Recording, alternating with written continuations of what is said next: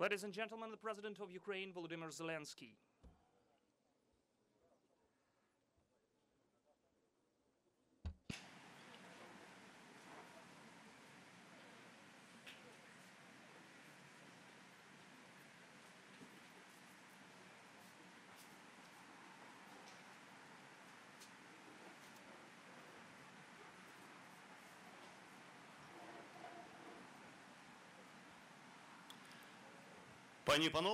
Ladies and gentlemen, please take your seats, and again I do remind you about the protective masks, and we are beginning.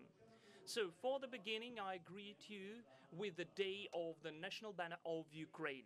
And during this festive and historical day, just before the Independence Day of Ukraine, I do have an honor to announce about the opening of the third International Forum of Veterans and Volunteers. Where we are, there's Ukraine.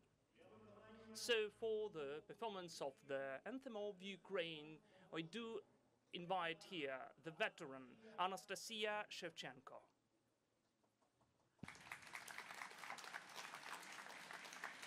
Я присвячую цей виступ тим, хто сьогодні не може із нами співати. I do devote this song to all those who perished, all those who are imprisoned, and personally to Andriy Riffmaster Antonenko.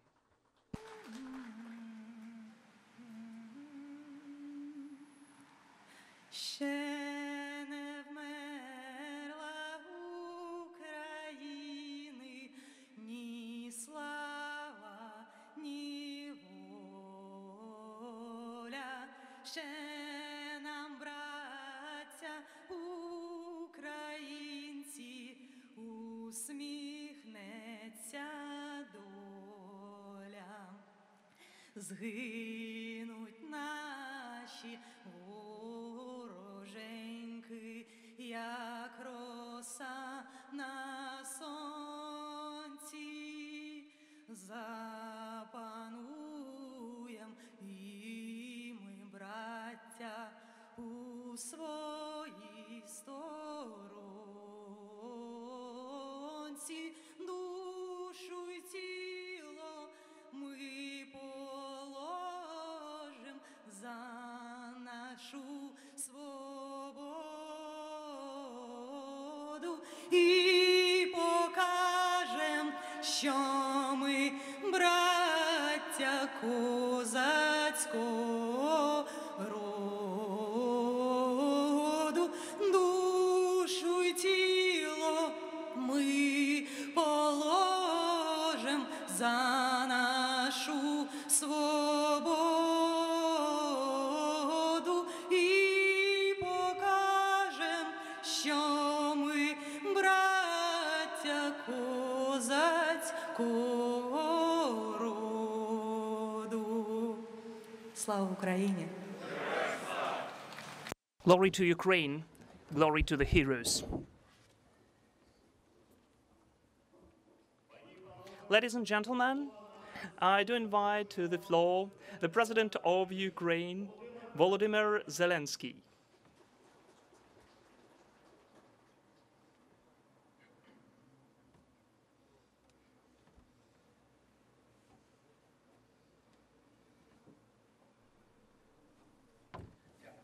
Thank you. Good day, everyone. I'm sincerely thankful for the organizers, first of all, for the invitation, and I'm happy that our meetings at the veteran forums are becoming a wonderful tradition. Last year, we have begun with the applause to you for the coverage, for this inseparable will with which you are protecting and have protected Ukraine. During the pandemic period, again it showed that the veteran and volunteers communities are always ready to become the first for the protection and help and support for the country, whether this is from the aggressor or coronavirus. Let us, according to the tradition, begin this, if you don't mind, with the applause for each of the veterans, ex-combatants and volunteers of Ukraine.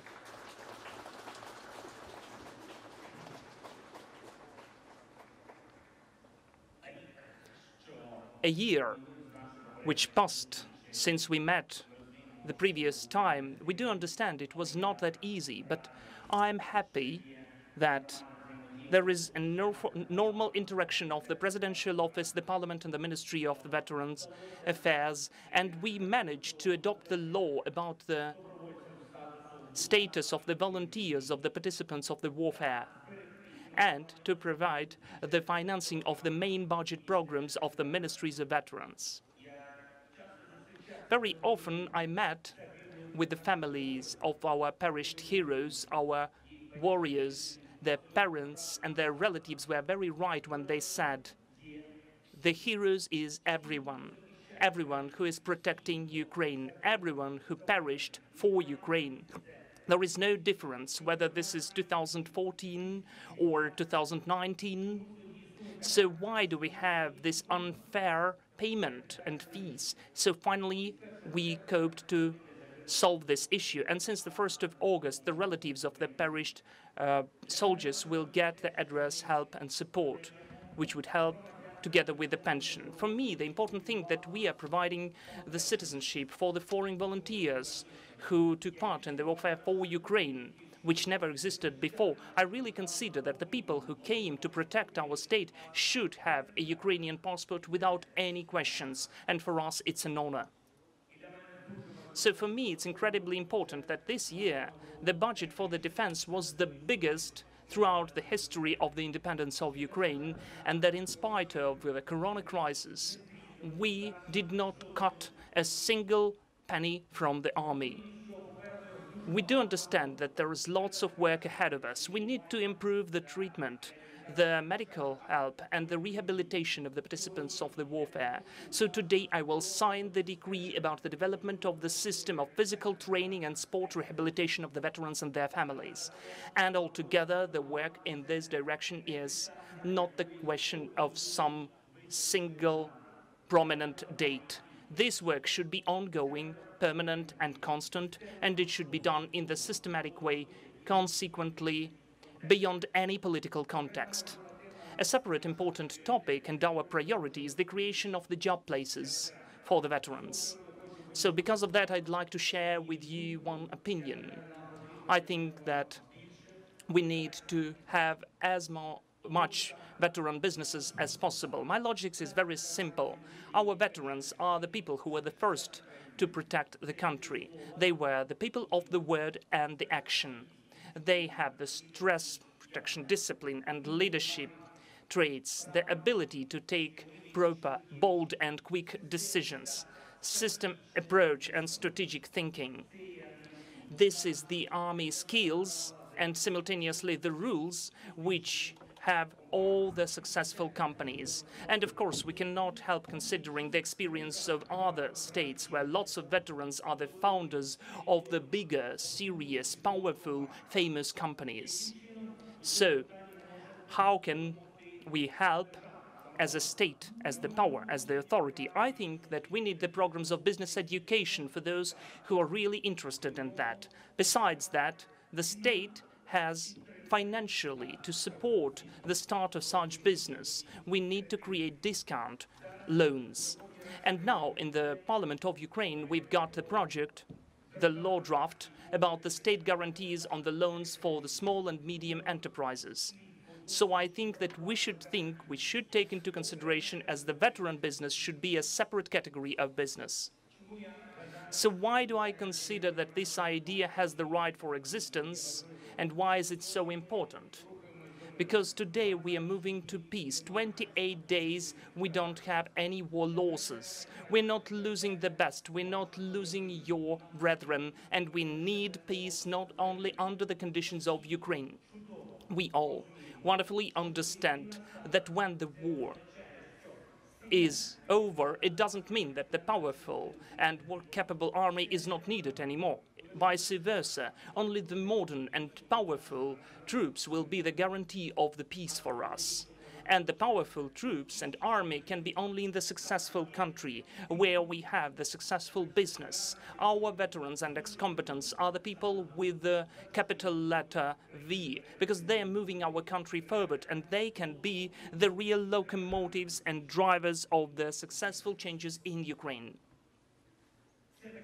This is the idea. But this program will be really interesting. I think that the organizers of the forum will be able to create some analytics with the main issues considered. And I'd like to ask the presentees, the business schools, would you please offer the target adjusted for the veterans programs of business education? The business representatives who are present here could become mentors and share their experience with our veterans. And finally, using this opportunity, I'd like to greet all of you, greet all the Ukrainians with the Day of the National Flag of Ukraine. You, as no one other, know the price which we have to pay daily for our flag to be in the sky. You have taken part in the war. You protected this flag and raised it over the freed Ukrainian cities. And me, together with the millions of Ukrainians, would like to thank each of you for that you have done for Ukraine and what you are doing for our country every day. Glory to you, glory to Ukraine, glory to the heroes. Thank you.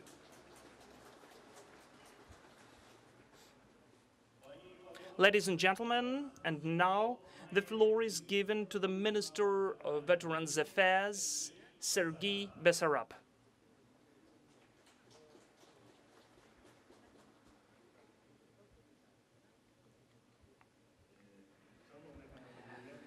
Now, Mr. President, thank you that you joined us today, that you found time to visit our forum. It's rather important. I greet the esteemed and respected veteran community, my colleagues, ministers, and respectful foreign guests, the representatives of the business, the community, the public, and the media. It's so pleasant to see that all the presenters have found time to take part in the discussions of such an important topic as the development of the veteran business. This is not the first time when we are joining together with the initiative of the charity fund Come Back Alive, and we can say that each next forum is the step forward. So today, for the open panel discussion, we've gathered the state activists and the business professionals of the highest level from Ukraine and from abroad. The participants are expected with interesting work, a wide spectrum of the topics for discussion, from the target education till the support of their own business, till the creation of the line and profile communities and unions of the veterans entrepreneurs. The directions of the forum work, as always, are always very applied. The topic of such forum, of the open communication, is to give an opportunity for each of the veterans to ask some precise questions and to hear the qualified answers. This is not just the experience sharing. This is already the foundation for the creation of the vector of state policy about the support of the veterans' business. Thousands of ex-combatants and volunteers in the process of coming back to the civil professions, and they're willing to organize their own business. I consider that all the presentees know that the veterans, as no one else, are always ready to work in the business sphere. I do emphasize they are successful members of the community. They do deserve for that. Thanks to their skills and talents, the veterans are very efficient and targeted. They have the key skill set for the business, responsibility, incisiveness, and leadership. I'm happy today, together with you, to become a participant of this event, to support the wishes and the willingness of the veterans for the development of the education, business, and welfare. I'm sure that with the participants of the President of Ukraine, the government, and respected international and foreign community, and all the presentees, we will be able to found and to develop the whole layer of the successful local entrepreneurship, veteran business. I do congratulate you with the holiday of the flag. Thank you for your attention. Glory to Ukraine. Ladies and gentlemen, the floor is taken by the head of the International Charity Fund Come Back Alive and the founder of the International Volunteer and Veteran Forum, where we are, there's Ukraine, Oksana Kolyada. Hello, everyone. I would ask all of you to come closer. I do understand it's sun shining, but it's important for me to see your eyes and to hear your response. Please, come up here, closer. So today, we'll have a very precise conversation without any emotions, populisms, and betrayals. We will be speaking about the future victories and the ways towards them. Who are the veterans and entrepreneurs? Our fund has conducted a very demonstrative sociological poll, and the conclusions are on the screen. 63% of the veterans' entrepreneurship need this mutual support. I mean, brothers and sisters. More than 63% of veterans do not rely upon any support of the state. I will explain what they mean. The 84% are willing to get some additional education, to have some trainings, to get some new skills and knowledge. The fourth point, 70% of the veterans who'd like to get into business, they have the higher or the full secondary education. And fifth point, only 5% of them are willing to do business because they don't have any job. So what do those 27% of veterans need, who need, first of all, to have some support from the state? 62.5% have named the start investments, capital investments. 13.7%, almost 14%, said that they need some of the consultations and counseling. Almost 11% said that they need some help in the selling of the goods, and 5% said that they'd like to have some mentor. This figure really worries me a bit. What do those figures witness about? They draw the whole picture of the veteran entrepreneur. And in fact, they ruin the societal negative cliches about the inadequate ATO participant. The veteran who is willing to develop the business is mostly the managerial experienced person with adequate knowledge and the attitude towards life. So adequate that they know the necessity about the additional training and education. They don't rely upon the state. They don't need any of the taxation discounts or competitive advantages. And now I'd like to document all of those tendencies literally. Would you please tell, would you raise your hand out of the veterans entrepreneurs, of course? Who of you managed to get some support from the help to start your own business? Who managed to get some money? One, okay. And now, would you raise your hand if you used some of the tax discounts and loans? No, we don't have anyone. And would you raise your hand if you were able to get the communal promises to provide business at the discount conditions? First of all, I'd like to apologize, because when I was the minister, I wasn't able to introduce those mechanisms, so I really consider that with the help of the authorities and the current minister, we will do that, and according to the result of the forum, including, as these mechanisms can be done by the veterans of Croatia, Canada, or the United States of America. I do hope that soon we will have those mechanisms as well. By the way, the Croatian experience, and I think Ms. Ambassador, she's here today, is the closest to us, and we are definitely... Ви сьогодні побачимо відеозвернення від віце-прем'єр-міністра, міністра хорватської... The Minister of Croatian Defenders, who will speak to us and tell about the state programs which exist in Croatia. And now a bit about the different points. I'd like you to raise the hand if when you came back from the war, did you get any additional education, the second education, trainings, any? This is very demonstrative. It means that you can and you know how to be trained. And now I'd like to come to a different audience. There are lots of representatives of social, responsible, bigger corporations here.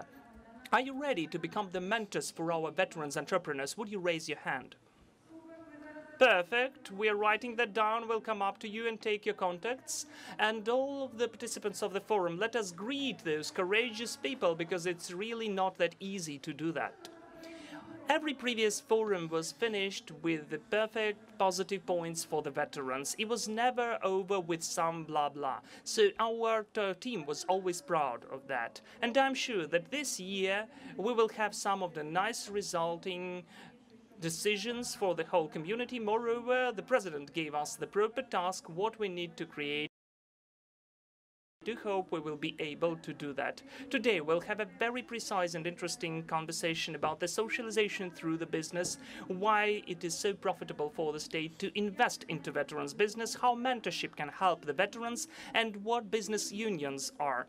How can they be useful for the veterans? And maybe in the end we will join one of those unions. Let's begin the work. Thank you. Ladies and gentlemen, this is the end of the official part of the beginning of the third International Volunteers and Veterans Forum, where we are, there the Ukrainians. So just in several minutes we will go on, but we will begin with the discussion panels. So we've got 3 to 5 minutes of relaxation, dear friends, for you to have some rest because of this burning sun, or maybe to use such an opportunity and to have a cup of coffee or a bit of a cold water. After that, we would ask you to take your seats again closer to the stage, where we'll have the discussion panels conducted. And again, thank you, and again, have a nice celebration and festivity, and that this is the third time for the same place, the Art Arsenal, Mistetsky Arsenal. Thank you.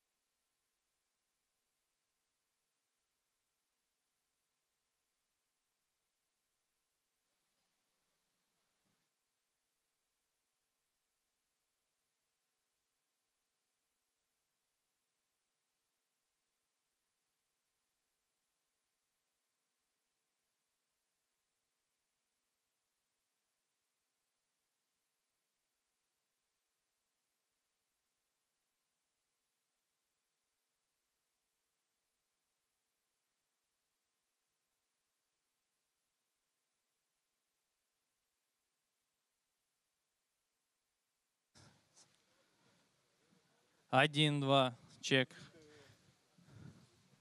Второй. 1, 2, 1, 2, 3. 1, 2, 1, 2, 3, 4.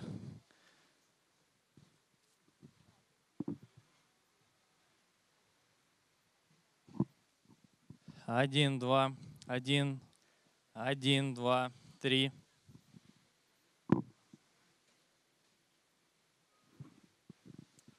1, 2, 3, 4.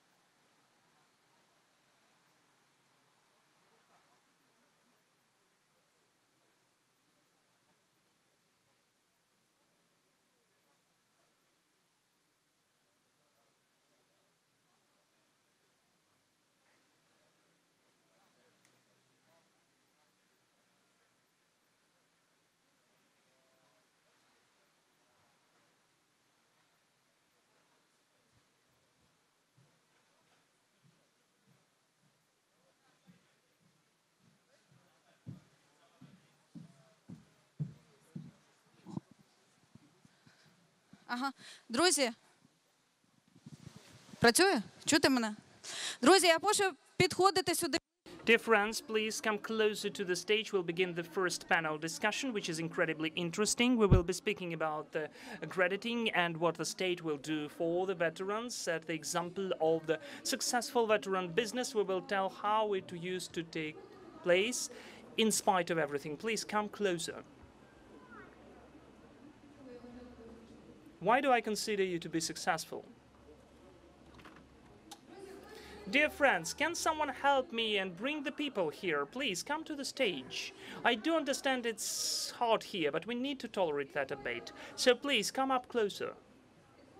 Please come up close and take the place as veterans entrepreneurs.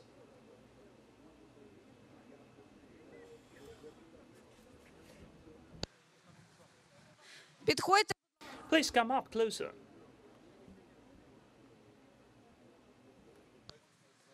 Друзі, ветерани, Dear friends, veterans, entrepreneurs, our partners, mentors, business, please come closer.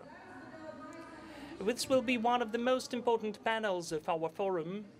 Please come closer, and you will see now the Vice Prime Minister of Croatia's speech, and you will hear which state programs they have there. We will communicate with the Deputy Head Presidential Office, Yulia Kovalev. We will speak about the head of the State Bank, Andriy Pyshny. We will hear the story of Mykola Stetsky from Lviv, who will tell how, in spite of everything, he still have become a successful businessman. He has 5 children and a successful owner of the brand. Please come up closer, because after the first panel discussion, we will be speaking about such important topics as business education and mentorship. The heads of all of the business schools agreed to come to us and to discuss, to speak with us, which business education should be there, who should take it. Please, friends, join us. I think that the sun won't be an obstacle. And now to hear some interesting topics here, Igor Skoroviny, who is the deputy and the member of our Invictus Games teams, will tell about his story of success and what the Ministry of Veterans Affairs is doing.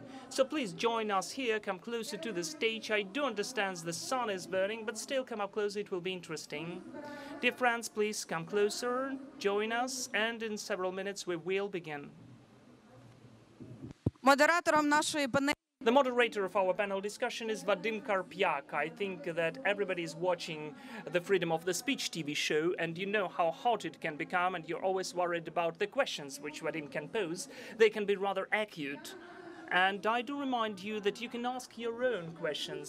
I would ask, for the convenience, would you please write them, or please come and give it to our volunteers who are closer to the stage, just to get the answers for the questions which you've got. Please come up closer. It's a couple of seconds. We are waiting for you, and we will begin. Пані і панове, Ladies and gentlemen, esteemed guests, my dear family, I do invite you to join us here closer. Well, of course, it's cooler there because it's the shadow, but you will hear here better and you will understand the topic better, because the discussion and this conversation, I wouldn't even say this is the discussion, it's more of just a conversation about how you can start your veterans business and what can the state do for that, and what it should do is, if you consider it right, to. So if you have any ideas about that, or questions to the esteemed guests, which I will just now introduce, you can write them and give it to the stage or announce into the microphone. As far as I understand that everybody who's interested are here already, and I think we can begin. And as the ancient Latin said, those who are absent, they harm themselves. Yes, we should do as it's done in the army. We should find the responsible persons, and we will take all the people here. So first of all, dear friends, let us begin the first panel discussion with what we need to do, the minute of the silence. Let us give the honor to all those who are not with us and for the sake of whom we are here, and we are going on with our fight for Ukraine.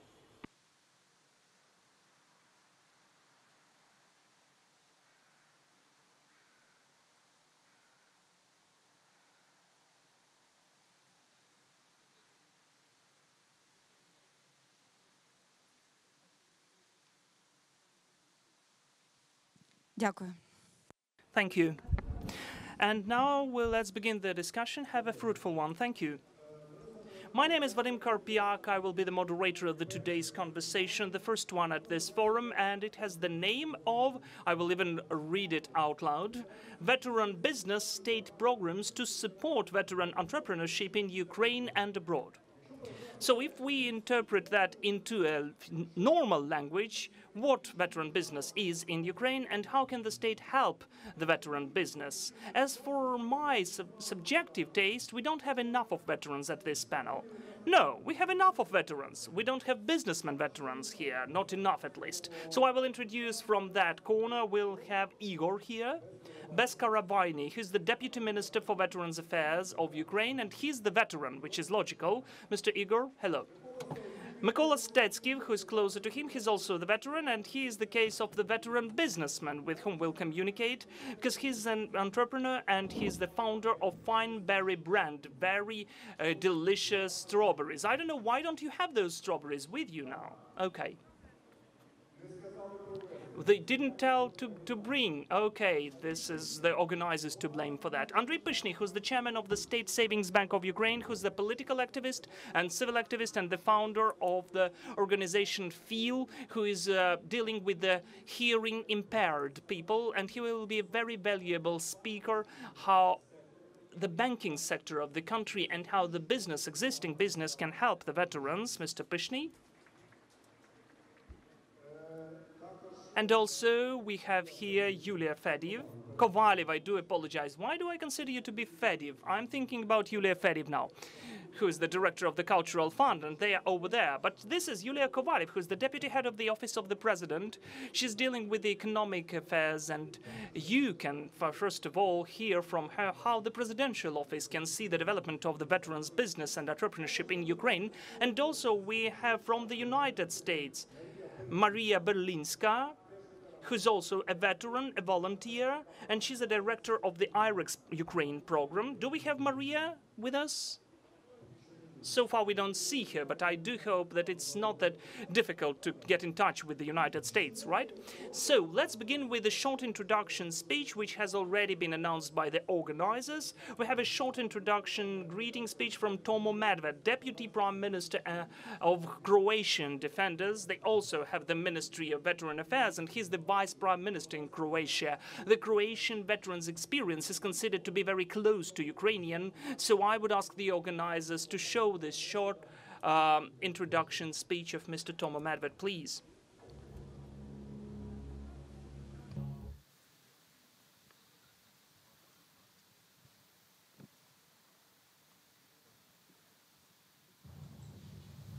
Poštovani organizatori I sudionici vašeg trećeg međunarodnog volonterskog I biznis foruma. Drago mi je što kontinuirano nastavljamo suradnju započetu 2016. godine. Razmjenom znanja I iskustava te pružanjem pomoći Ukrajini pri uspostavljanju učinkovitog sustava skrbi za ratne veterane I stradalnike.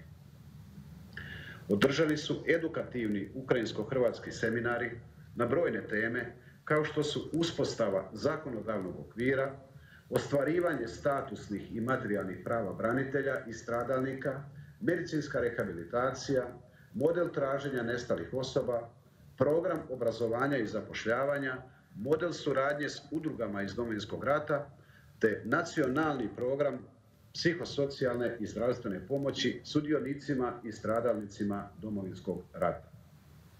Uvijek nam je zadovoljstvo primiti ukrajinske delegacije I stručnjake, podijeliti znanja I iskustva koje imamo, što smo već nekoliko puta imali prilike učiniti.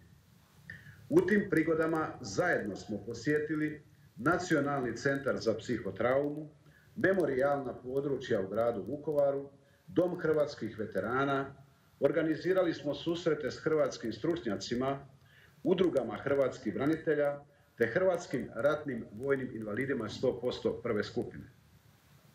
Prošle godine potpisali smo memorandum o suradnji Ministarstva hrvatskih branitelja I Ministarstva branitelja Ukrajine u području skrbi o braniteljima.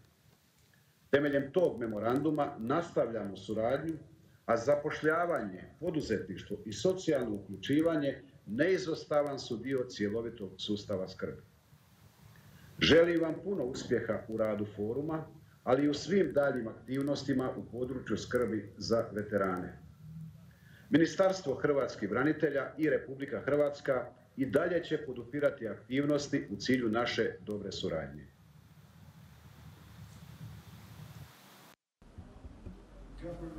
Thank you, Mr. Tomo Medved, and this is one of the few cases when the people who are present at the panel discussion could not understand that much because we couldn't see the interpretation. But I do hope that you could see the subtitles and you understood that the Ukrainian and the Croatian community is now close to each other. It's obvious. We'll come back to the Croatian experience in more detail, supporting business of veterans including, but I'd like to begin with Mr. Mykola Stetsky.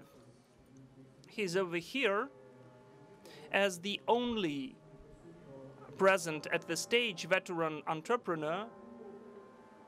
And I would ask Mykola to name 2 points in his business experience which he remembers as the most positive points and 2 points which he has remembered as the most negative from his business experience, because it's obvious that then we can scale it out to the business experience of other veterans. Mykola, please. Let us begin with the positive first. Hello, everyone. If you don't know, in 2016, I decided for myself to grow strawberries, and it was my business model, which we efficiently or inefficiently, but we are scaling it up and developing it at Lviv region and showing this example of for the rural tourism or agrarian tourism, that is farmership. From the positive points, I would say that I remember since 2016 is the social support of the society and media.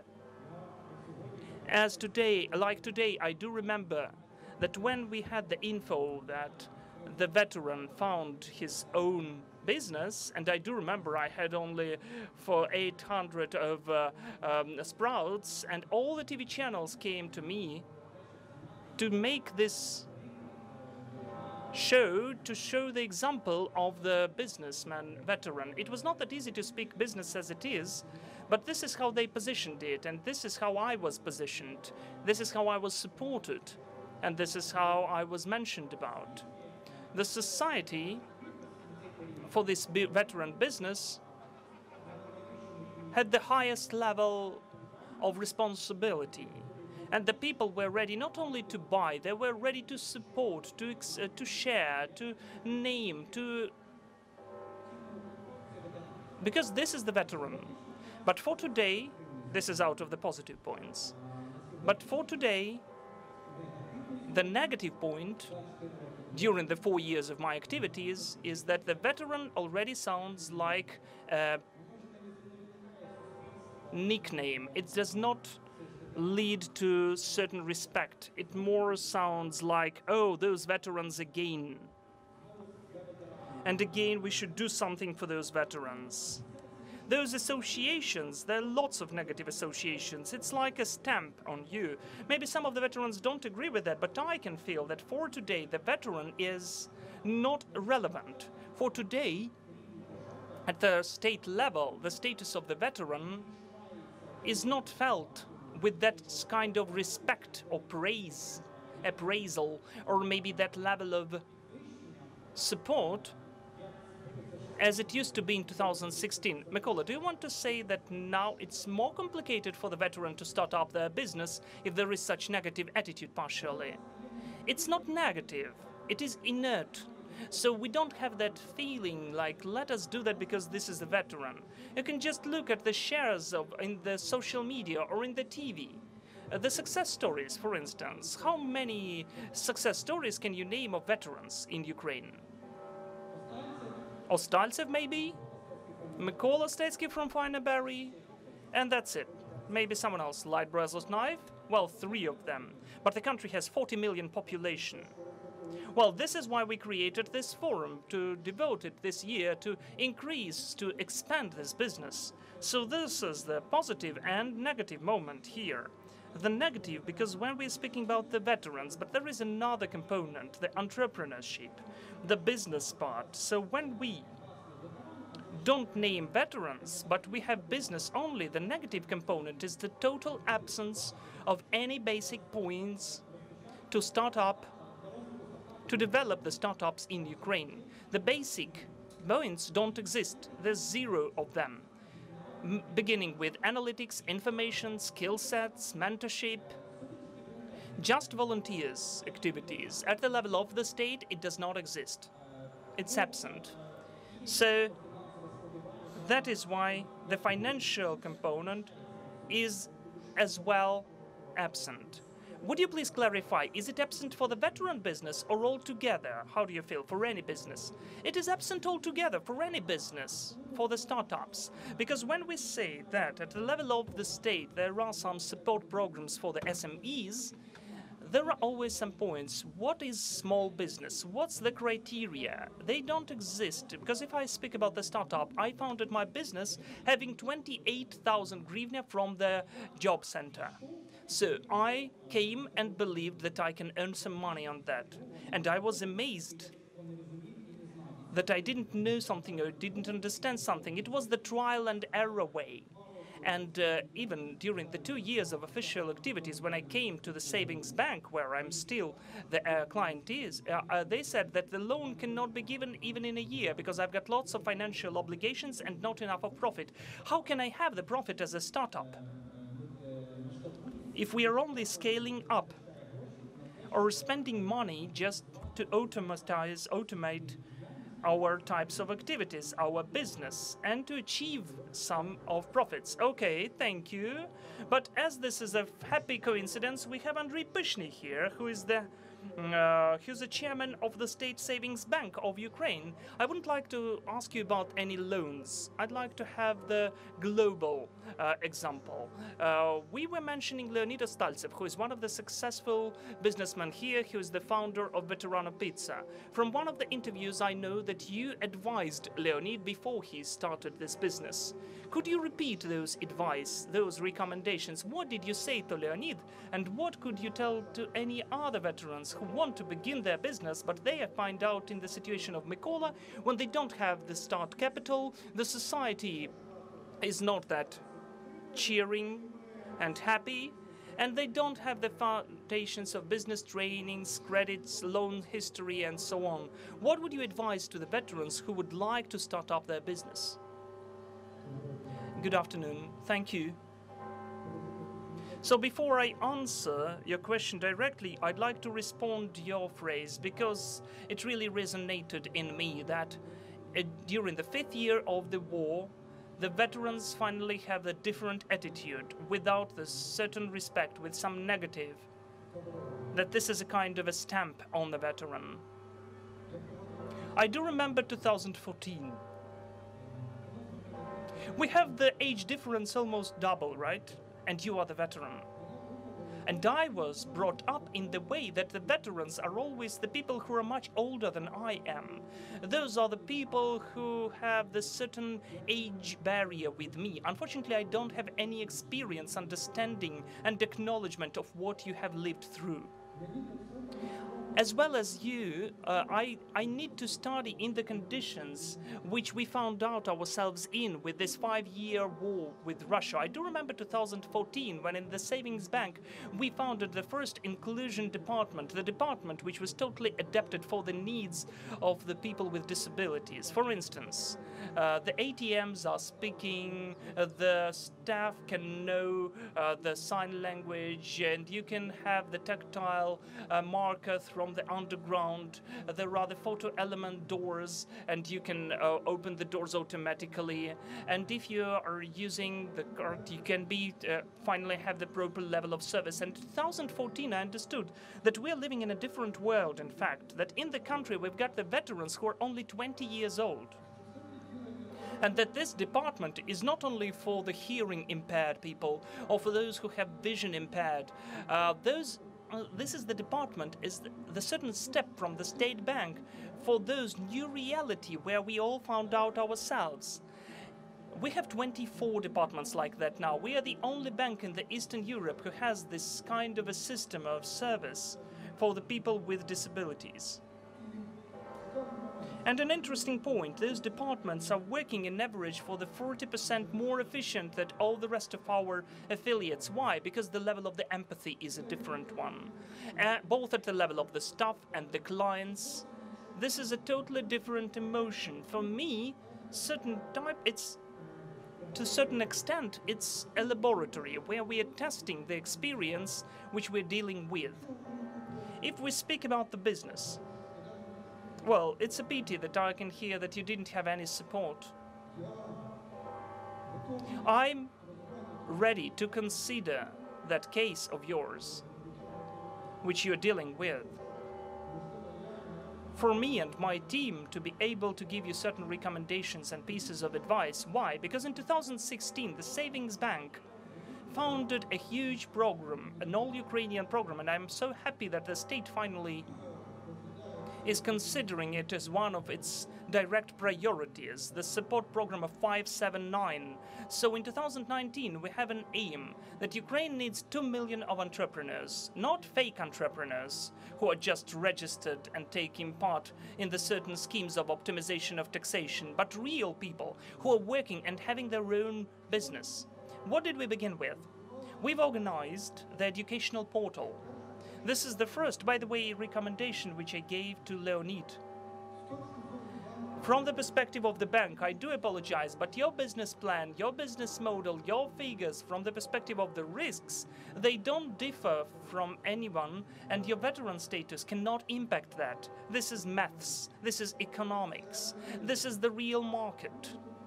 I can give you the loan, you can use it, and God forbid, if you have some principal mistake or error because you didn't take something into consideration from the point of view of the marketing, the implementation model, the assessment of the market, and you will have state obligations, the loan can be a step not forward, but the obligation which will be hanging on you for a long time.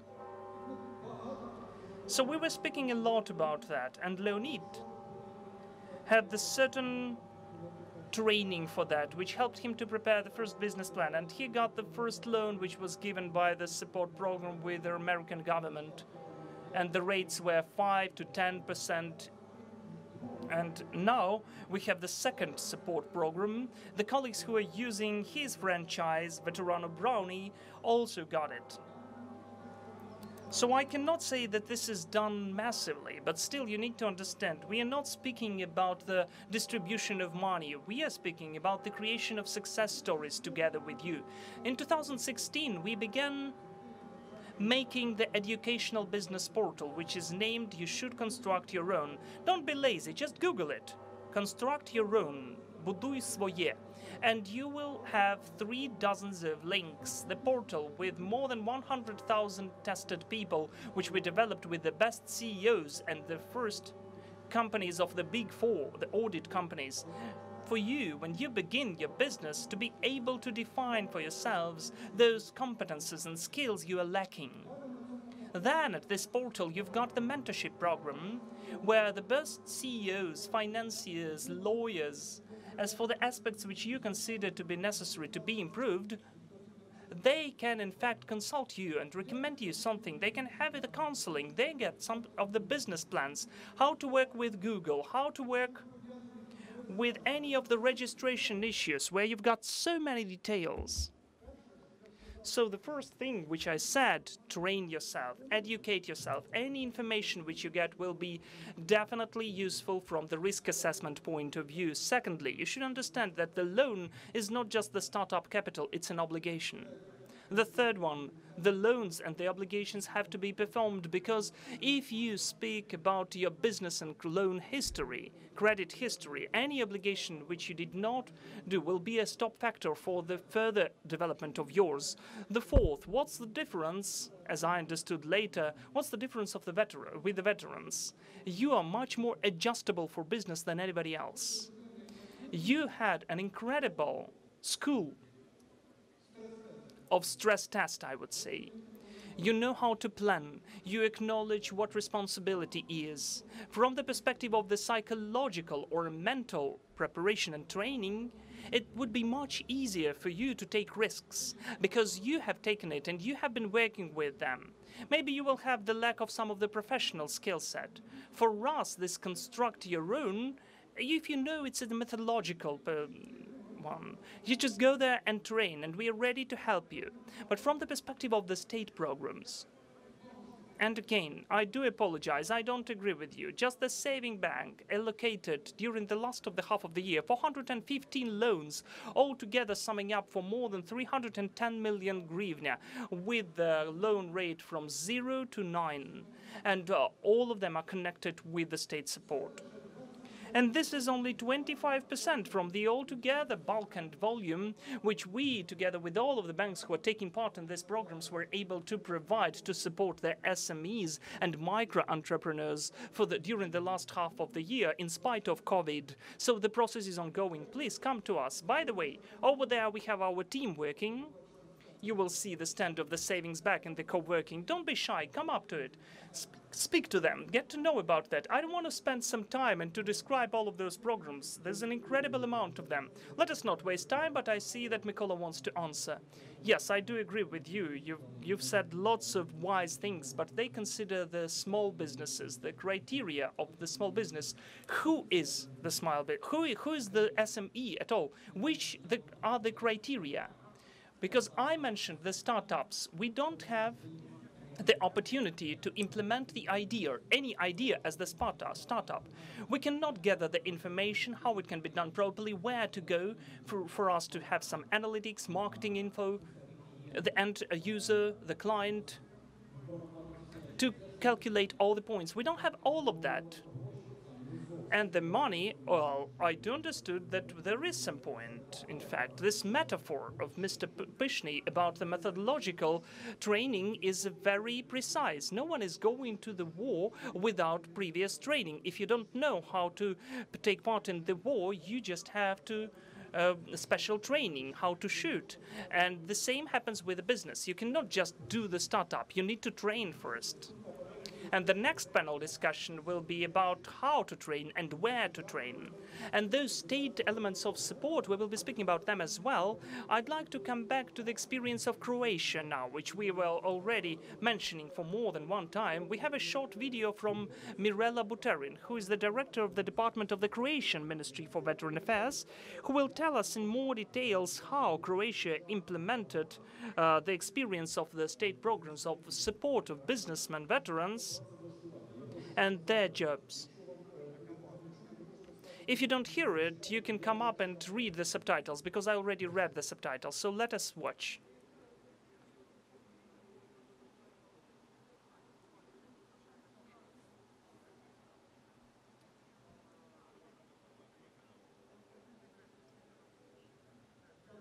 Poštovani organizatori i sudionici trećeg međunarodnog volonterskog i braniteljskog biznis foruma, srdačno vas pozdravljam ispred Ministarstva hrvatskih branitelja i u svoje osobno ime. Zahvaljujem na pozivu da vam se obratim i predstavim potpore Ministarstva hrvatskih branitelja usmjerene poboljšanju uvjeta za postizanje veće zapošljivosti i prilagodljivosti radne snage koja će moći odgovoriti potrebama tržišta rada. Program koji provodimo usmjeren je na nezaposlene osobe u nepovoljnom položaju, koje su teže zapošljive i socijalno ranjivije. Hrvatske branitelje zbog njihove dobi i činjenice da im je dijelom u vrijeme sudjelovanja u Domovinskom ratu bilo otežano redovno stjecanje znanja i vještina kao i potrebnog radnog iskustva, a djecu smrtno stradalih ili nestalih hrvatskih branitelja, djecu dragovoljaca i djecu hrvatskih ratnih vojnih invalida, zbog toga što se u pravilu radi o mladim osobama bez radnog iskustva, na čije životne ishode je izravno i neizravno utjecalo sudjelovanje njihovih roditelja u Domovinskom ratu. Ujedno, hrvatski branitelji se često susreću i s raznim predrasudama potencijalnih poslodavaca vezano uz zdravstvenu i radnu sposobnost, što također utječe na njihovo teže zapošljavanje.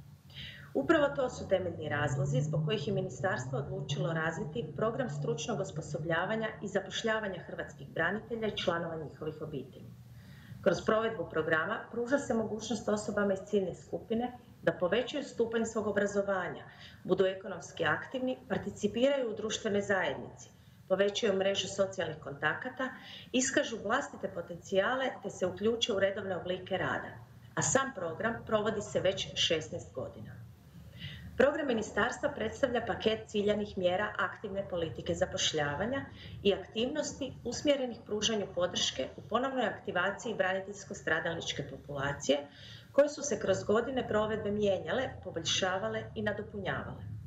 S jedne strane su mjere koje izravno utječu na uključivanje u radno-tržišni sustav, te korisnicima omogućuju pristup zaposlenju i ekonomskim resursima, kao što su mjera samozapošljavanja, kojom je omogućeno samostalno pokretanje vlastite djelatnosti, na primjer otvaranje obrta, poduzeća ili je pak omogućeno bavljenje poljoprivredom. Te mjera novog zapošljavanja kojom se sufinancira zapošljavanje osobe iz ciljne skupine kod poslodavaca koji imaju potrebu za zapošljavanjem novih radnika. Dok mjere namijenjene obrazovanju, stjecanje konkretnog zanimanja, dodatnih znanja i vještina ili prekvalifikaciju omogućuju usklađivanje kompetencija hrvatskih branitelja s potrebama tržišta rada i omogućuje im lakše zapošljavanje.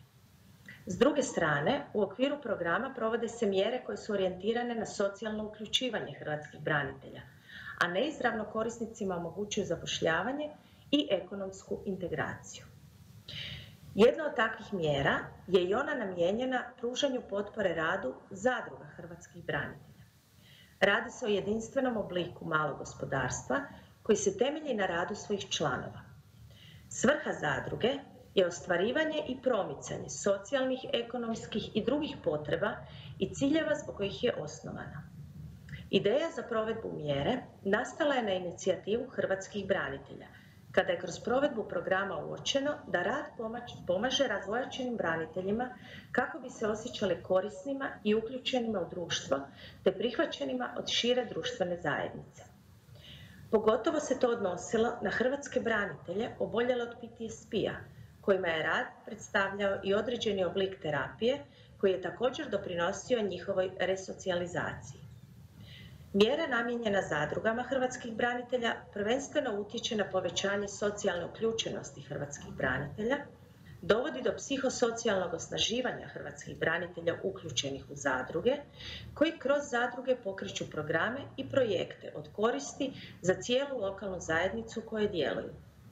Podrška braniteljskim zadrugama prepoznata je kao primjer dobre prakse, jačanja kompetencija hrvatskih branitelja i podizanja svijesti o njihovim radnim sposobnostima, ali i prepoznavanja njihovih poduzetničkih potencijala. U okviru Zakona o hrvatskim braniteljima iz Domovinskog rata i članova njihovih obitelji definirana je braniteljska socijalno radna zadruga. Radi se o posebnom modelu zadružnog poduzetništva u kojoj 2/3 članova čine osobe iz braniteljsko-stradalničke populacije, a kroz rad se bave aktivnostima usmjerenim psihosocijalnom osnaživanju, smanjivanju rizika od siromaštva i socijalne isključenosti, solidarnosti i brizi za zajednicu, a prihodi zadruge se ponovno ulažu u rad zadruge. Od početka provedbe programa u 2004. godini do 2019. putem mjere potpore radu zadruga hrvatskih branitelja odobreno je 509 potpora, a iznos potpore po zadruzi iznosi najviše 20.000 eura. U navedenom razdoblju kroz program su u rad zadruga uključene 4.723 osobe. Braniteljske zadruge korisnice potpore ministarstva većinom se bave poljoprivredom, oko 60%, ponajprije voćarstvom i povrtlarstvom, a proizvode i med, domaće proizvode poput sira, pršuta, voćne sirupe, ljekovito i aromatično bilje, maslinovo ulje, dok se dio zadruga bavi izradom suvenira i pružanjem različitih vrsta usluga.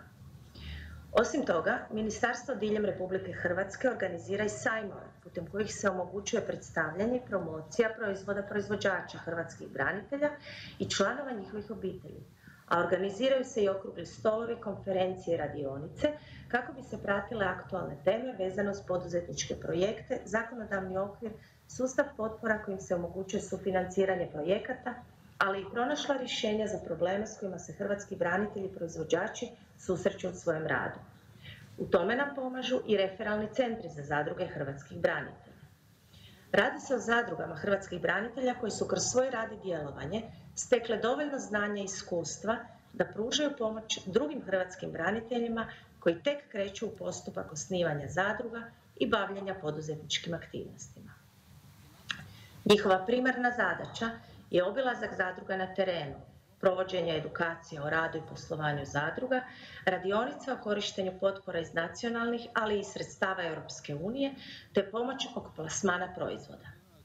Ministarstvo referalne centre bira svake godine temeljem javnog natječaja, a trenutno ih djeluje 5 na području cijele Republike Hrvatske.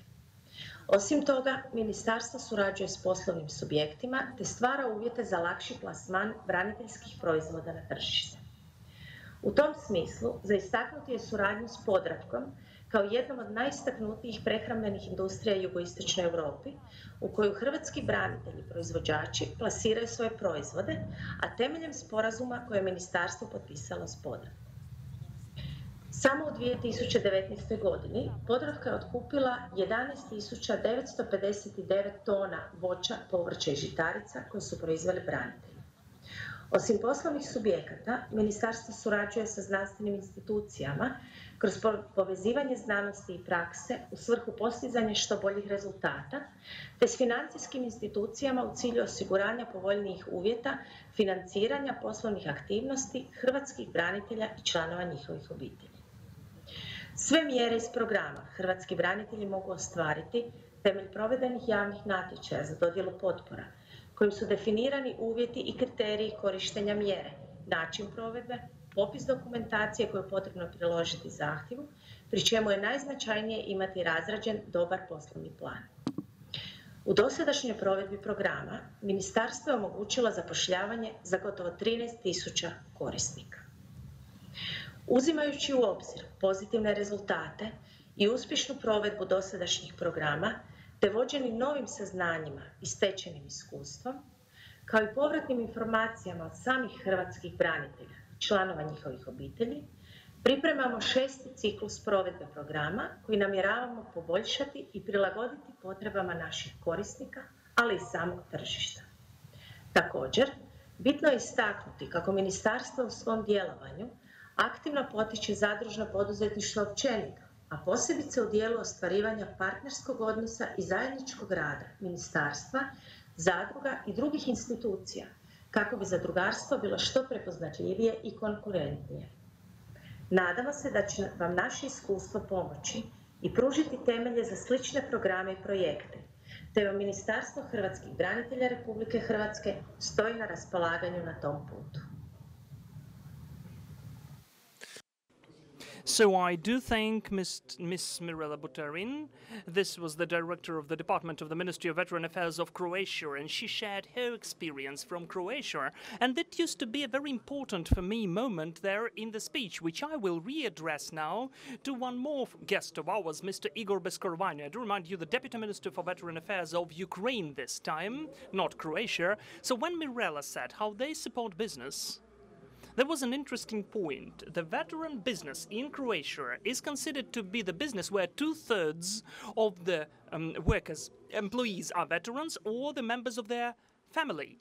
So this expands the opportunities for the business and for the organization of this business. So how can the Ukrainian Veteran Ministry can deal with that? And do you have any programs which could help this business education of the veterans, and let alone something deeper? I was triggered by a different part of her speech. She again took us to the training. She again told that we need to train veterans to become successful and to want to be successful. And the business is one of the tools how we can achieve that. As for our Ukrainian experience, what we have now is again about education. The ministry has the programs which can provide the training of the veterans. But as for what is considered to be veteran business, for me personally, it's a huge issue to consider. Because if we don't know what SME is, what can we say about small veteran business? Is this the business founded by the veterans?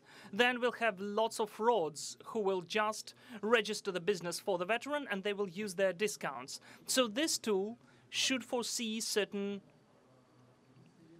helping elements and undoubtful support of the veterans entrepreneurs and just veterans has to be from the state. But in my opinion, it shouldn't be just allocating money or distributing money, because when you don't know what to do with the money, it can only do harm. That is why I would emphasize, as for the support of the veterans, for the training and for the preparation for this so-called mature life, a life of an entrepreneur, and the wish to become successful.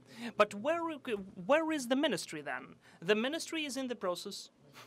It can help the veterans to take him from, for instance, some pit which he found out himself into, giving and providing the toolkit. We cannot make the veteran happy, we can help him.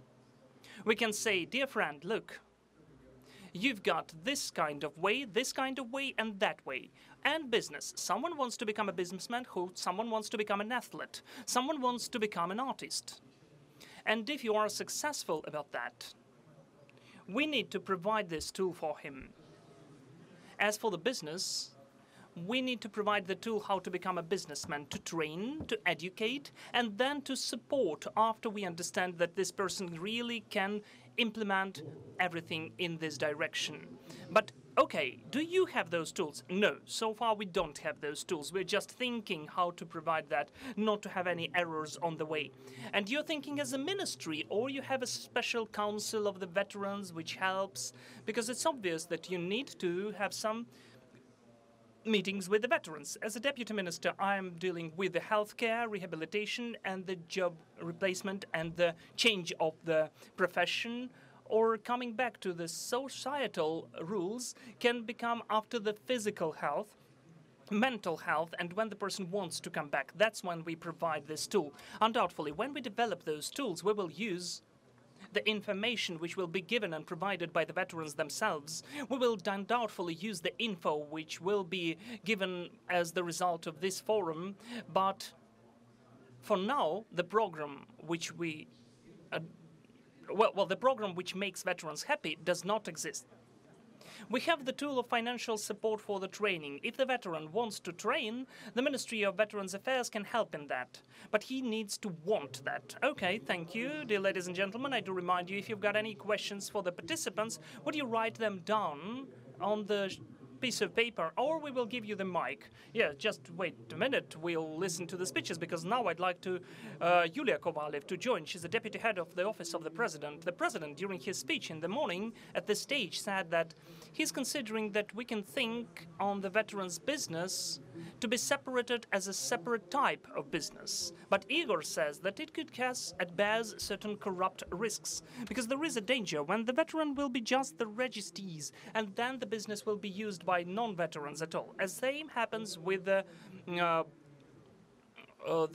frontline warfare participants. How can we do for the veteran business to have certain help, but still won't become another corruption story?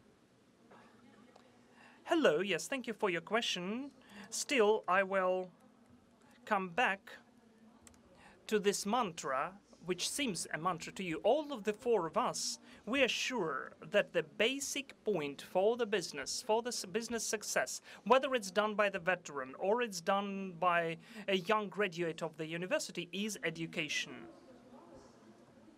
I communicated a lot about that. There were special projects of education and entrepreneurship for the veterans. And maybe one of the biggest was done by the Kyiv School of Economics. It was done in the 5 or 6 regions, and 3 programs are still acting now this year. I was speaking with the president, with Timofey Milovanov, and I said, Mr. Milovanov, how was the training ongoing? This is the first important step for the importance of the success of the business. And he said, you know, there are lots of sparkles in the eyes, lots of ideas, and the school could help them to look at this idea in a different way, under the different perspectives. Some of them decided not to do any business, and this is also honest and proper.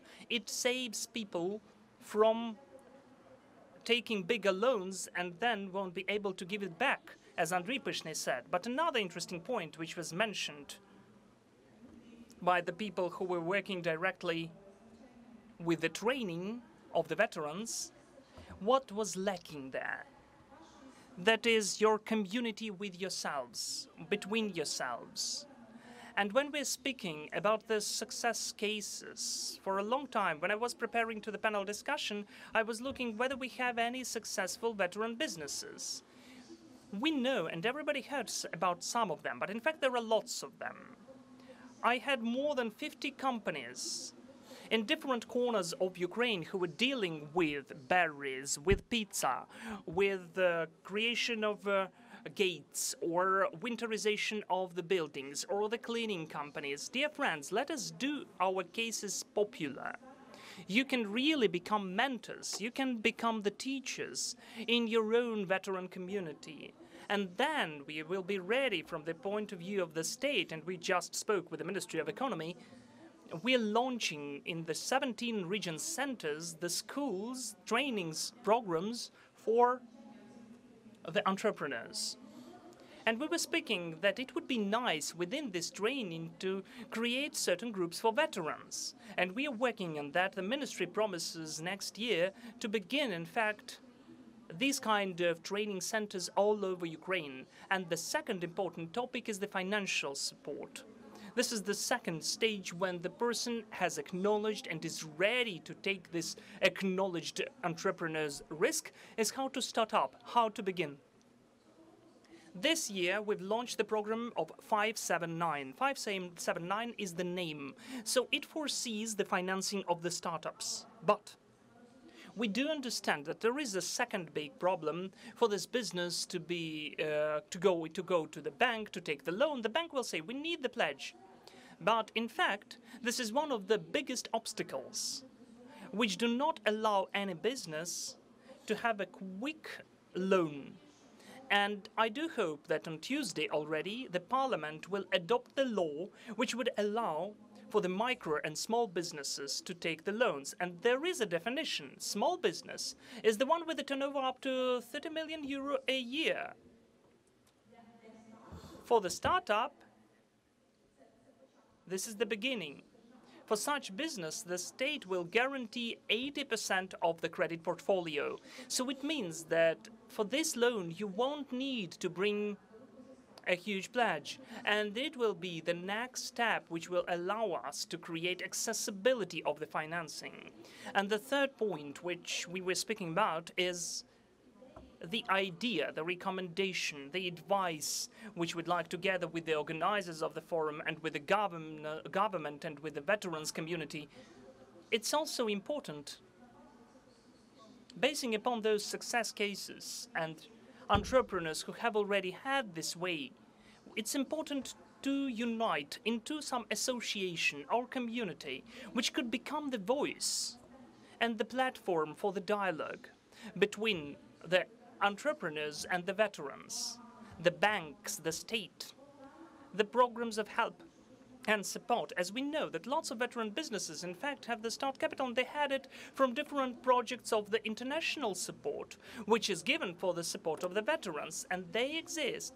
But for some of them, you don't have the info. And this kind of the platform could become that additional window, that bridge, which could construct the efficient communication between the veterans, entrepreneurs, the government, the state, the banks, and the same about the tools of support which already exist. Thank you. Mr. Pyshny wanted to respond in a nutshell. Yes, I'd like to comment this issue of the peculiar veteran business. I will tell something very unpopular. The state can provide any support for you, especially before the elections. It's a very popular topic. Do you know who will be very ruthless for you? The market.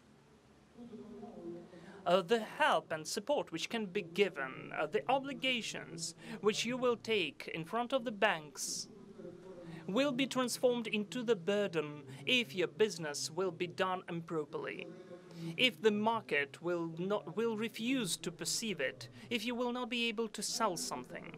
You know, there is a saying, $1 to those who invented the idea, $10 to those who produced, and $100 for those who sold. So this is a very complicated truth. Because of that, I totally support the position of Yulia that you need to unite into the communities where the mentors are in fact the people who really have the success stories behind their shoulders. And not only the success stories, I do apologize for that, but also some of the failures and defeats. What failed? Why did he have to close the restaurant? Why did he have to cut the stuff? Why did he have some fuck-ups? I do apologize for that word, which you'll have to deal with. All of that looks from the point of view in a different way. So the state, objectively, and I'm already the head of the state bank for 6 years, the state does most of all to support entrepreneurs. I asked the team to give me the records about the programs which exist for today. There are 24 of them. But each of these programs has these or those rather relevant, objective, and rather complicated requirements. We've got the program of support for the small, medium enterprises with the European Investment Fund, with the European Investment Bank. Well, I don't think that we can blame them that they don't understand the essence of the problem, or maybe they have the insufficient experience. They do have more experience than anyone. So this program means that you can come to the bank, and if the project is properly documented, packed, and the idea is protected, the European Investment Fund can cover 70% of the requirements of the bank as for the pledge. So you came and you don't have the pledge. So you'd like to work, and the European Investment Fund says, okay, I guarantee 70% of your obligations. Is it cool? It is. But to get into this program, oh my God, you need to do so much. But having gone through it, it will be the history of success, because any bank getting the client, verifying all of that, he will just be chasing you and proposing those programs. So that is why, first of all, I'd like to have the full 100% inclusion of the veteran business into the business processes and requirements which are given by the banks. Do not please try to find any of the simplifications. You were not searching for that at the front line. Don't search for it here. Any simplifications, any help, any support can work against you. So you should have the highest internal criteria which will help you to be competitive to full extent, because the market will equalize everyone. I do apologize, it's truth. Your risks don't differ from the risks of the startups which were founded by the students of the Kyiv State University and who don't have the status of the veterans, and who also need some startup capital. We do understand it. Thank you. I do remind you, we also have Maria Berlinska with us. She's in the United States. As far as I understand the time and space, it's deep night, but Maria is not sleeping. Maria, do you hear us? Vadim, yes, I do hear you perfectly. Okay. Maria, the story is like this. So we already made a conclusion that the support exists, but the main problem is the education, the business training, where you can directly get the info from about how to get this support. It's a paradox, but still, to get support of the banks, first you need to get support because they have the support of the support. So the business education should be first and foremost. This is the main idea of our panel discussion, and the representative of the Ministry of Veteran Affairs said that the ministry is developing the idea and the forms how they could help the veterans. You, as the representative and the director of the IRIX UA programs, who has lots of programs for veterans as well, have you ever considered from your non-public, non-state way to deal with those programs as well, to have this cooperation of the state and non-state, non-public authorities, please? Thank you for the question, Vadim. Well, first of all, hello, all of you from New York. I'm really grateful that you connected me, did not forget me, because I was listening for you for an hour, and I understood that maybe during the discussion there can be some technical issues, but still we managed. So hello, yes, it is 3 a.m. here, almost 4 a.m. So I even woke up listening to your discussion. Ms. Yulia was very interesting to listen to. I do support your idea about the association, the necessity of the union. Andri's idea about which totally resonates with me, this thought that the market is the strictest judge, and it's very important to hear and to see the market. It was also very important to hear Igor about the training, that this is the trigger. And Mykola, I do agree with Mykola that we need to train. Организацию International Research and Exchange Board. I am the representative of the International Research Exchange Board, the director of the integration of the veterans, and I'm also the volunteer of the first wave of 2014. I was dealing with the aero intelligence, the training of the professionals for the front line and at Donbass directly and in Kiev, including in the Center of Support of Aero Intelligence. And in fact, what is said by my brethren is very close to me from the perspective that now, from the American point of view, Oksana Kolyada, who is the head of the fund Come Back Alive, when she invited me to this discussion, she asked me to tell as much as possible about the American experience and what's the best practices, what's the best practice and what we can take from the US. I prepared a very short analytical extraction for all of us, and Айрекс проводили в Україні, ми опитали. So we had the poll of 50 businesses. I'd like to show you the slides as the results are rather interesting. These are the results in the research of how the business changed, because the veteran business, because of the lockdown and coronavirus. So, first about the American experience. The US has more than 18 million veterans, and annually the Department of Veterans serves 9 million veterans. So approximately 7% of the whole population as veterans. More than half is capable population to work, and they have more than 6% altogether. Approximately 12% of the veterans have their own business. According to the result of the veteran businesses and their owners research, approximately 2.5 million of entrepreneurs, out of which 99.9% are the small businesses, which belong to the veterans. So 9% from the altogether amount. Now about how it is working at the level of the state. The Department of Veteran Affairs, which we know in the Ukrainian translation as the Ministry of Veteran Affairs, is approximately $243 billion of financing for one financial year and approximately 380,000 of employees, just to understand the scale. And the responsibility for the development of the small business is on the shoulders of the certain department of the administration, Small Business Administration, the Office of Veterans Business Development. The support of the creation of your own business is done through several educational financial tools, for instance, through the program of Boost to Business, which gives an opportunity for the veterans and the military men and women, and also the members of their family, to get certain basic skills of the entrepreneurship. So how did they organize the program? According to the principle of PPP, public-private partnership, they unite the efforts of the Small Business Administration, the Ministry of Defense, and also several NGOs and Syracuse University. The whole consortium of universities is working on the training materials under the patronship of the Institute for Veterans and Military Families. So with the support of this office, all over the country, we've got the centers of the support of veterans business, professional trainings, the help with the business plans, mentorship support, what was mentioned by Mykola, in fact.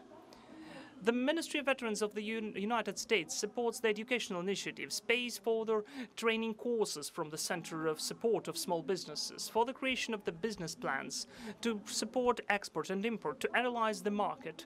So both veterans can use it, those who plan their own businesses, and also the owners of the businesses can use that. Also, it can be used, what was mentioned by Vadim, it can be used by the members of the family. It's not only directly about the veterans, it's about the community.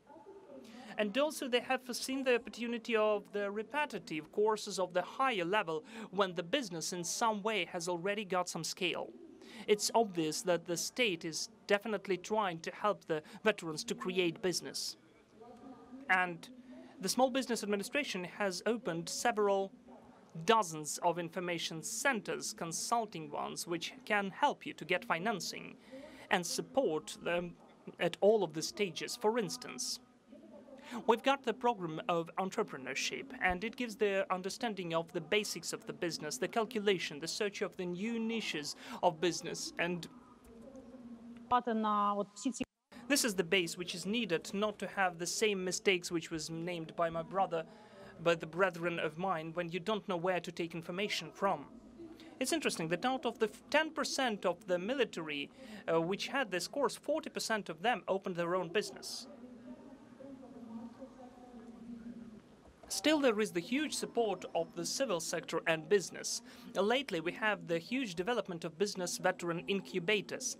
And at the third panel, we'll also have the online guest from the United States, who will be the representative of the lab organization, a huge incubator. He will tell more about that, and I will name certain examples, what they are and what they're dealing with.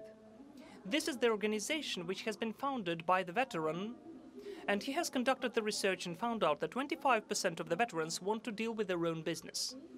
So he said that he thought, and he's said, quote, "The army was always glorious with powerful connections. So this is why he created the network, which was never in order before." So he reinvented what was already invented in the army of Israel, in Tzahal, that the army is becoming the network and the base to create some career, to create some business.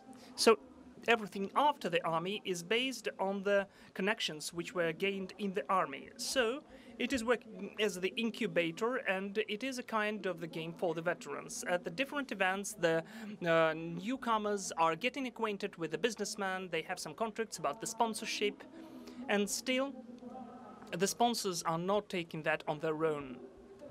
They don't take the shares. So this is about the network. This is about the association which was named by Yulia Kovalev. So first, the regional banks were the sponsors. People did not believe in that, but now so there are some giants like Comcast and JP Morgan connected to this affair.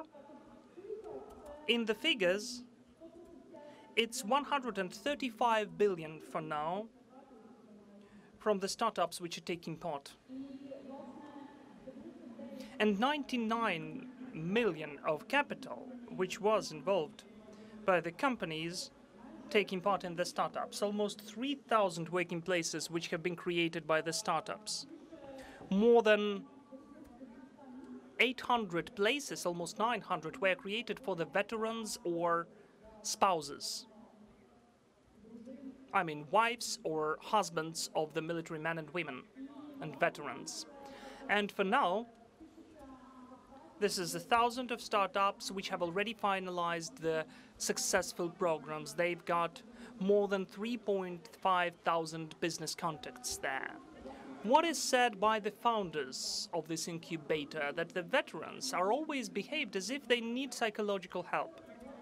This is not always true. And when we're speaking about the business, the market doesn't care whether you're the veteran or not. The main thing, which product you own. So this is about the history, which is very relevant now in the US. And these incubators, they're more and more numerous, and they generate more and more profit. The opportunities of networking for all the veterans, first and foremost, and the figures are witnessing. About the interesting story, concluding this block, the story about the veteran business. Not that many people know that such giant as Nike or FedEx Delivery or one of the biggest supermarket networks, Walmart, in the US, are also veterans who came back from the World War II after Vietnam, and they founded such huge, giant businesses. So there are lots of stories with veterans founding the businesses, but they're not that told about. And we don't hear enough. It's not that spoken that those are the veterans' businesses. For instance, a very famous car association, the United Service Automobile Association, is the company from San Antonio who was founded in 1902, 25 offices, as a mechanism of the mutual insurance, because they didn't want to be insured because they were considered to be the risk group. And they created the union, they began to help each other. For you to understand, at the point, this is the company which has taken the place number 100 in the Fortune 500 of the biggest corporations of the US for 2017. Maria, this is the giant company, which generates the huge profit. So the thought that we need to be united, and it should be not only the state support, which was mentioned by Igor, it definitely should be the kind of accumulation of the support from the NGOs, businesses, the state sector, the public sector, and the veterans themselves need to unite to have this mutual support. This is the success story. This is what we see as the US example, and I think that we can take it as best practices for Ukraine. Thank you. So training again, and also unification, conjoining, and the coordination between the public and non-public structures. Well, we are, of course, short of time. I do promise to have some questions. Did you write down the questions? No.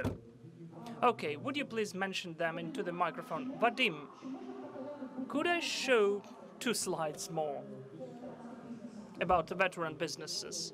Well, yeah, but please try to be short. 2 slides only. Yes, Maria, please. So, I'm sharing my screen now, but the organizer did not let me to share the screen. So if it's possible, would you let me share the screen? Those are the relevant data. Could we allow Maria to share her screen, please? Maria, as you're saying that you still woke up, would you please stay with us? We've got the question now, not to waste time, okay? And then I will find out whether we can share your screen. Okay. Well, it's not a question, it's more of a proposal or a suggestion. We'd like to hear about the state support as well. In 2019, at Mykolaiv region, Dominivsky region district, we created with the volunteers and the veterans the Agrarian Serving Cooperative. So our fund, Laska, helped us, and we have found, they found for us the financing program for the Embassy of International Affairs of Canada and the Association of Economic Development. So the state did not give us anything, but we got some help in the creation of this business from abroad, the investors and donors. But altogether, we faced the issue. We wanted to open, that we opened already the briquetting line, which gives us to produce the wooden waste and to create fuel briquettes of that. And the same fuel can be accumulated and produced for the community of your own, to accumulate some money, not to bring it beyond the community, and then the community will buy from your own producer and invest that into your own producer to expand. But we also introduced some of the greenhouses, but still, to have some electricity, we need to pay 20,000. The project is not working, but we need to pay for it already. It's also a very substantial point. So what's your proposal? We're searching for the state support, because the state should support us, maybe at the local level, if there is such an opportunity at the local opportunity. Yeah, of course, we got it. Mr. Igor is ready to react. Yes. This is the ruthless market which was mentioned by my colleagues. Those are the conditions which all the businesses are facing without any exclusion. That is why, yes, it can be helped and solved and made in proper and helped, but those are dotty or 1-to-1, but still you need to pay the money even if you are the veteran business. I will tell you even in a different way now. This problem exists in the business in spite of who the founder is. For instance, from the world bigger producer, ski producer who came to Ukraine, they have the same problem with the same electricity. But it's much more scaled up and the figures are much more numerous. But you'll get lots of problems like that. We'll try to solve this issue systematically. I do hope that next year we'll systematically solve it for the whole business, for your business, for Vinnytsia, which is the ski production factory. But there will be lots of points like that. Why do I again come back to the idea and the proposal for you to unite between yourselves? The state is huge, the staff is huge, but when you're able to unite yourselves and to bring such issues, honestly, maybe you will have some dotty help and support, or maybe you will have the systematic solution, but still, this is the ruthless market where everybody is suffering, both veteran business and non-veteran business. And this is our homework here, who is in the government or in the parliament or in the presidential office, for those points for the whole business not to be that numerous. Thank you. Just a point. Maria, do we have an opportunity to see your slides, I guess? Your graphs you wanted to show. Maria, are you with us? New York, are you in touch with us? Yes, yes, I'm here. Do you hear me? Yes, we do. Perfect. And we can see your graphs. Well, just very short. These are the preliminary results. We've surveyed 50 businesses as of the 19th of August. And I just wanted to show you not these slides, not even what this business is about, but more about the figures, about the planning. Here we can see the question whether your enterprise has the created business plan, marketing plan. You can see the results and the answers. Whether we don't hear you, come back to the mic. And the same, how the enterprise does it. Now do you hear me? Yes, we do. Perfect. Then we are speaking about the information about the products, how the veteran business forms the social networks, pages and advertisements, and all of that is done online. A very interesting slide on motivation, why the veterans founded their own affairs and businesses. And we can see that just the people understood that they like to manage the processes being in the army than any other experience. An interesting point that what veteran business is from the perspective of the veterans themselves, how do they consider it to be? And the most important in this story is the business during the pandemics. Whether it impacted the veteran businesses, what did you had to reshape and reformat and how? We can see that 36% of the businesses said that it was needed. Also, we can see how the volume of production changed during the lockdown. And in fact, at this slide, we can see that what is needed for the support, what the veterans themselves want to see as a support. Those are investments, discounts as for the taxes, 42%, grant support, 42%, the creation of the marketing plan, 36%. This is the huge indicator, by the way. The trainings or webinars for the owners of the businesses, 30%. So the veterans want to be trained. Maria, would you please tell? And the last, where can we take this slide for it to be efficient, in fact? We need to get acquainted with those slides. Where can we download your presentation? We'll definitely share these data, and we'll give an opportunity for everyone to see that and to get at IREX UA.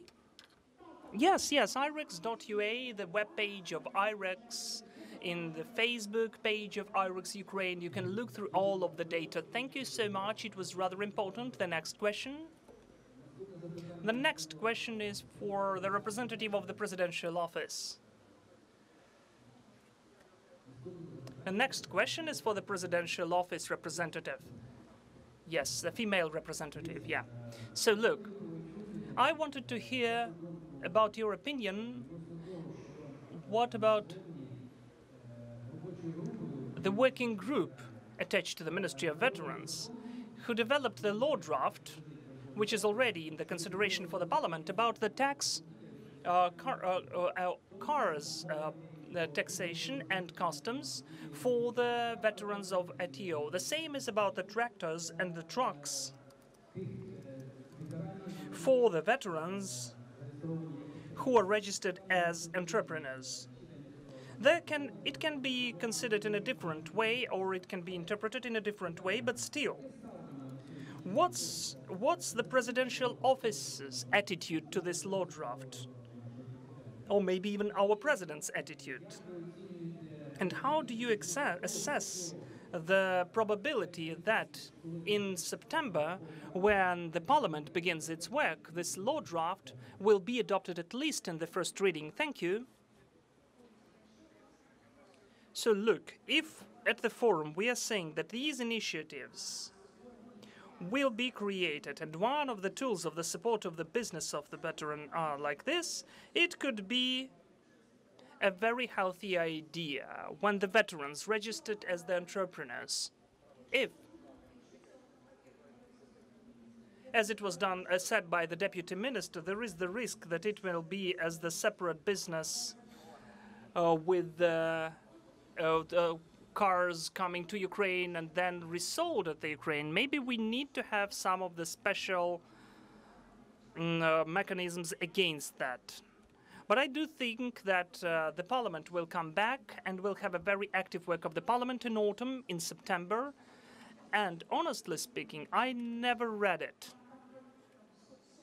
There are hundreds of law drafts there, but it's so important in these initiatives to have certain mechanisms against that, for it not to be a systematic trade of cars and automobiles with the discounts.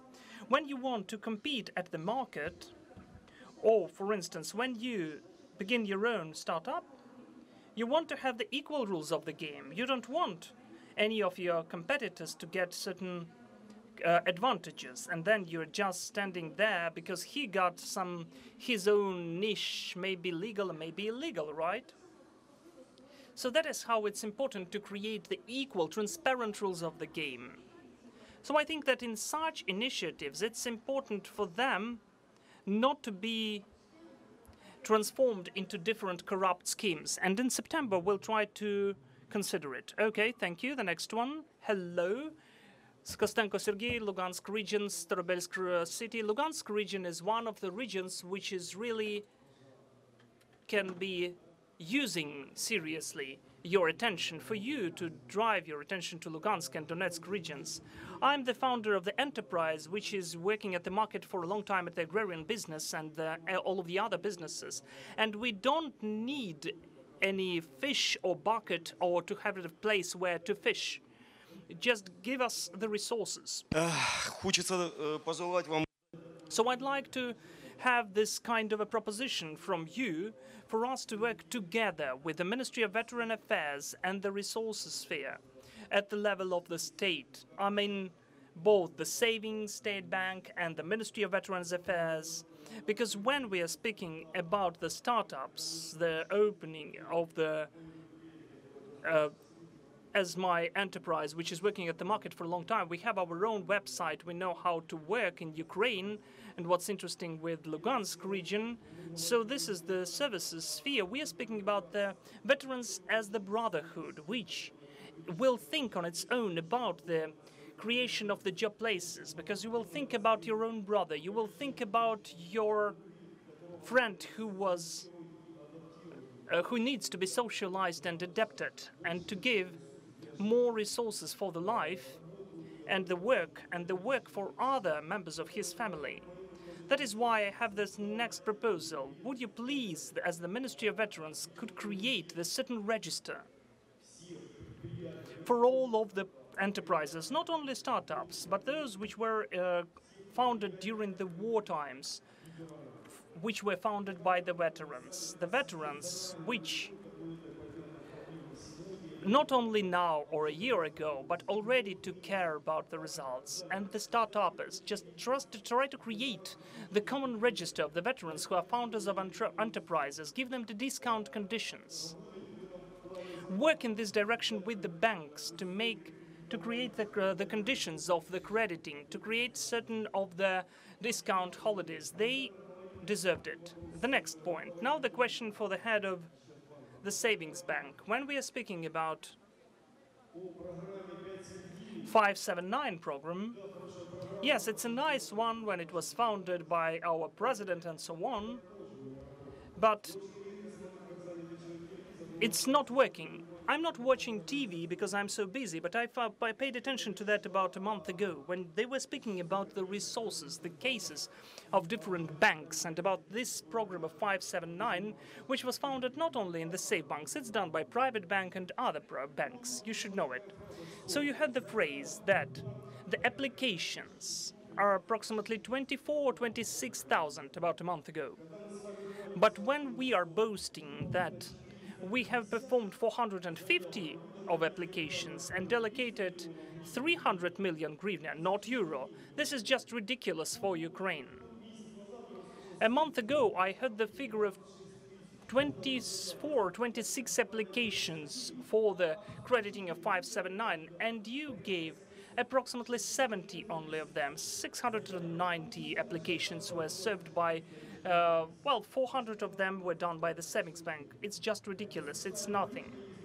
So if we're speaking about such kind of support, it's just ridiculous, especially if we speak that there is the huge share of just civil servants, not veterans. And the last point, when we speak about the savings bank or any other bank, would you create the holidays? Do not put fines, not only during the lockdowns, though you do that during the lockdowns as well. And when the lots of the enterprises can do that beforehand, you have the fines because you don't have enough of the profits because of the loans. Lots of fines and fees because of that.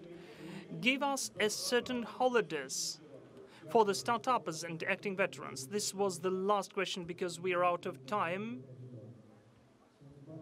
This is not the banking program, this is the state program. And the opportunity of all of the necessary concessional loans or soft loans, preferential credits, can be done for the compensation between the market rate and the rate for the SMEs. What does it mean from the point of view of the state finance? It means that from the state budget, they redistributed the money which could come for the education, for the healthcare, for the hospitals, for the roads, for some of the support of the SMEs. In this part, which is now implemented, well, I cannot agree with you that this is not working. It is working, and it is working rather efficiently. Do we hear about the issues? Of course we do, because this program had already 4 updates, and the last update of the program was on the 19th, if I'm not mistaken, July, when the government approved the opportunity to expand the program for such programs as projects as the refinancing of the credit gained before in the commercial bank with the 0% per annum, the opportunity for the startups. So we analyze why we need to refuse. But you still need to understand we are providing as the banks some of the credit and loan money which we involved from other Ukrainian citizens as the deposits. So we are obliged to analyze closely any of the risk issues. So again, I'd like to emphasize, please don't want any of the concessions and just want conditions. You should require conditions of trainings. Please don't want discounts. Any discounts in this or that way. The market will show you where your business was not working. The risks which you're shown by the bank, please try to listen to them attentively. The questions which are asked by the bank, first of all, try to critically analyze them. Don't be offended by us. We ask you the questions which are written, well, not with blood, but with the loans which were never paid back, with the errors which were done by your colleagues. Thank you. If I may, I can add a bit, just a bit. As for the program, which has been founded since the 1st of March, as for today, there were issued 4.2 million of hryvnia, and now there are lots of loans. Well, of course, we would like to have more. It's not enough. But in Ukraine, we've registered 500,000 legal entities, companies, almost 2 million of sole proprietors. So, of course, we wanted to have more businesses in that. So we analyzed 20 refusals for the applications of the clients. Well, you know, coming back to this mantra training, the majority of these applications, sometimes I was even shown myself, and I asked the same, why 16,000 refusals? Part of them were really just low quality of preparation of business cases and documents. But what we would ask the banks themselves, what we would ask the ministries about, would you please help the people who applied already and you refused them? They have already bought this lottery ticket to become an entrepreneur. But they stumbled upon the preparation of the documents, the participants, so please take them.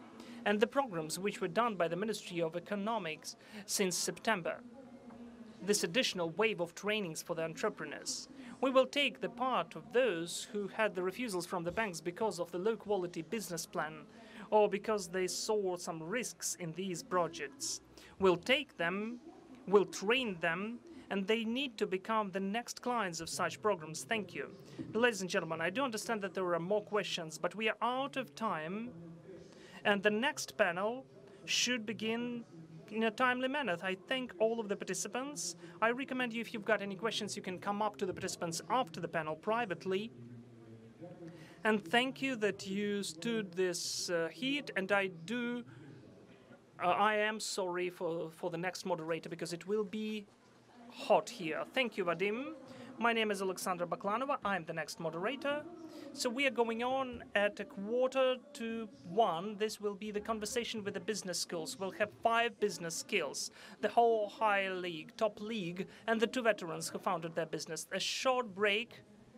You can move the chairs. You can tell that I allowed you. If you want to move the chair to the shadow, please, you can watch the distance, 1.5 meters. We are going on at 1:45.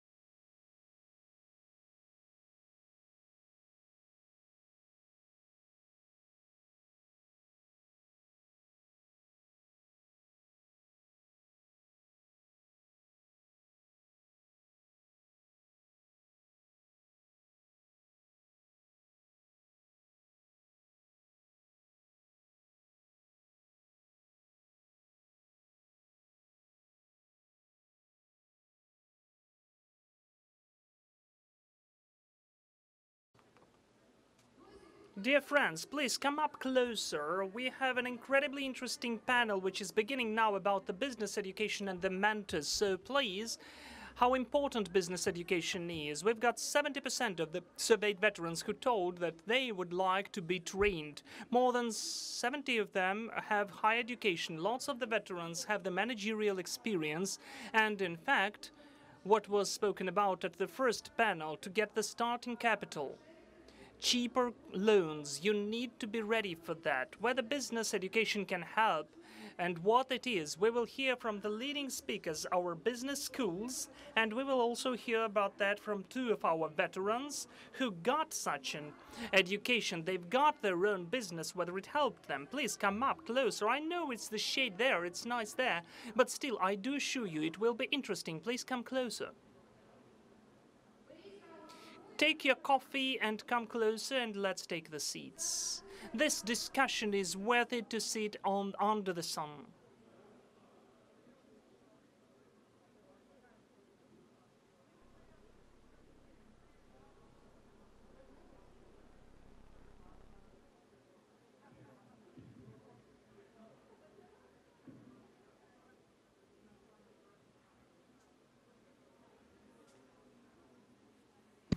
Дозволяємо. Яка в нас гарна компанія складної жінок-представниць бізнес-освіти і хлопців-ветеранів. Це майже найбільш жіноча панель, я думаю, взагалі на форумі. Ми вибирали не за останнє, але так вийшло, що і модератор, і учасник, які напряглися.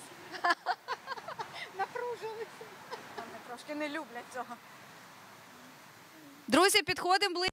Please, friends, come closer. I will be endlessly asking you to join the second panel, but it will be an incredibly interesting one. Please come closer. I can see our team from Invictus, Vanya Rudy. Vanya Rudy, come closer here. We will speak about business education. Now we've got some shade here as well. Please be quick.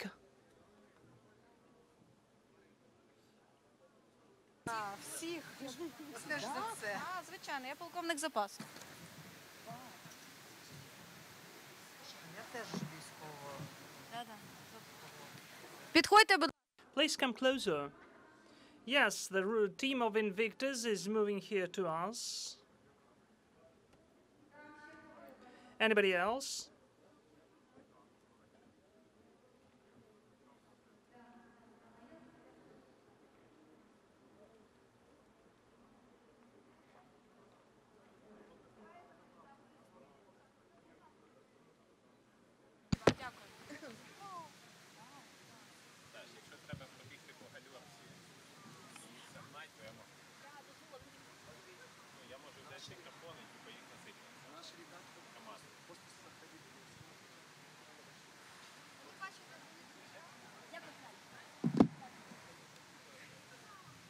Ну що, поїхали?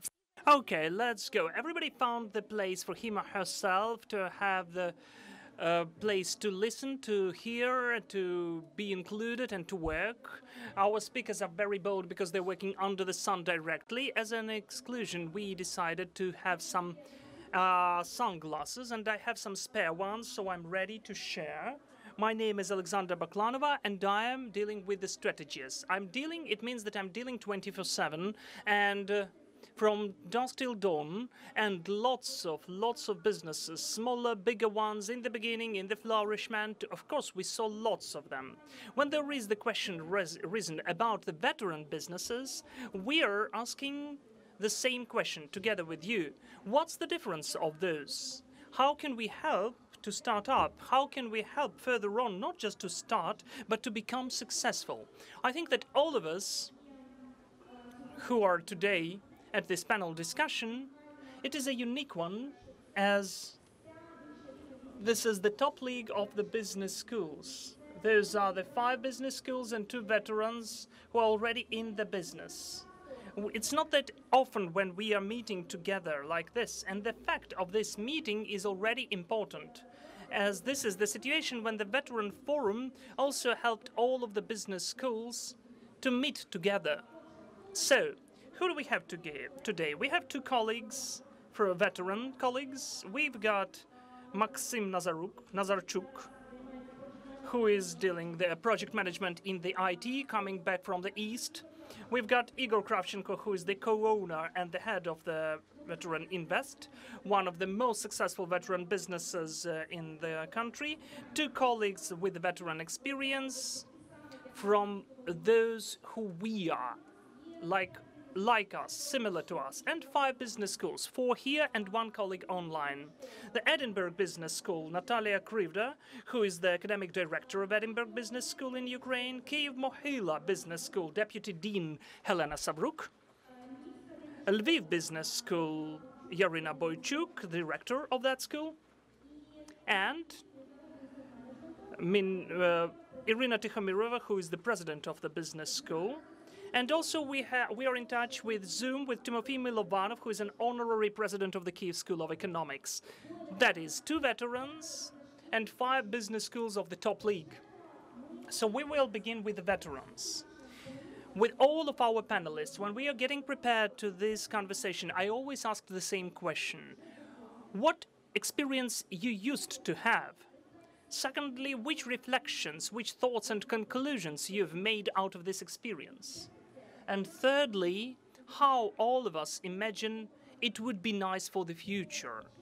Because to be honest, we don't have the perfect answer. Everybody's searching. The veterans are searching, the business schools are searching. So this constant search of the model, of the answer, how to make it nicer, it shouldn't bring to some one universal answer. Well, I can assume that there will be 17 different models like that. Let them be.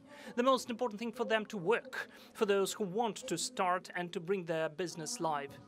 So, let's begin with 2 of our colleagues who are veterans. If, Maxim, you don't mind, I would say that you should be the first to speak, and after that I will give the floor to Igor for this veteran part to be the first considering. Okay, I don't mind. I greet all of you. First of all, I'd like to thank the organizers and all the presentees that you found some time to join us and you visited this event. My name is Maxim Nazaruk. I am the participant of the project of Veteranius and the project manager of the IT company DataOcean. Our idea consists of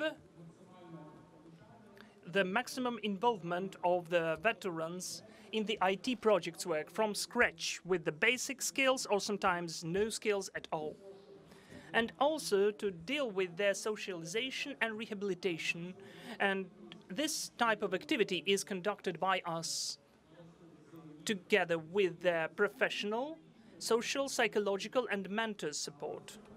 As the result, in the end of the day, basing upon our educational project, we managed, with the help of our mentors, rather famous volunteer and the founder of the company and NGO Together for Ukraine, Lyuba Shipovich, and also Yevgen Pronchuk, to create our own IT company. So we are developing from scratch our IT product. This is the system of the unified access to the state data, public data, and we will be ready to present it just in 3 weeks within the incubator 1991. So out of my own experience, I'd like to say that as for the proposal to take part in this project, I never had any experience before in IT sphere. I was just the total beginner, a newcomer. I was trying to code, but I never managed to, so I just failed. But once Lyuba Shipovich came to me and she just suggested to try myself in this sphere. I was in doubts and I said that I don't have anything in IT, but she answered that the IT sphere is rather broad. It's not only about programming or coding, it's about some organizational stuff. So that is when I went as the position of the head of the project, and I began my work from scratch. So your model is just to begin instantly, just with the work. And the training was on the go, yes. Why? Well, because we found out in our activity that it's incredibly efficient when the person is just training or having some courses. Well, yes, he or she will get some critical mass. He or she will gain some knowledge and experience, but it won't be that efficient if this person, in comparison with the situation when this person is involved in the working project, in all the working environments, when the person is getting acquainted with the methodology from the inside. And as the end result of our project, this person can implement the project. It's him or herself. This person will have a portfolio of his or her own, where the result of his or her training is the project. And the whole training is taking place directly in the creation of this project. Yes, you're totally right. The people are training from scratch, they are mentored, and yes, during the creation of this project, they are helping. The mentors are helping to find out what's the direction of movement and which specialization to choose, as the IT world is rather wide. Depending on the level of their knowledge, the level can be maybe not even basic but zero, they still conduct the work with them. Me personally, what helped me to be involved, to be engaged and arrange everything, I made a conclusion that the basic points in the methodology of the development of the software are Agile and Scrum, which are very popular in IT. They've got lots of basic points. Some basic points like mutual respect, mutual support, trust, openness, and all the rest. They are really intersecting with service in the army service. Because if in the troops army we have constructed that in a very nice way, then it won't be the service, it will be paradise. And the same comparison is working in the IT sphere. When you manage to create all of these points directly in your team, in your product, then all of that is well working and it's really cool. The mentorship itself really suits this methodology. Mentorship is a kind of a dotty teaching, and it's very convenient. It's convenient as, well, why do I find the word convenience? Because it's really flexible. With your mentor, you can definitely arrange everything about the time when you meet. You can make a deal about the communications channels. You can make a deal about the request which you create for him. And so it can be varied. It's all can be, of course, set. And with a mentor, you are growing much quicker and more rapid, because mentorship can be different depending on the level of the basic knowledge, basic skills which this person has for the mentor. So when I'm coming to the mentor, I'm having the ready idea, the thought already, and the project of the solution in this or that sphere. But from the mentor, mostly, I'm getting his opinion. I'm not mentioning what conclusion I came to, but it's important for me to get his opinion, because he has bigger experience than I do. Maybe not hundreds times, but at least dozens of times more. So your model is just from scratch to begin the work, and the whole training should be done during the process of the creation of the product. Yes, you're totally right. But you understood that lots of the points which used to be the part of your service, army service, they will be definitely used in the managerial work, in the business project. And for yourself, you've assessed the value of the mentorship. Yes.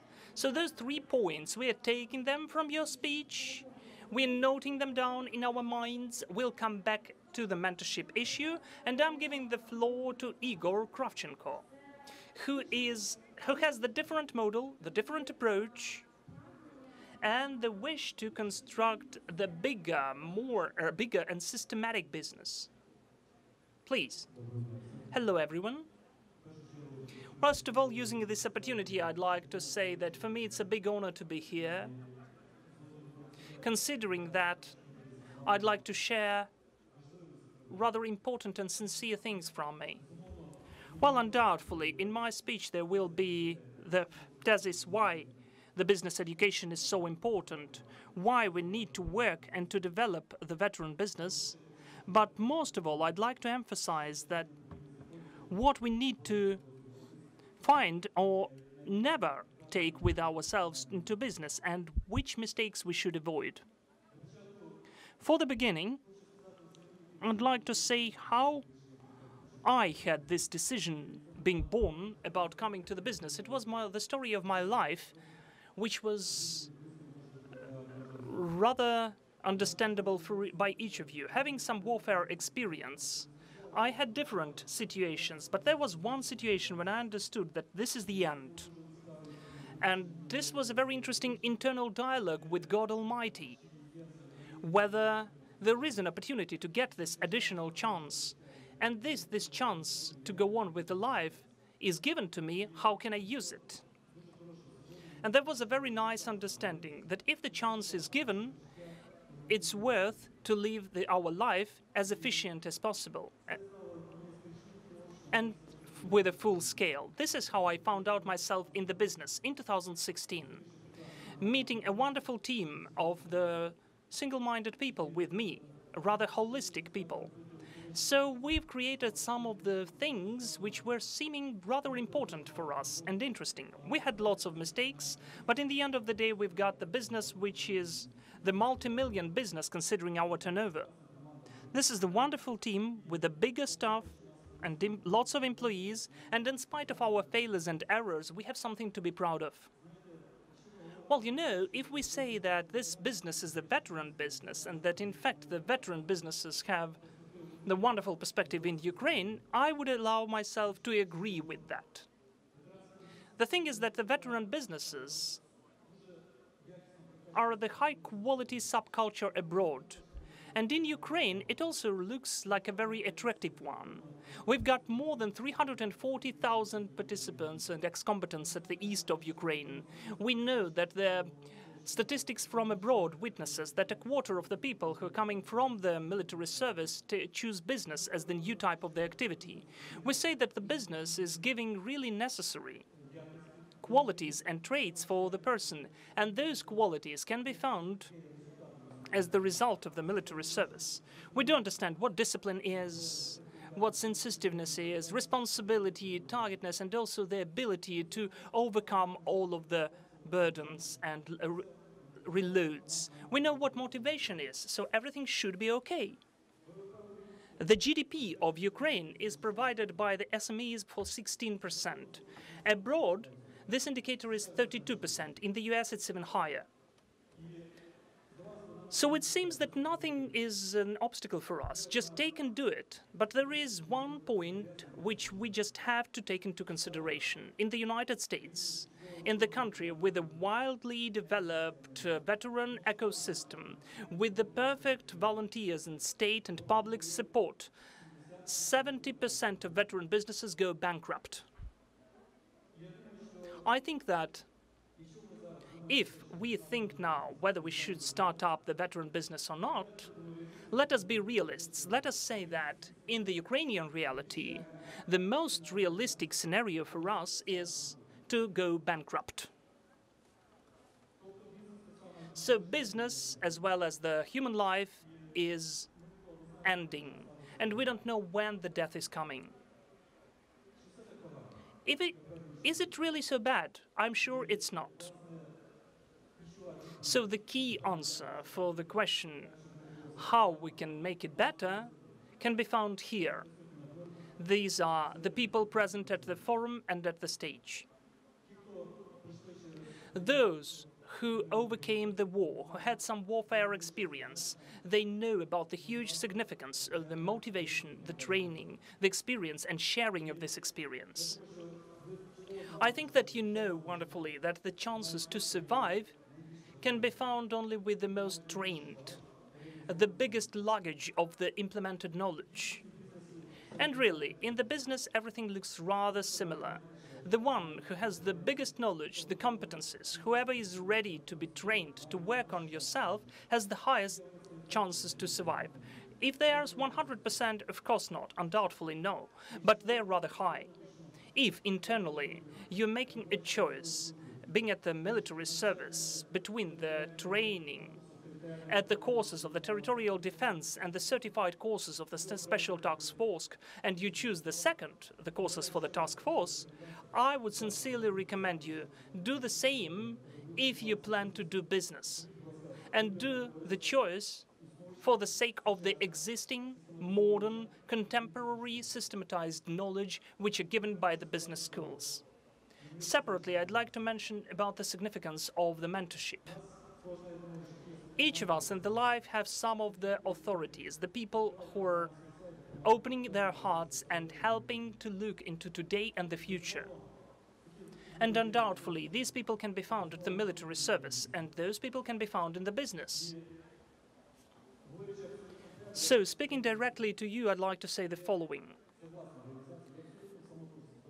This is just a foolish thing to think that you know everything best of all. It's okay to come and to say, I do apologize, but I'm not competent in lots of issues. I don't know this, that, and that. I don't know what finances, I don't know what HR and logistics are. Really, I don't know, but I'd like to create a normal story, so please help me.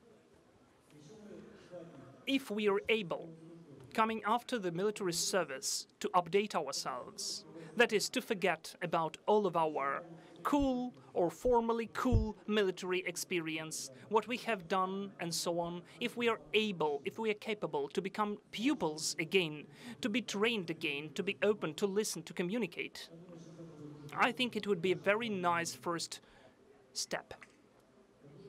I would really ask you,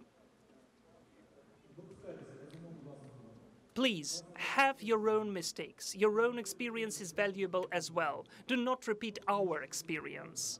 Don't dance on the rake and just go where you need to.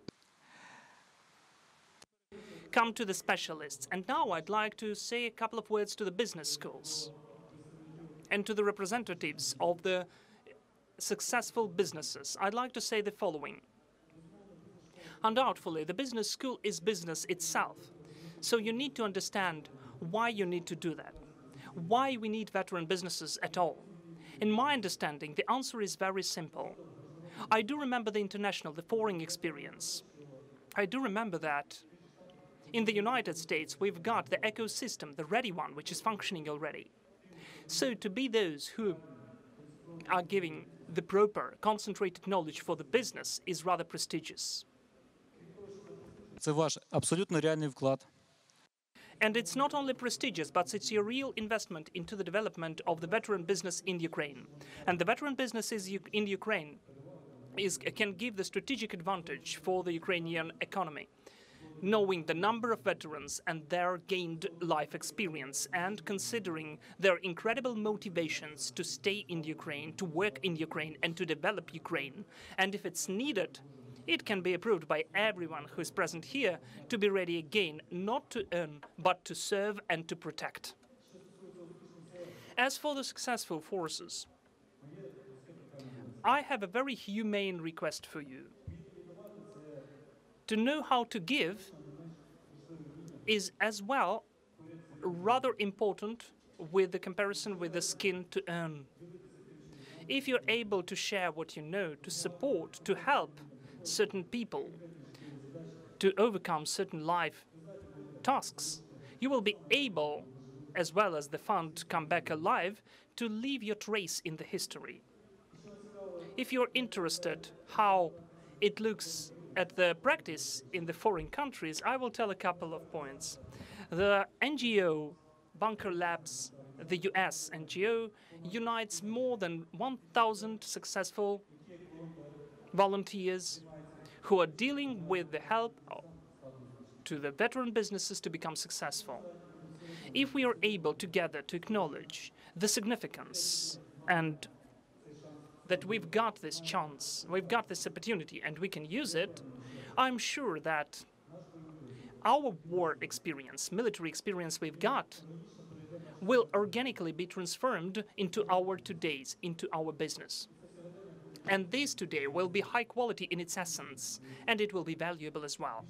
Moreover, our military experience will be able to create for us our key advantage, our key success factor for the future. And then we will exist, Ukraine will exist, and the Ukrainian economy will definitely exist. Thank you. Thank you, Igor. Well, you know, Igor is telling about his experience in this modest way. But as far as I remember, those jumps, those leaps in the development, this is the situation when the company first is creating the strategy. Then, in half of the year, Igor is making a call and asking about the meeting. I thought, oh God, something has happened. We are meeting, Igor is opening his notebook, and point by point, he's telling whatever they have done. Every step, every single step they've planned as a team, they've already implemented. And this first leap in the development was about the incredible ability of the decision to implement it.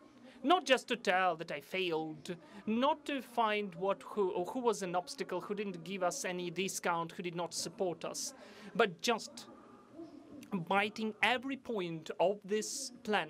It should be implemented. The next leap of the development was the creation of the next ideas, and rather bold and courageous, and maybe they consider it to be too bold and courageous, but rather courageous their own next steps. And this is the example of the company, the founder of which was first battling with their equipment and technique, which is part of the support of the fund Come Back Alive, then supporting the fund coming back. They are creating and constructing this business, and they're hiring other veterans as well. Igor, thank you so much for your experience. Thank you for your support. Thank you. So, those were two different models of the veteran businesses. Of course, there are much more of them. It's important for us to begin with something. It's important for us to understand how it can happen. Now let's try to look what's the experience of business schools. As for the business schools, I've got the same three questions. What was the experience of interaction with the military and the veterans? It used to be and how it's now. Which are thoughts? What are the reflections about this experience? What failed or what could be done better? What was successful? What was complicated? And then how do they imagine how it could work for the future? Maybe even if those are just assumptions about more possible models. Miss Irina, let us begin with which experience, yes, it's your mic. So which experience you had? Because it turns out that you've created several points. You've gave certain valuable managerial knowledge to the founder of the fund. Vitaly Denega couldn't come the program of MBA in Kiev. So this is valuable support. This is a very expensive gift. It's very valuable, and this is what can be remembered. And you systematically worked on which programs to create to scale up this impact for the involvement of the bigger number of people. Would you tell about your experience? Good afternoon. Well, first of all, I'd like to join the grateful words and for the invitation and that you allowed me to share my thoughts and opinions and our experience and our plans. I'm the representative of the business school of MIM, and MIM is the first business school in the former Soviet Union. It sounds that rather bold, but it's true. The first business school was created in Kiev, and we were created in 1989, so we are 31-year-old. And as we are 31-year-old, undoubtedly we've got some experience. One of these experiences are the programs of the beginning of the 90s, early 90s, which were implemented as the social adaptation of the military men and women. This was the whole queue of the programs, the line with the special structural department in the MIM, which dealt with in the early 90s, 1993, 94, what the people should do who were retired from the service, who are in the reserve now, and how they can adjust their lives. A bit later, I can mention what we're thinking about that. Then, closer to our times, nowadays, we've got the programs for the Ukraine defense industry, and also we implemented that together with the Arizona State University Business School. Why this Thunderbird Business School is so interesting? This is the school in the United States, of course, the Arizona University, of course, but this was the business school which was created after the Second World War for the training of the military men and women. And that is why the cooperation with them allowed us to gain a unique methodologies about the work with the military. To work with the military in business, of course. And this was incredibly important as, according to the estimates, after the war, almost 40% of the businesses in the United States were created by the ex-military, ex-combatants. And among the very well-known names which exist and which we all know, which have been founded by the ex-combatants, are the FedEx and Nike. The companies which have become international, which are very successful examples, and which involved the Thunderbird Business School. This experience, this kind of experience, gave us an opportunity to understand that what should be done by the training programs for the veterans, for the ex-combatants. First of all, they need to base upon what can be found among the military. That is trust, honesty, and unity. And if we base upon the trust, honesty, and unity, then the programs which can be done for the military men and women, and it was implemented first of all in the programs of social adaptation of the military men and women, they shouldn't be too theoretized. They should be very practical and applied. Because mostly the programs of business education are rather long. And the veterans who are going through this training, they mostly have the task to solve it here and now, to understand and to implement. This is what you mentioned about. When you got to know about that, implement it, and in a couple of months you came and you said how you did it. And again, certain reflections and again to understand and then to go on. So you're focused to help them to grasp the most important during a very short period of time. Well, we don't have such programs so far, but we're thinking that what we can do, and together with the fund Come Back Alive, that we can create the program, and we began this work. It's not the dream of ours. Those are the steps of the implementation. Because we said that it was for the top military authorities. It was a bit of the different ones. It was for the growth, for the future. But the program which we are speaking about, we were speaking about with the fund Come Back Alive. This was the program which we named Business Accelerator. This is the program when the group of people from one company who know what they need, that they got some issue, they would come to us, and we together, during a certain period of time, first could give a very short, a very practical kind of knowledge, and then we would fund the program of mentorship and friendly consulting. We think that this program could start rather soon. I'm not speaking about the stipends or grants for the training at the bigger programs. I won't even, well, I will mention about them, but I won't name any people, because we've got the veteran now who is also being trained at our big MBA program. And he was recommended by the fund Come Back Alive and one of our graduates who is his mentor. But now I'm saying about the programs which could help the business. When this program is considered not for a single person, it is considered for the whole business.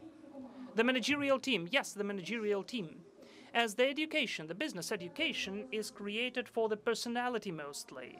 But we are saying that this approach, which we'd like to do together with the fund Come Back to Alive, is the program which is focused not upon the person, though the person itself, of course, as well, but the business, first of all, to solve certain issues and to involve the people from the business who know and who can.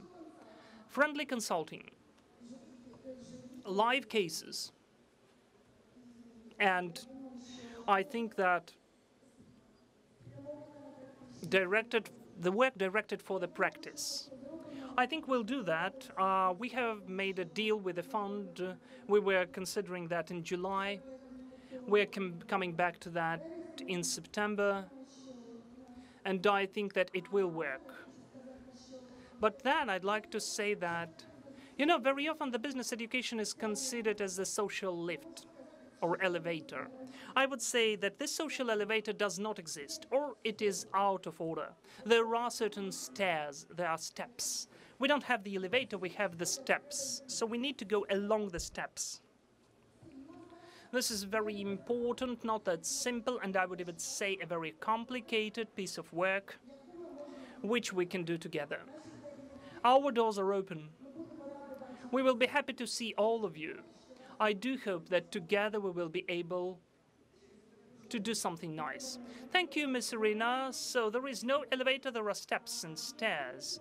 There are several ways to involve. You can be trained at the MBA program. It's a very long and deep and serious program, which in this case is created for the separate person, the development of the personality, the professional development, and what you're developing now is an opportunity for the teams, for the businesses, to get this quintessence of the knowledge and to get this mentorship, the support to solve your issues. Yes, you're totally right. Right, thank you. Thank you, Ms. Irina. And we have now Timofey Milovanov connected with us. Can we show Timofey now? In Zoom, let us check whether it's working technically. Look, Timofey is the honorary president of the Kiev School of Economics. Mostly in the whole world, there is a nice quarrel between the schools of business and schools of economics, because schools of business are about doing business and schools of economics are about the whole system, about the economy. They may say that if we raise this tax, the GDP will grow or it will decrease. And we have the situation when the School of Economy was also involved into the level of business education. It's rather interesting. And Timofey, as the person who took part in the development of the program for the military men and women and the veterans, I would ask him to answer the same questions. What was this experience like? What are the reflections and conclusions? And how can you, Timofey, see what would be nice to do? Which models do you think suitable for the veteran community and for you, for your school? Because all of the schools are different. We can see you, but can we hear you? Do you hear me? Yes, we do, but could you make it louder, please? Yes, sure. Thank you so much for the opportunity to speak. I'd like to say the most important things. That what we saw in our work, that the veterans are becoming successful, the businessmen and entrepreneurs. Moreover, the probability of success among the veterans is higher than average in the population. For instance, we had the program, which I will tell you about, and it had 160 graduates, out of 160, we've got 30 acting businesses. This is a very high percentage, first of all, under the conditions of the crisis, economic crisis. So this is several businesses, more than a dozen, unfortunately, who went bankrupt because of the crisis. But now they're working, they're actively successful, 30 businesses. So if we compare it in average with the population, what is happening among the public, will have only about 10 successful graduates opening the businesses. So among the veterans, even during the crisis, and maybe because of the crisis, there are more successful businesses, times and times more than average in the population. 2 times more, right? Doubling. Well, yes, 2 times more, maybe 2.5. So this is a very typical situation, and it's also taking place in the United States of America. For instance, in the US, just take an example of the franchising.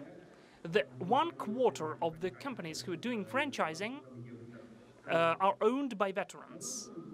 According to our experience, what we understood, the veterans have the peculiarly strong features which help them to become successful, and they are connected with their being veterans, with their experience they have overcome, they lived through. One of the points which I really like, there are several points, but one of them I really preferred it. This is the total responsibility. It seems to me that Igor spoke about that, about the responsibility, to take responsibility for yourself, not to think, not to search for any explanations why you are failing, not to search for any of the issues, problems, why you cannot launch the business, but just to take the full responsibility. It's extreme ownership in English. And in Ukraine, we have the translation of extreme ownership, how US sells the little wing. This book was written by the leader of the Sea Seals, which have become a very successful business consulting company. So they managed to structure those skills which the SEALs, Marine SEALs used to have, and to give them to the veterans, for them to construct their own business successfully. So this is the example when the veterans are teaching some other veterans. This is the principle which we try to use. We've got some graduates. Veteran Volodymyr Shevchenko, who's founded Veterana Coffee. So we are trying to communicate with him, for him to work with us and to teach at our programs for the veterans to understand their advantages better, for them to understand their weaknesses. And here I'd like to say that one of the conclusions which we have done, that we don't need to try to create all of the advantages. We need to understand which particular advantages you have and to base your business upon them. And as for the weaknesses, well, you can improve them a bit for them not to be obstacles, but you shouldn't be a very nice one in everything. You should be well doing in something. And the veterans have much more of that than in average in the population, as the veterans have trained how to solve the issues under the conditions which are rather adversary, which are rather bad as the environment, when you almost lack the resources, when you have adversary around you, when the war is going on. So the business is much easier than the war, because yes, you've got some competition, you've got the fight, but still you can consider upon yourself, you can rely upon yourself. So this switch, this mentality switch, when the Ukrainian is saying that it's not working because the state does not provide some help to my business, I'm failing because the court system is not working, I'm failing because there is inflation, or we don't have loans. Yes, it is true, but it won't be changed in a year. So the veterans know how to look at themselves and to think where they can take the responsibility and how they can change the situation. That's what we like, and that's what we noticed. For the successful growth of the business of the veterans, I think that in Ukraine, we need to create the whole ecosystem, not only the training business education programs, but in a broader way. It was mentioned Bank and Slap today, and I really like their approach, because they've got an educational program, which is a bit of online point, and we will speak more about that. Then we have the incubation, when in the residence, the people who have trained already, they're coming to them and training or consulting a bit. Then also they have the CEO club, where 1,000 of CEOs are taking part, and there are some promotion tours when they're touring all over the country and promoting the businesses of veterans. They've got some of the permanent networking events, which are named Bankerbats. And also they have the regional chapters and so on. We need to create all of that to construct. In the Kiev School of Economics, we're experimenting with various approaches. In fact, we have a very short-term, very practical program, which used to be a bit upside down. It began with the protection of your own project, of your own idea, at the second module almost. Not how we train people, that you need to train first and then in the end you write their textstone. No, we did it vice versa. We said, what's your project? Show it. And then we worked with this project directly. It was a kind of, not a training, but it was a training consulting / consulting. So I would say that we gained lots of experience on that. We have some successful projects, the projects which were protected by the participants, and we will achieve some different level when we create this kind of an eco structure and ecosystem. We'll conclude the schools and the GR, the connections with the government will show how to work within the institutions which can be found in Ukraine, how not to go bankrupt because of the certain errors. But also we think that I really liked what Maxim told us, that the training or the work was a teamwork, not a separate idea of every single person, but they created the team of veterans and they began to work. So we are thinking that maybe this kind of experience can be scaled up and we could launch systematically this program, just together the groups of veterans, to create companies of them and to mentor them, to connect them with the people who are connected with the business, with the successful CEOs, the owners, to include them into those teams. Then we are thinking to create mixed teams, because one of the programs we had when the veterans were teaching with the veterans and starting as well. Now we'd like to create the systems when the veterans are starting with all of the rest. We have the baccalaureate and also bachelor part, and we have 9 master's degrees. So we'd like for the veterans to take any of the sub-courses or courses without being within it officially. So if they want to take something from the public governance or the economy, please, you are welcome, any course. One more option we're thinking about is the interval training with a consultation support. You know, it's a kind of a gym point, like you have the high-intensity training in the gym. When you do some intense training of something, then you have a break, and during the break, it could be even for several months. During this break, you are being consulted. In fact, you have 24/7 point, one-stop window where you can get the mentor and communicate with him or her. And one more point, which we launched already, is the consulting, alumni consulting, because we are creating the graduates meetings where our alumni are coming who are having successful businesses already, and we've done it already in the Kyiv State City Administration. We created a kind of the fair where the businesses have been presented for the new participants of the program, and you could speak to them what they managed, what they failed, and why. And we are also doing that for the graduates and teaching by the graduates and alumni. So I think we'll have the second year soon. I'd like to mention that the whole training for the veterans in these programs is free of charge. The financial support has been given by the funds, and it's going on like that. We are really grateful to this fund. But I think that we'll also expand these programs and we'll try to find some additional support. I'd like to conclude with the words that we need, at the level of the state, we still need to construct the state approach. Because if I look at the United States of America or the European Union, we don't have only this system, ecosystem of training or incubator or accelerator, but they also have, for instance, the preferences for the state order or the procurement, and also the financing, grant financing from the state. So this ecosystem of the public support also needs to be constructed first. And it's not that easy to do in Ukraine because we are competing.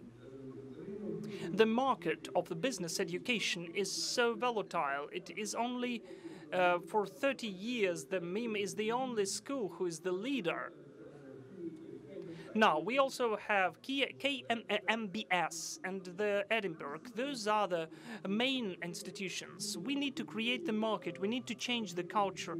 We need to create business education to make it more prestigious than it is now, and to try to look up for the coordination of the educational institutions efforts, including the education support of the veterans, as each of us is training separately, but all together. If we take this knowledge, it could be united, it would be really nice. And I do hope that these institutions, like the fund Come Back Alive, could be the catalyst. So I'm really thankful that you gathered us together at one panel discussion, because you're right, it's not that often, and we need to do that more often. Thank you so much. Become successful. Do not be afraid to go bankrupt. As it's said in the US or in Israel, you need to go bankrupt for about 7 times to become a billionaire. So don't be afraid to take responsibility into your own hands, and you should know that the veterans are much more successful businessmen than in average the people from the population. Thank you. Thank you, Timothy.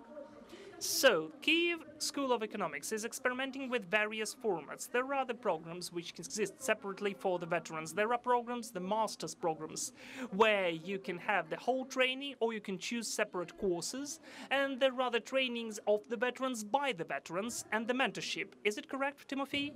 Yeah. So everybody heard about the right thing, not to be a fad. Thank you so much, Timothy, connected with us from the United States. And to be with us, he really woke up really early. Thank you, Timothy. So, we're coming back, landing to Ukraine. And Miss Natalia, Edinburgh Business School, as the Western business school in Ukraine, in fact, could say that there are lots of business schools to deal with Ukrainian veterans, right? Is there some reason why you don't just agree or you're involved when you're asked, but you initiate yourselves to create something and you're saying, we exist, we've got some knowledge, we want to share it? Would you please tell about your experience? Good day. I sincerely thank for their invitation. It's a big honor. I will begin with the words that every time when we change the office and we are the representative of the British Business School, where we do it in the British way according to the British standards and values, we are issuing the British diploma. The first question I'm posing for everyone who is coming to the office: do you have the special ramp for the people with disabilities? This is the very important and compulsory requirement.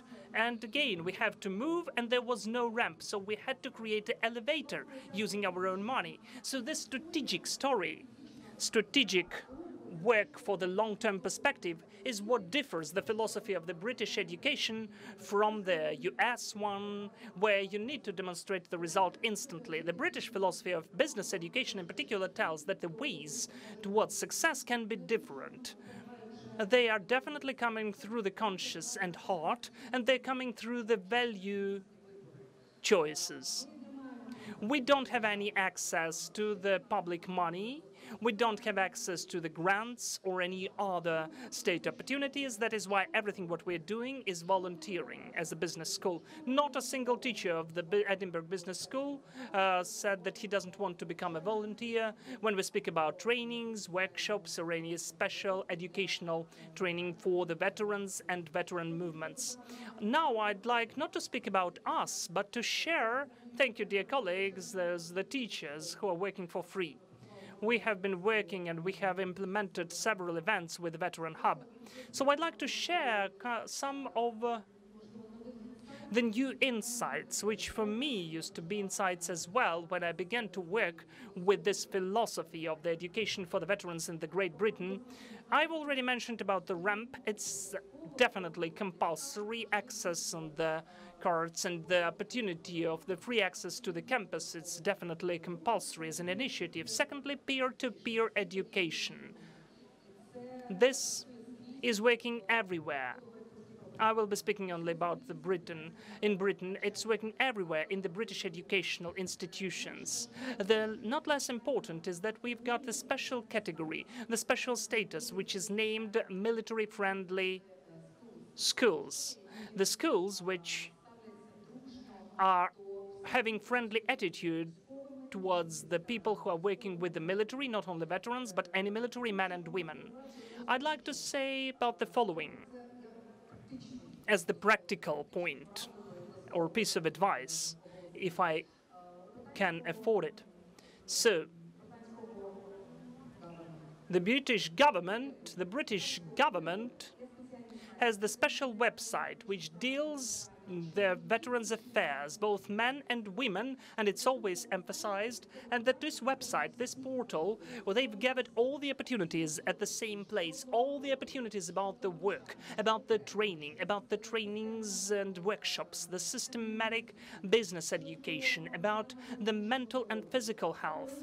The separate chapter concerns the work with the families. The British are definitely sure, and this is the part of their philosophy, to work for the long perspective, not to work with the families, but only with the veterans, is just an empty deed to do.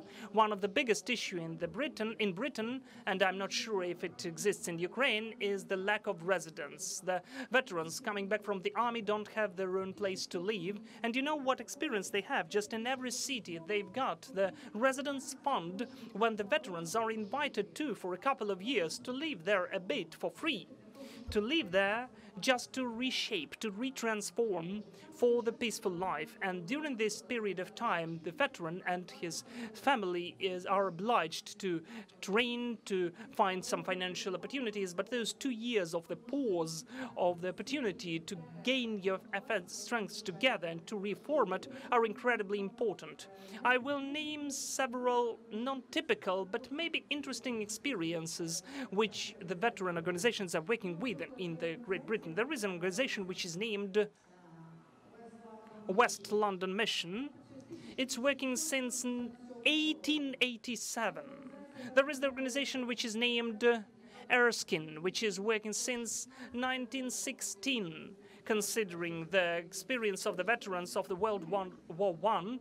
But by the way, it's an important part to mention, Scotland is still bearing this kind of a repressive experience of being under the British Empire discourse.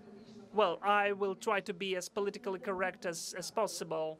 We will not give you out. Okay, thank you. So for the Scots, it was really well understood what happened in 2013 and 14. I didn't have to explain to them what that is, what's the empire who wants to preserve its symbolical power, and so on. So the biggest number of British organizations are in Scotland, because when the Queen Victoria said, why those glorified British English guys need to perish at the front line, let them be Scots. Let us remember Zhukov, who said, let the Berlin taken by the 2nd and the 3rd Ukrainian fronts, let the Ukrainians perish, not the Russian guys, Zhukov said. This is what's embroidered into the cultural and educational understanding. The Scots are working a lot with the veterans and ex-combatants. For them, they're rather valuable as a resource. And one more idea I'd like to share, not only the society of the veterans, but the veterans for the society. The veterans are the bearers of the unique leadership traits and qualities. The whole course of leadership is 30% created according to the experience of the veterans, including the police, the military, and so on. I wanted to say it as quickly as possible, but still.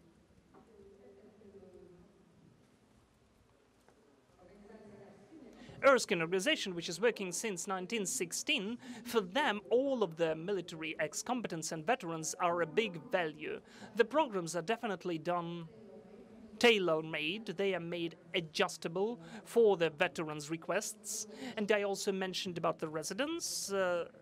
There are some of the interesting projects. There is an organization which says if you are a veteran, you're a military man or a military woman, and you've got a garden which you cannot deal with, or an orchard, the volunteers will come and they will help you with this orchard. This is about diversification. This is about different relations with the society and with the veterans. There are special organizations which are fighting addictions, for instance, game addictions, let alone drug addiction and alcohol addiction. And for all of those programs, for all of those initiatives, there are certain educational programs.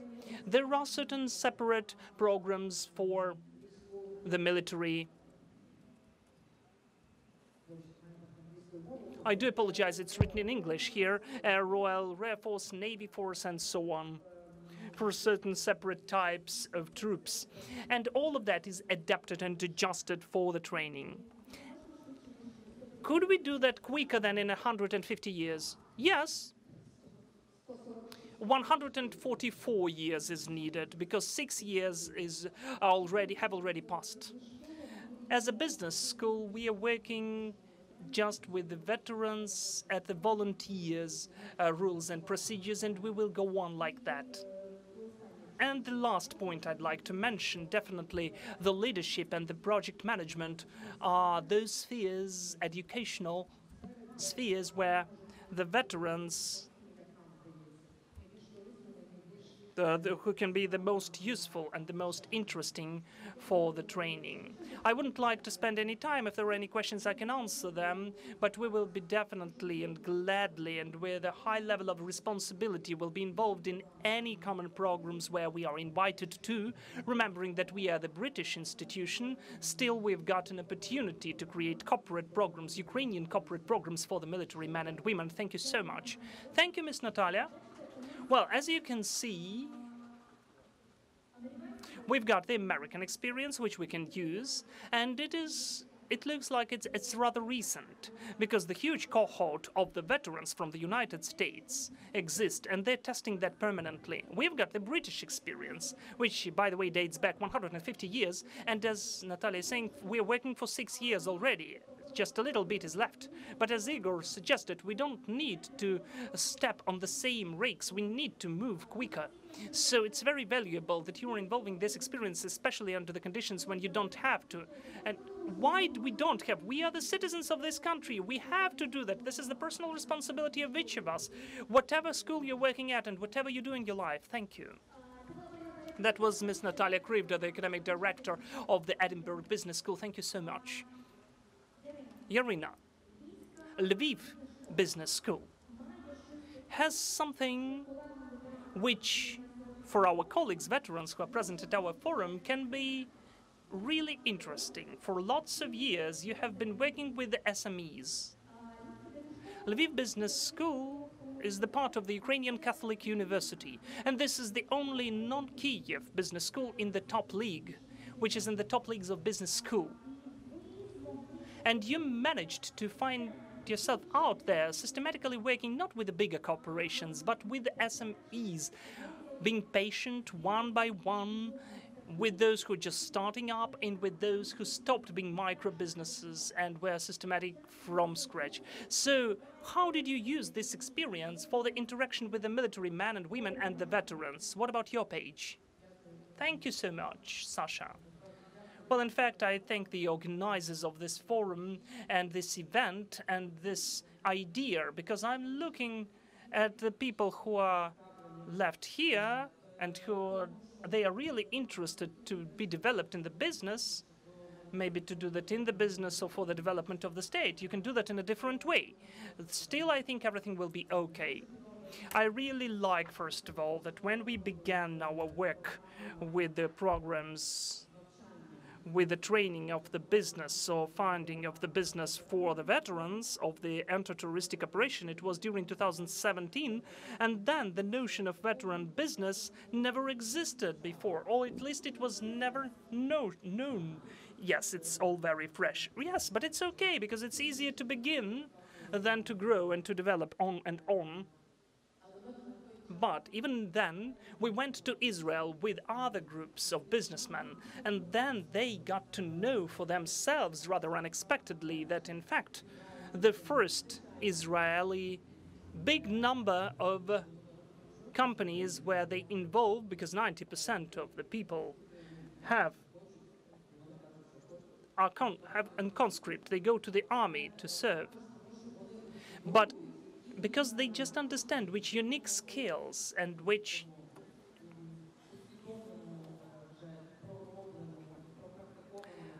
understood and acknowledged format is used when they take part in the real warfare. What we faced there, maybe we thought at that stage, oh, it would be so cool to have such a skill set, and really those skills exist. This systematic approach, this discipline of the army, and the skills which were mentioned by the guys above at the level of the teamwork, at the level of those soft skills, which are not that easy to be taught. They can be just overcome and overlived. They should be used, but what we faced in the audiences and what we had to deal with was rather unexpected for us. On the one hand, but still we saw the results and we understood that it can be worked with. This is mistrust, the mistrust to ourselves. For yourselves, yes. And the mistrust to the society, what we think, what we dream of, what we want to do, or what we allow ourselves to think about, that it is needed. by someone. This was the first stage when we had to work with this self-acknowledgement. We've got some results. As for the numbers, they are not impressing, maybe. Those are not hundreds, those are not 200 or 300 of people, those are not hundreds of businesses graduated, but still, those are definitely valuable businesses, the businesses which allow not just the founder to live and to develop and to implement himself and to be needed by the society. Those are the businesses which are also involving some other colleagues and veterans, and they're creating the communities around themselves. What's also important, and we are proud of that the people are staying in our community, because it seems to us that this community of business, which is created around the business school, which is created around the Ukrainian Catholic University, is also giving some self-confidence and strength. If we speak about the mentorship, it could be with the skills, and we have the prepared and trained group of the graduates and alumni from the MBA programs and other programs which are involved. We've got already 25 graduates of this program of mentorship who are ready to work individually, but also we've got a community itself, and I'm sure that those people who took part in those training programs 3 years ago, they are staying with us. We're also having the cases when there is a graduate who is doing business in Amazon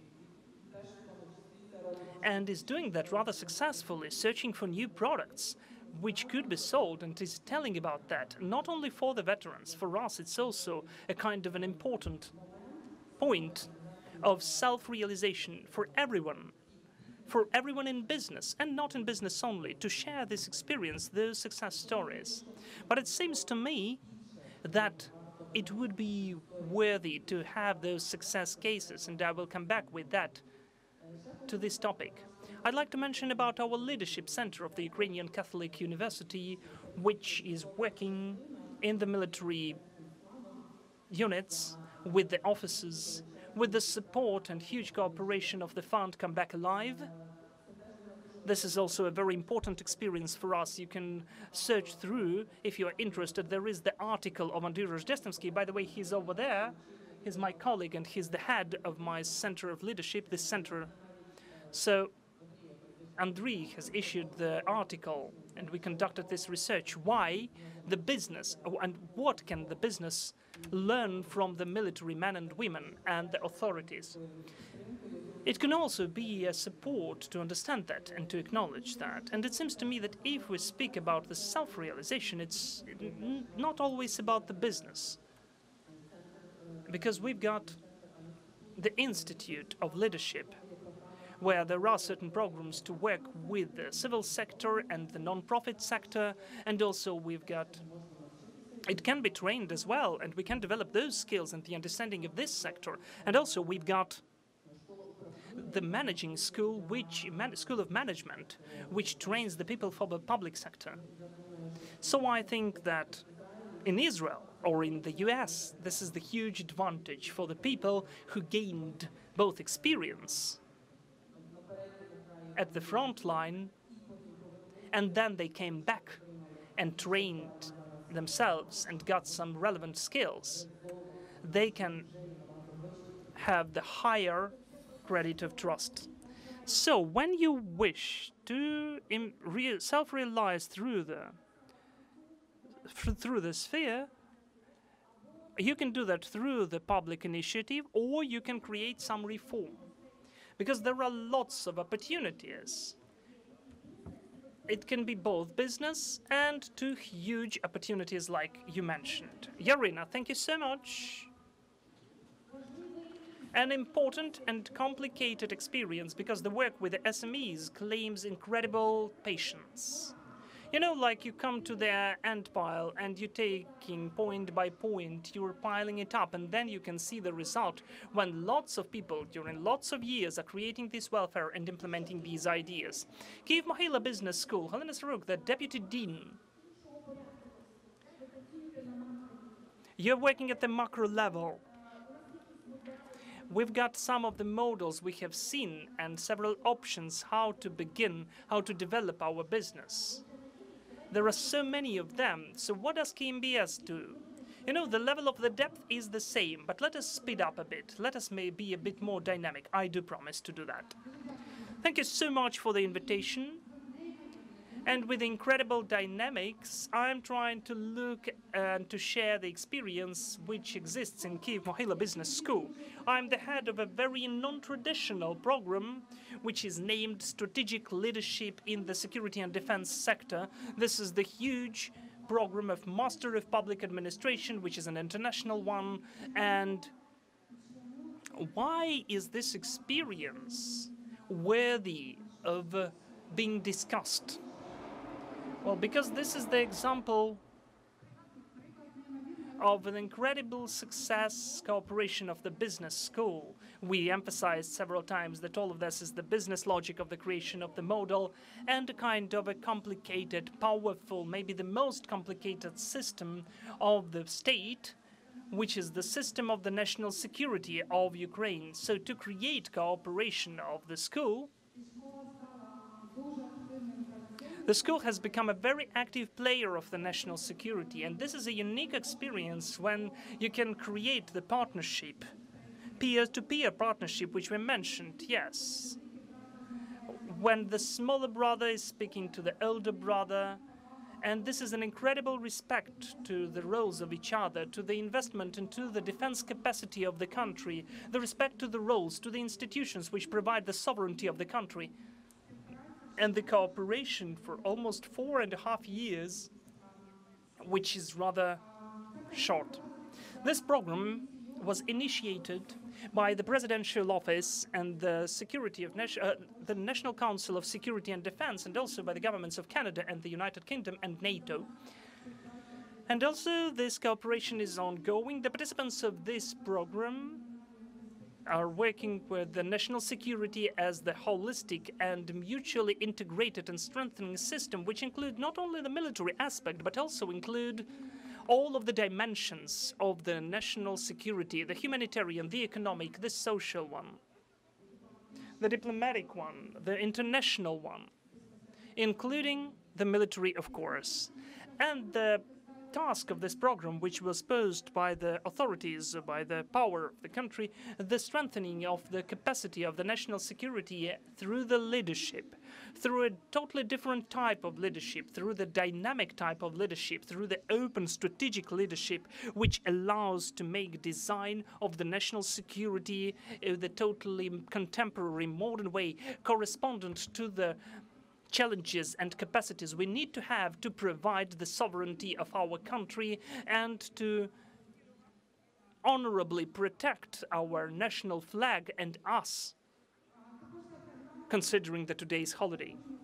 And also this program is having the interinstitutional cooperation.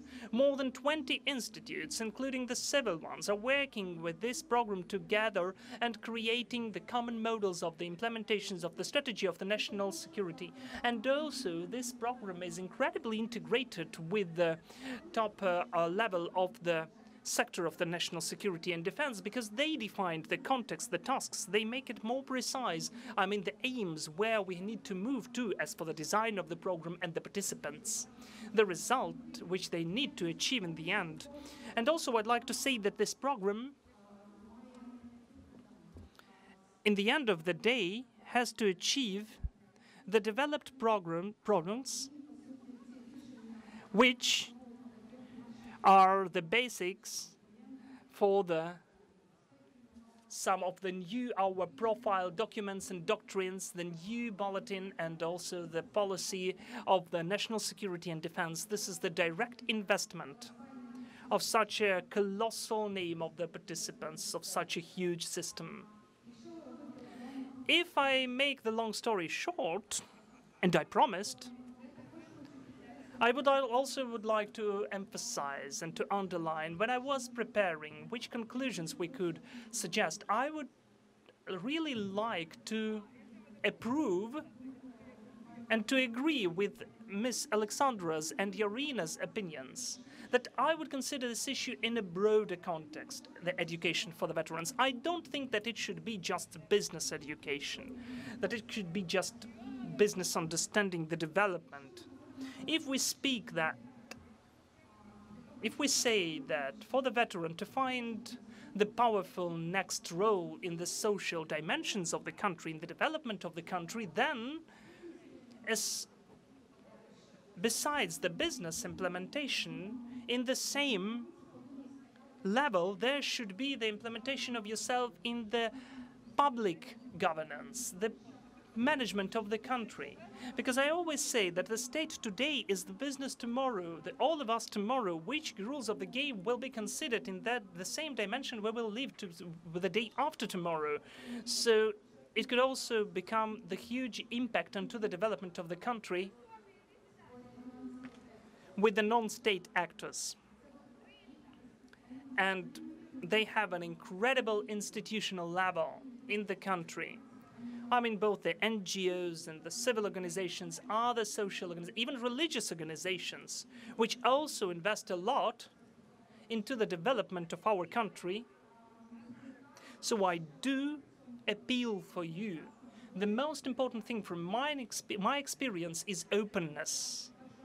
The wish to create and the capability to interact, to cooperate, which is the key one in the open systems where we exist. And I think that if there is the passion, there is some wish, there is some will, and I know that it exists among the veterans, then I think that all of the opportunities have already been created in the country, and I think that this infrastructure will be created further on. Thank you so much. Thank you, Helena. So in fact, what Kyiv Mohyla Business School is doing, it is working with the ones who are creating the rules of the game. What is valuable in the interaction and the understanding of the veterans? The better understanding of this audience, this group of people, these colleagues, will it help you to create the better rules of the game? I think that definitely, yes. My response is yes. And this is the way to find the level, the highest level when we are working in the country with those who define the design of the systems, where our armed forces of Ukraine are, who are the protectors and who are now taking part in the warfare at the level of the highest strategists. And also it should be combined and united with the beneficiaries, with us, with the result of this system. It would be the incredibly important experience, and this is the work with the culture of the national security at the systematic level, the throughput, yes, the through one. Thank you, Helena. This is a hard part of work, because as well as it's not that simple to work with separate businesses, but just imagine how to work with the whole ecosystem and to provide the rules of the game which could be developed. It's a very complicated part of the work. Thank you that you're doing that. So, now we are, for an hour and a quarter, deepened into the different modals existing. And as this is the start of the work, which we were a bit delayed because of the president, let's take one last question from all of the panelists with quicker responses from all of the panelists, and then during the break I will give you those panelists to you, to the audience, to ask all of your questions down there, tete-a-tete, with smaller groups. But one question I'd like you all to answer, I mean separately, each of us, but just in a nutshell, for 20-30 seconds each. In your understanding, for your school, with the understanding of the colleagues we've got here, what's the best option of the education for the veterans? What simultaneously is your dream and what is desired and totally achievable? And if you said, well, not in 150 years, but what we could consider in 7 or 8 years, for you to say, we did it. What's a nice option for you to be proud of, to say, we did it? So in any order, for about 20-30 seconds to think and 30 seconds to answer. Can I answer? Yes, please. My deep persuasion is, as We need to strengthen each other, and those systems are interconnected. The capability to create partnerships to strengthen each other. I don't believe into the artificial character of the separate education for the veterans. It should be a deeply integrated participants in the different programs with other tasks and targets, including educational ones and training ones.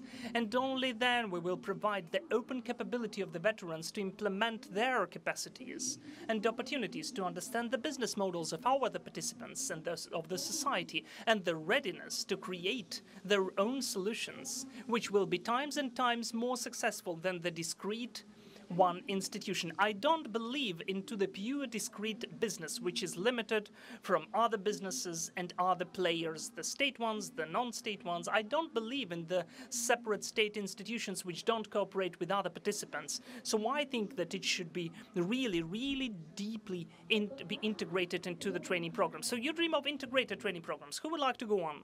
Igor, please. I have this resonation with the integrated character, I think, for that. But as for the business education, I'd like it to help the veteran to understand whether business is his thing to do.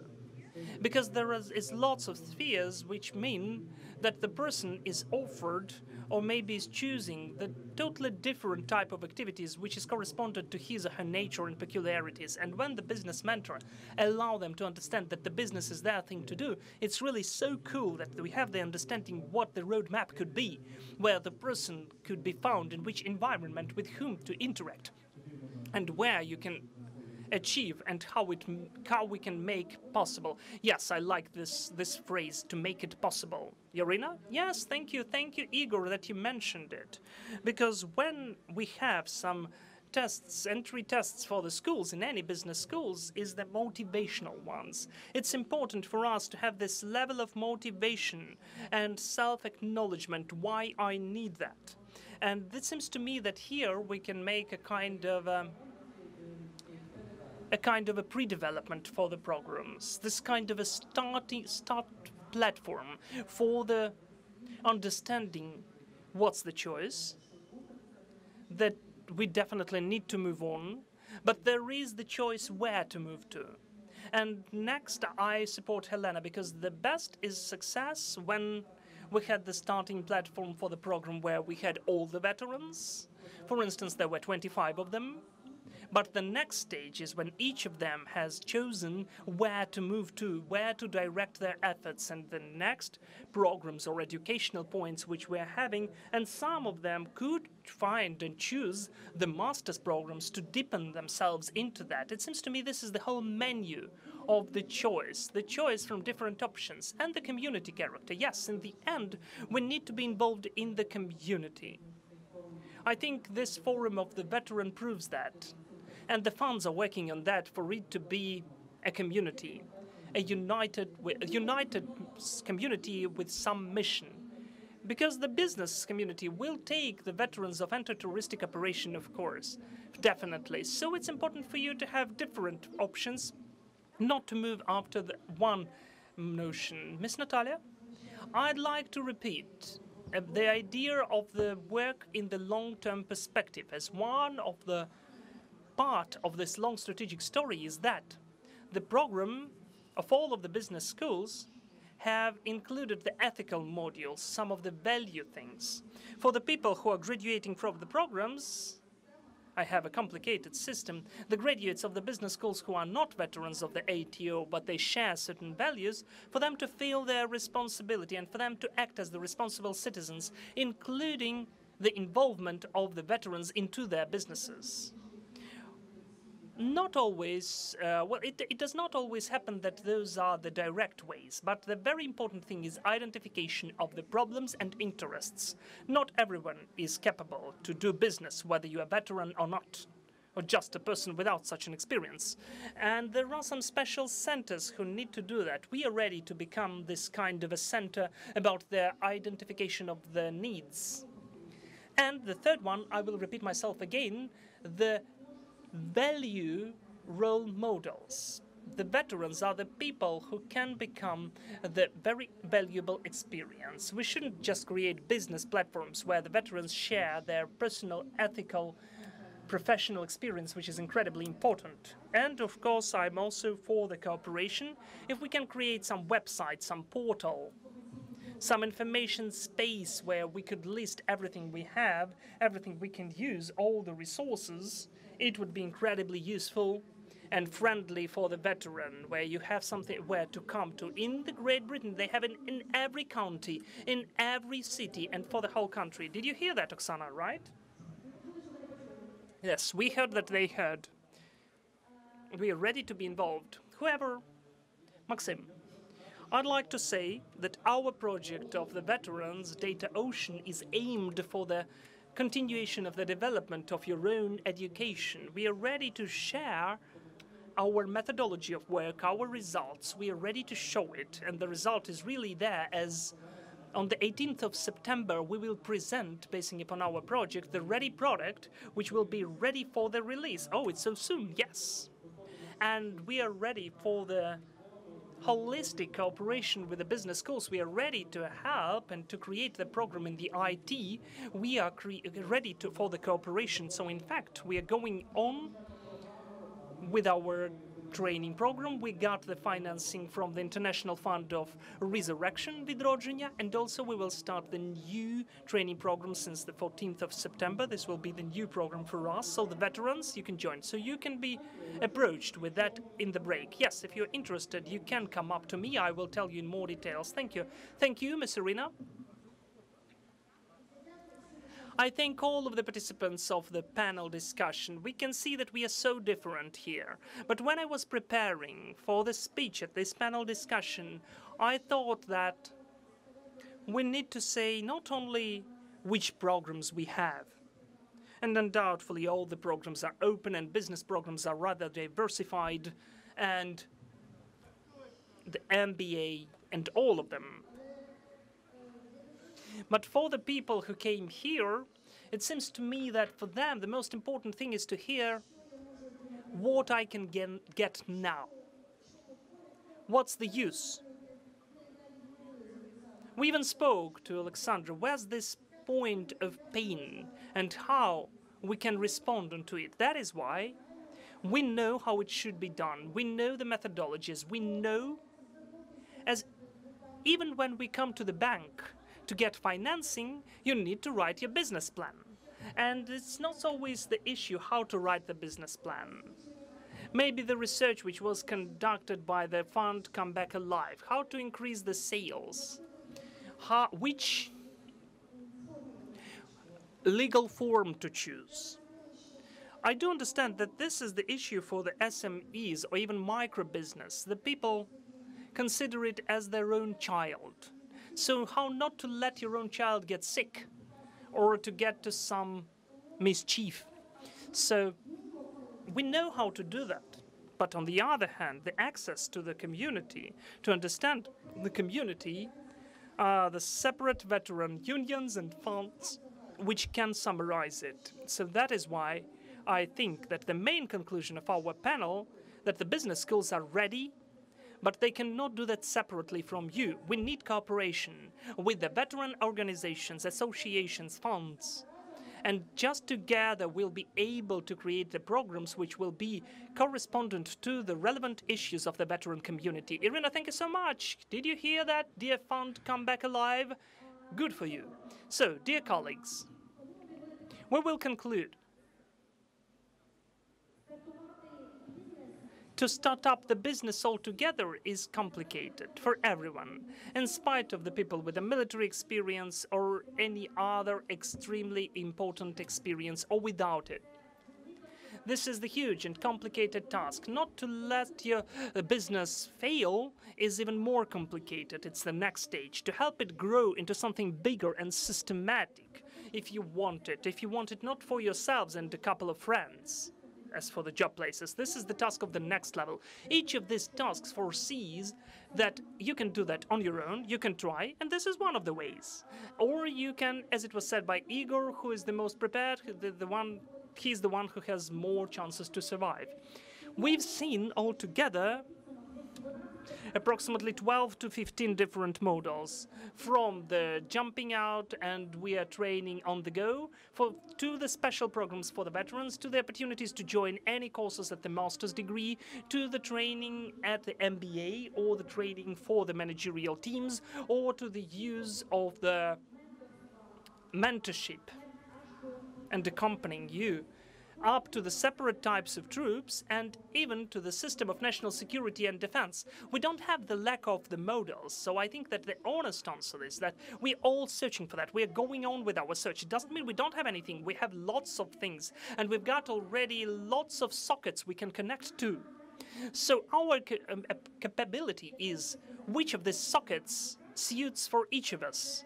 So those are certain intellectual efforts for the business themselves and for the entrepreneurs and for the future entrepreneurs just to find out. I just wanted to have the top leagues of the business school here for us to see it in our own eyes and to understand this approach is the closest to mine. I'd like to try this one. I'd like to work with this business school. And even if any of those schools don't have the program which, as you consider, a perfect one, maybe you can see which experience they have, which huge layer of experience they've got. Unfortunately, the knowledge and competences are not the boxes which you can put from one person's head to another person's head. You can just help it to grow up. You can create the environment and to create the stimuli, to create the reason for the discussion, for the growth, for each of us to grow on our own, with our own teams. In my work, there are several favorite moments. One of them is when, during the strategic sessions, we've got this kind of a blink in the eyes. I know what to do. And this is the first moment when we were thinking, and then we have this special blink, and then we know what to do. Then we do it, we implement it, and then there is this review of the results, which gives us the understanding how much we achieved. Because this is the example of Igor. When we go along the list and we can say, oh God, we've done all of that. But when we are inside the process, very often we just don't acknowledge how much we have done. And there is one more point. This is the ring. It happened during another strategic session of mine about 3 weeks ago. I'm trying to call back, and this was the call that we have achieved this, this, and that. And this is the moment when you understand that just now someone's dream was implemented. On the way, they created X indicator of welfare. A kind of a dozen of people have become millionaires, and their next dream is to do something for their brethren, to create a new building of the university, to construct it, to create some new businesses. And everybody who is here in the art arsenal, there are lots of traits and features who would help to start up and to develop the businesses. And there is one which is totally undoubtful. We understand what victory is. We understand the value of the victory and the significance of the victory. And it seems to me that we know how to create victories. And the launch and the development of the business is about the creation of victories. The whole strategic process is where we are to the destination point. And this is our own plan of victory. That is why we're the same understanding how we which our attitude is to our victory, which we're trying to approach. In fact, the same internal charge and this spring, which should be unbounced, this will be the one which will create the business and help us. We understand the victory. We understand that the survivor is the one who is the best prepared and trained. And we've got dozens of models, existing models of how we can approach the victory, and if we speak about that in 3 or 5 years, there will be more of them, and also stepping on those rigs, we will understand better which of them are working. That is why now we'll have to rely upon our own boldness and courageousness, and we will say goodbye saying the words that understanding the importance of the victories and what it consists of, our task is to go and to create. Thank you, and glory to Ukraine. Glory to the heroes. Thank you again to our panelists. 2 of our colleagues are veterans, Igor Kravchenko, Maxim Nazaruk. Irina Tikhomirova from MIM Kyiv, Yarka Boychuk from Lviv Business School, Ukraine Catholic University, Helena Savru, Kyiv Mohila Business School, Natalia Krivda, Edinburgh Business School. My name is Alexandra Baklanova. Thank you. The speakers are going to the shade for some rehabilitation. I'm not giving you, but you can ask the questions here in the shade. There will be some shadow here, and we will try to bring some water there. The next panel discussion, Oksana, let us coordinate to tell it to everyone. We have 2:25. Dear friends, don't leave, please. We were speaking about the uniting into the groups and communities, so the third panel, we will speak about the social groups, whether it's important to create the business club or maybe the business association, and what business association is, and do the veterans entrepreneurs need to deal with the lobbying of their interests on their own at different levels, or maybe it should be done by management only. I do understand it's hot, it's sunny, but this is the last breakthrough. This is just for about 45 minutes to an hour of your time, but it's incredibly interesting for the speakers, the veterans, the entrepreneurs themselves, the heads of the bigger associations, the heads of the centers of consulting, the activists, the Prime Minister of the 1920, Alexei Goncharuk, Sergei Gaidaichuk, the president of CEO Club, Sergei Pozniak, who is the head of the FinStream, who is the veteran entrepreneur, who is investing into the veterans business, and thanks to whom you could see to the left the co-working and the consultants in different directions. Alexander Martesh. Alexander, I do hope you are here, who is the owner of the veteran business, who will tell us, according to his own experience, whether such social community as veteran association is working, and if not, why it's not working.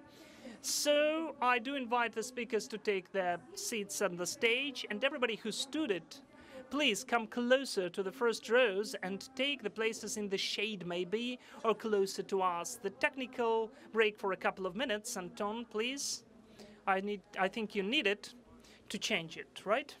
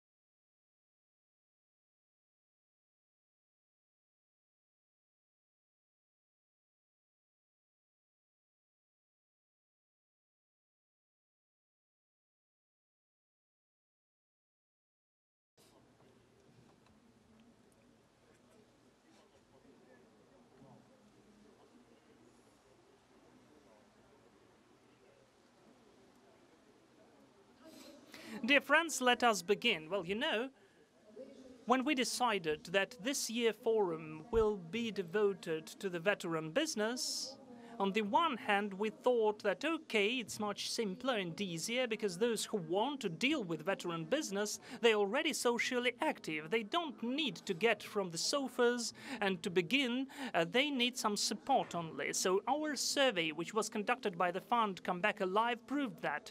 As I said during our speech, during the opening, those who are dealing with business or are willing to deal with business, they're rather educated. They understand that they need some additional knowledge and skill set. They have some experience, including governance and managerial one. And what's interesting about it, more than 70% say that, first of all, they need support of the veteran community. That is their brothers and sisters. And today we would like to speak about the communities of the veterans in Ukraine, which values they unite, under which values they unite.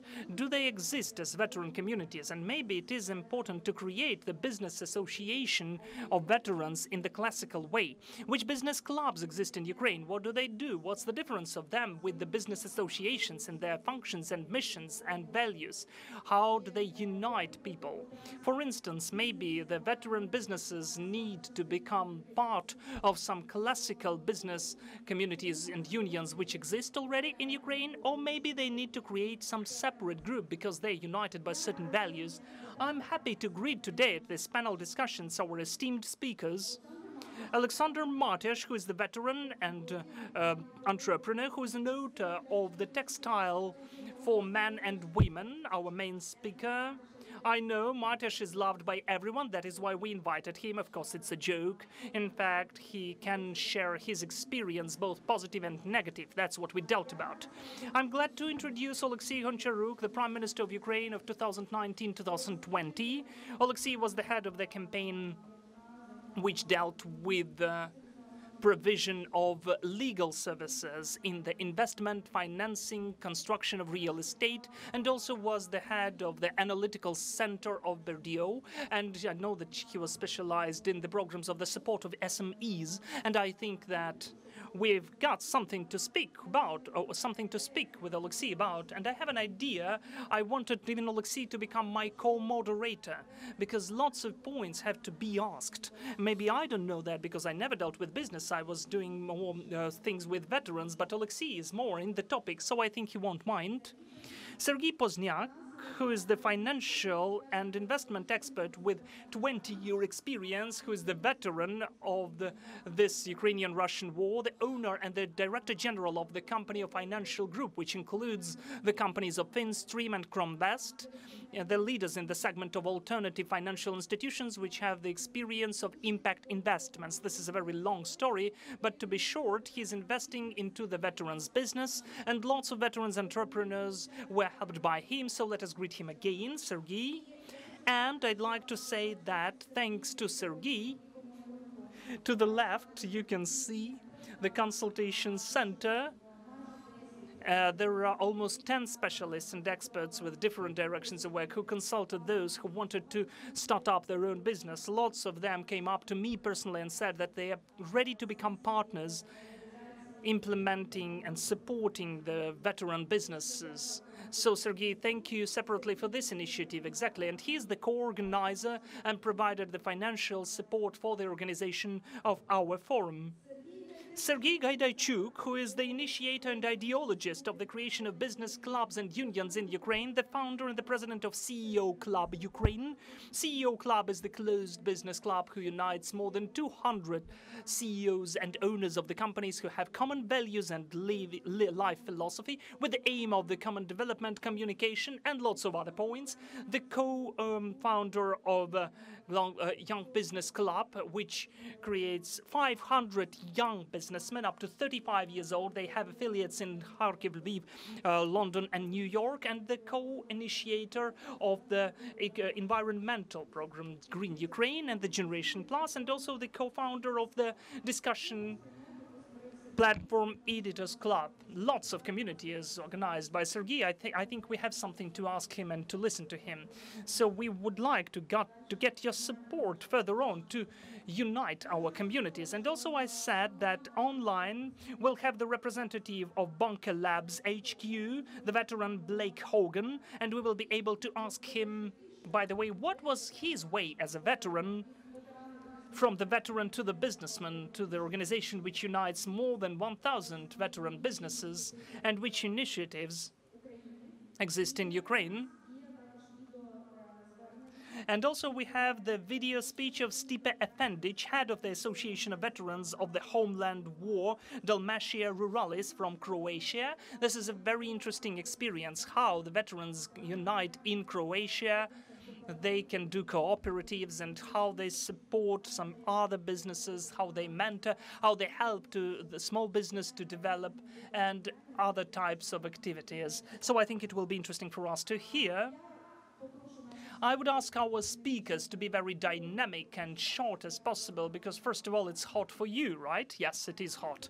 And I do suggest Alexander to begin. Sasha, would you please tell, you as a veteran and the member of lots of communities, veterans, both formal and informal, what do you think?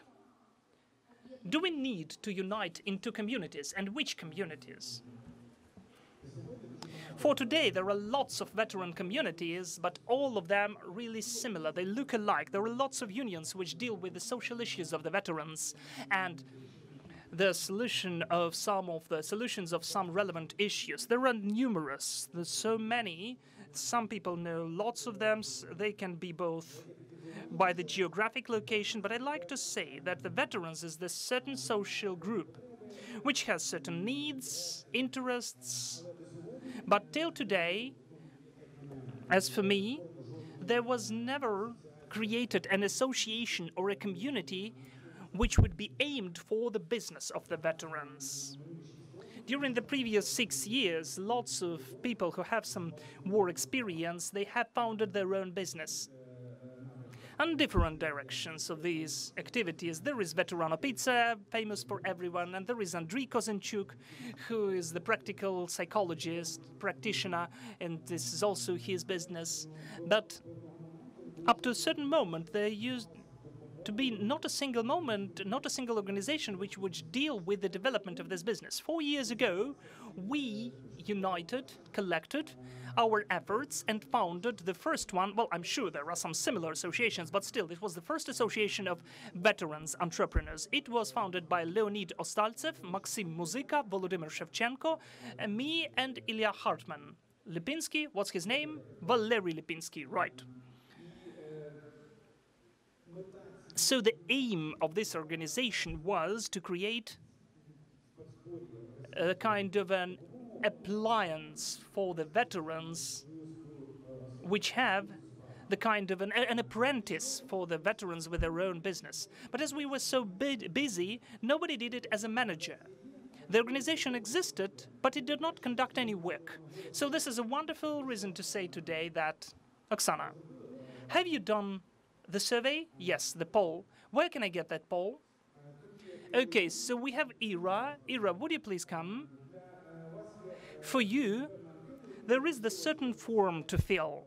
If you've got your own business, you can fill it up and become an associated member of this organization. Or, if you can work as a manager, by the way, there are lots of vacancies which can be interesting, and there is something to do there. The main aim of this organization was a legal support, some legal support training, and the promotion of the interests of veterans in the state authorities. For instance, forming of some business initiatives, shaping some of the law drafts, as the veteran business legally in this country does not differ from any other business. I'm not speaking about discounts and concessions, but we have the same opportunities as all the other people, though we are the separate social group. I'd like to emphasize upon that. We are the certain group with certain needs. There is some association. Irina can help you to fill up this form. If you want to join, there will be more of us. We need high-quality management, and it's interesting. I'd like also to mention that It's pleasant that this organization was interested by the fund Come Back Alive, and I do hope that together we will be able to make it more systematic. Alexei, it's important to hear, well, thank you, Sasha. It's important to hear or to comment upon whatever Sasha has mentioned. The option of the classical business association and what it should deal with precisely, or is it some synergy of business clubs, which we will be asking about later, Sergian business associations? Could you explain? Yes. Hello, first of all, if I haven't greeted you personally. I'd like to greet all of you with the Day of the National Flag and to thank you, the whole veteran community, that those flags can peacefully be on the flagstones of our cities. You know, the topic is very complicated. I don't want to say any common things. But we need to understand that we still have an ongoing war, not only with an external adversary, but within the country. There are lots of scoundrels and some people who distract our common resource from the needed affairs, including such important affairs as the help or support or the creation of normal conditions for the business, including the veteran business. But you are very right to say that this is the separate social group. And this group has the certain interest. And it seems, why do we need so many associations? This one and that one, there are lots of business associations. Why do we need a veteran business association? Why is it really important? I try to say that what's my experience as the person who was the head of the Ukrainian government?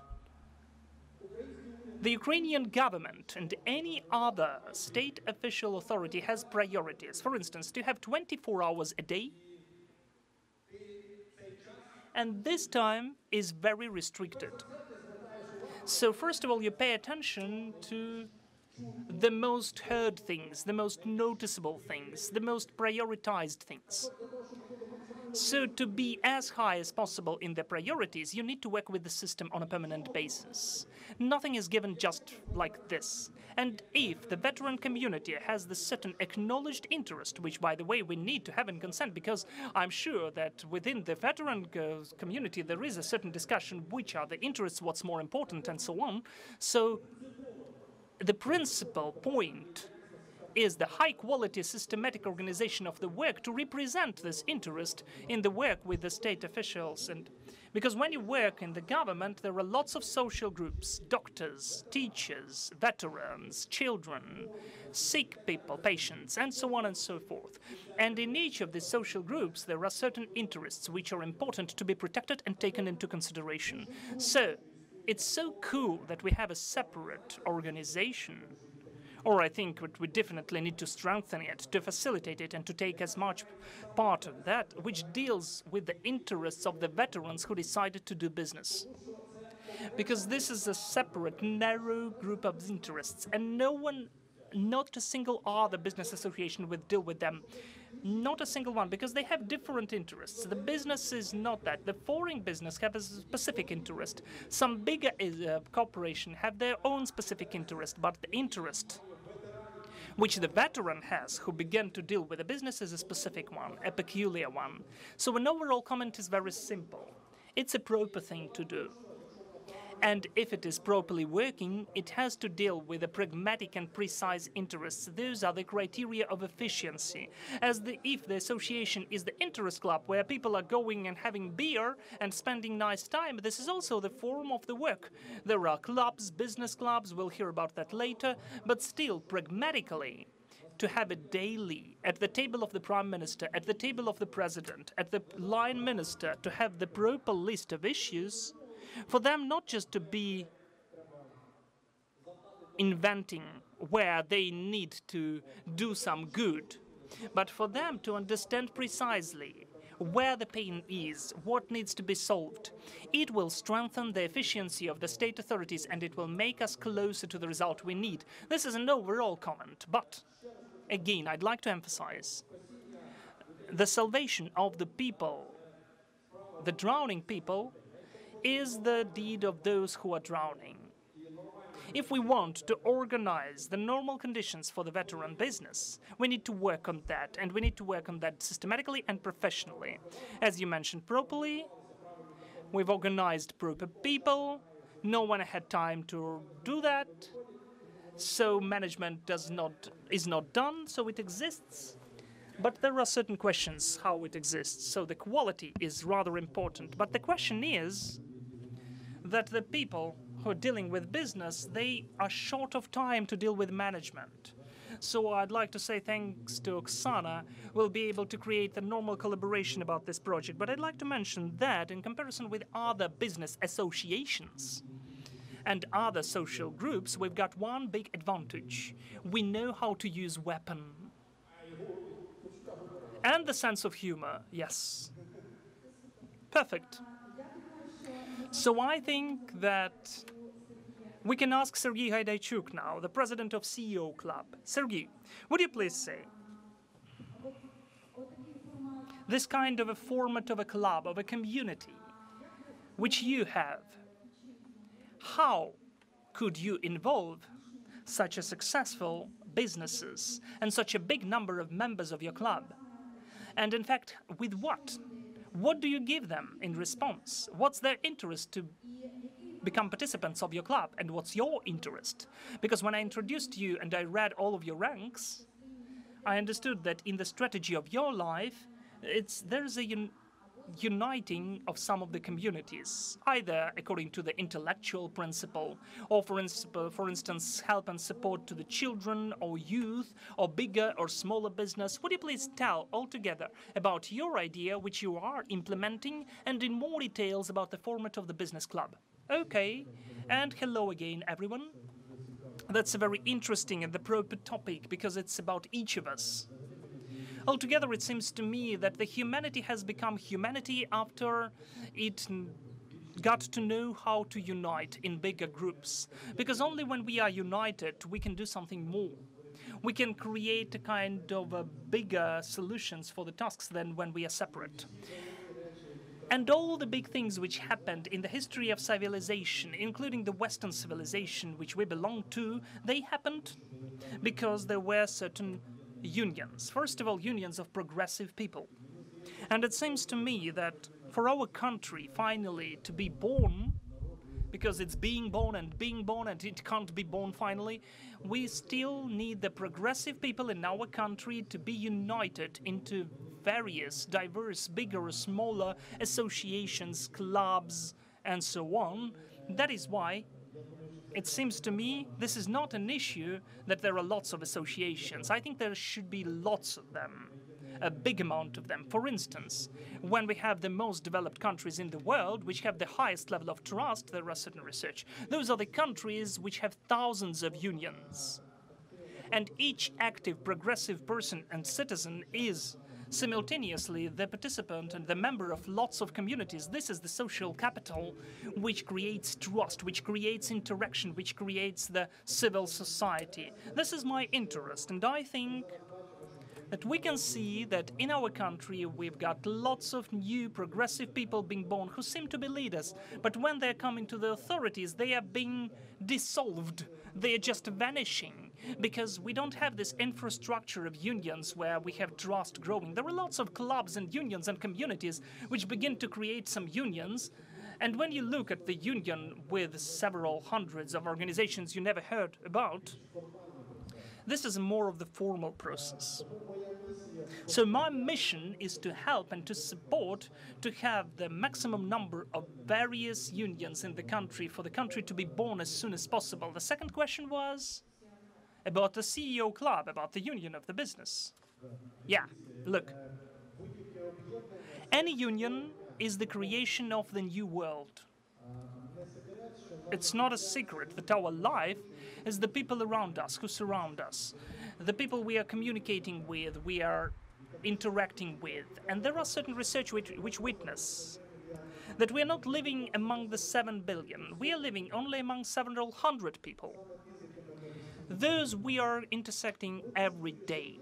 And when you create a union, you are creating a certain perfect world of yours. You're saying, I'd like to live in this kind of the world, which will be inhabited with this kind of people, which share these kind of values. And when you create this union, really, then you expand the borders and limits, not only for each participant of such a union, but this union begins to influence and change the world for the better. So which key moments I would separate to pay attention to create the powerful union? That was mentioned above. First of all, leadership. Lots of initiatives exist, there's wish and understanding that we need to unite. The people make the first step, and then they are short of time, they don't have the opportunities, they don't have enough times, and so on. So if you don't have the leader who has sparkle in the eyes, who is ready to invest his soul and time into the union, it never happens. Secondly, what we don't pay attention to is the professional management. And again, there are certain leaders, there are certain people who want to unite, but they don't think about the step number 2, to make the professional management in order, because it needs resources. To create the union is the systematic, serious piece of job. And the third step is the economic base, the third myth, that people are united and they think, but where shall we take resources? Such unions do not survive. So the powerful union is the union which is financed by its members, the membership payments. The fourth, fundamental ones, the members of the union. If someone is writing, we are uniting their small, medium and bigger business and so on, I don't believe that. Because those people have different values, different priorities, different motivations. It's very important to understand precisely whom we are uniting, what are the criteria. The fifth, which category of people, and the values. The values is what gives an opportunity to create the living organism, to create trust, to create some interaction. Людей докупи, або тих, хто займається бізнесом з різними цінностями. If we take some different, which are very cool but have different values, there won't be any union. There will be formally some organizations. Fifth point, we need to bring up and to grow the trust within the organization. Again, if we unite the proper people, even with proper values, the trust cannot emerge automatically. It should be grown. And the sixth point, maybe, we need an aim, and this aim should be bigger than just your own interest. So when we create such kind of a world, we in fact are living within it. We are communicating with the people who are closer to us in the spirit. Це як мегамозок. We have the opportunity to develop. It's like the mega brain. Just imagine 100 bright personalities who came to some party. It's just a party, nothing more. But if those 100 bright personalities are united into a living, holistic organism which has trust, they're transformed into the huge universe. Because this is the 100 of people who have a huge experience, opportunities, connections, expertise, energy. If we unite all of that, it's all transformed into the power where people live, where they develop, where they get the opportunities, where they support each other. And in the end of the day, any successful union is growing up to the moment when it impacts the world around it. It is united into some stories which create something more for the world surrounding world. If the community does not grow to it, then it's not successful. That's it from me. Sergei, but do you see the potential for the creation of such a community within the veteran community? With your experience? Because, in fact, in lots of spheres you've done that, right? Do we have such a potential? Do you see it? It seems to me it's higher than just in any other sphere, because what's important in any community? There are lots of lists of that. This is the initiation, the common experience of the people who have common emotional, psychological experience or existential experience. This is the most powerful experience. This is named initiation. This is automatically tells that you are ours and you are a stranger. It automatically creates the credit of trust. So I think that the potential of the business association of the veterans is already very high, thanks to this experience of initiation of the people who had this common way of warfare. We have Blake Howard here, right? Shall we? Oh, Blake, hi. How are you doing here? Hey. Hey, good morning from Nashville, Tennessee, y'all. We have a great veterans forum here in Ukraine. And we are very interested in your experience. Would you be so kind to share with us maybe some of your brightest ideas? What's your own experience maybe, and what can you give us some pieces of advice how to maybe organize these association or unity of veterans in Ukraine in a better way? Awesome. Well, first of all, thank you for having me. Thank you to all of you for what you're doing. Thank you to the service of your countries. Look, veterans have a shared value across the pond, right? Like, we believe that we can accomplish the toughest task. We believe that together we can get it done, and we also accept that failure is not an option. All of those things are important when it comes to entrepreneurship. It's about being comfortable and operating in the gray area. It's about taking risks when other people want to run away. And we know how to do that because we've trained for that and we've done that.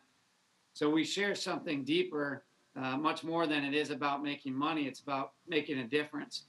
So we launched Bunker Labs in 2014 with a really simple idea that our networks were terrible. We wanted to connect each other, and we wanted to launch and grow our own businesses. Today, we've connected over 35,000 veterans and leaders across the country. We've supported over 10,000 veterans to launch and grow their businesses. We have active communities in over 37 cities across the country. We're expanding to every state across the country. And our vision over the next 10 years is that the military will be seen as the strongest catalyst to successful entrepreneurship. So when you talk about establishing unions, that's exactly what this is. So after World War II, when veterans came home to the US, there were nearly 16 million of them, and almost half of them started businesses. So if I wanted to start a business, I would have gone down to the Legion, had a beer with another Marine, and said, how'd you do it? Today, we've been at war for 20 years. We're spread to the four corners of the earth, and our networks are very small. But veterans have an almost 2-to-1 success rate here in the US over their civilian peers. So these are very solvable problems. If you bring together professional networks and financial networks, we can solve this problem. And together we're starting to make that happen. Maybe what's from your personal experience, what's the most important thing we need in Ukraine to organize really powerful veterans, organization or network? What's the main value for it? Yeah, great question. So I think a lot of folks say that, well, we just need to get veterans together and we'll figure this out. And that's a huge step. That's step one. But the step that we need to make sure we don't leave out is it has to include all parts of the community. So it's got to include business leaders. It's got to include real capital from angel investors, from venture investors, from banks. It's got to include the government and the local government and higher education. The idea that you can do this on your own is false. So we used to think when we started doing this together, if we had a room full of veterans, that we were being successful. Now if we've got 10% of veterans and the rest are experienced business leaders and entrepreneurs and those that can support, that's where it starts to come together. It's a really, I'm a Marine. Marines aren't known for our high intellect. We're known for trying to get work done. So the idea is, let's just get the right people in the room and figure it out. Oh, thank you very much. We have, seems to be the next speaker, yes, from Croatia. Thank you very much, Blake. Thank you. That was rather interesting to hear, especially about the number of the people in that organization. So I think, Alexander, you may correct me, but it seems to me in Ukraine, no one calculated how many businesses of veterans we have. We didn't even define what veteran business is, and maybe we don't know how many of us exist. Well, are we speaking about some official statistics or definition? Well, at least approximately. As for me, the veteran business is the business which used to be founded by the person with the warfare experience. The veteran founds the business. And if he has the business already, Sergei, there are not that many people like you. He used to be a businessman even when he was at war. But when you go on with your business, it's also the huge big deed. Yes, the veteran business, when the founder or the co-founder is the veteran. The person with a certain warfare experience. Lots of veteran businesses, well, there are more and more of them. Could we PR our own? You need to PR your own. Leonid, good of you. Then there is such a portal online, Veteranos Service. It has been founded 3 years ago, and evolutionary, they had added some of the veteran businesses. So if you need to create some work, and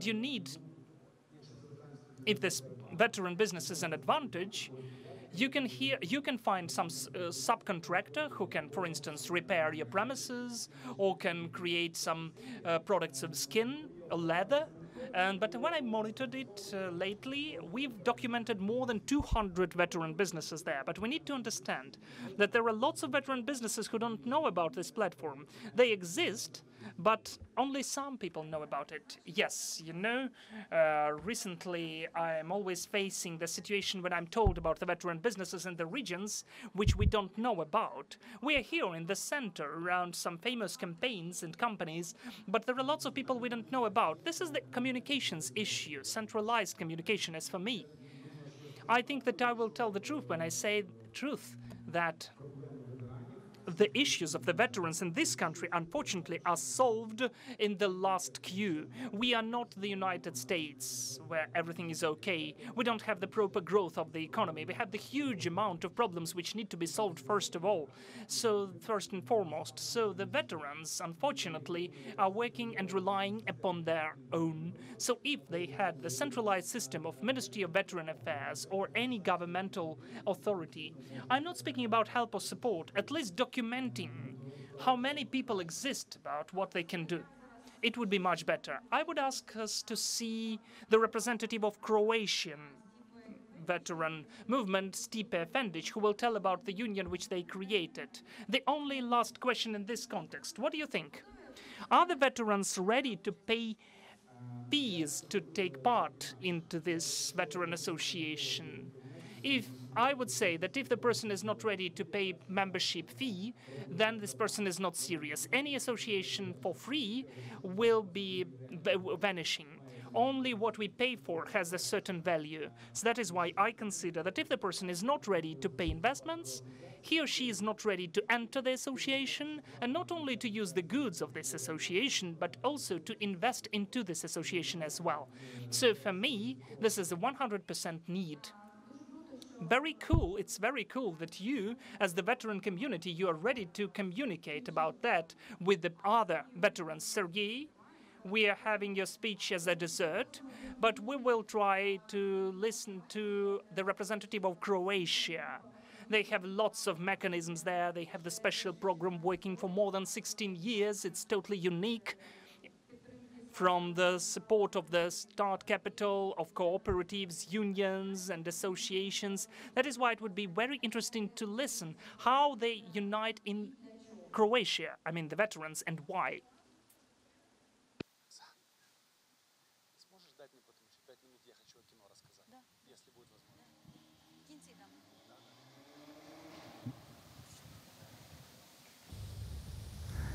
Poštovani, drago mi je što imam priliku predstaviti svoju zadrugu prepoznatu kao primjer dobre prakse zapošljavanja hrvatskih branitelja, odnosno aktiviranja u području zadružnog poduzetništva, provedbe projekata, rada sa braniteljima i članovima njihovih obitelji na području radne, socijalne i društvene integracije.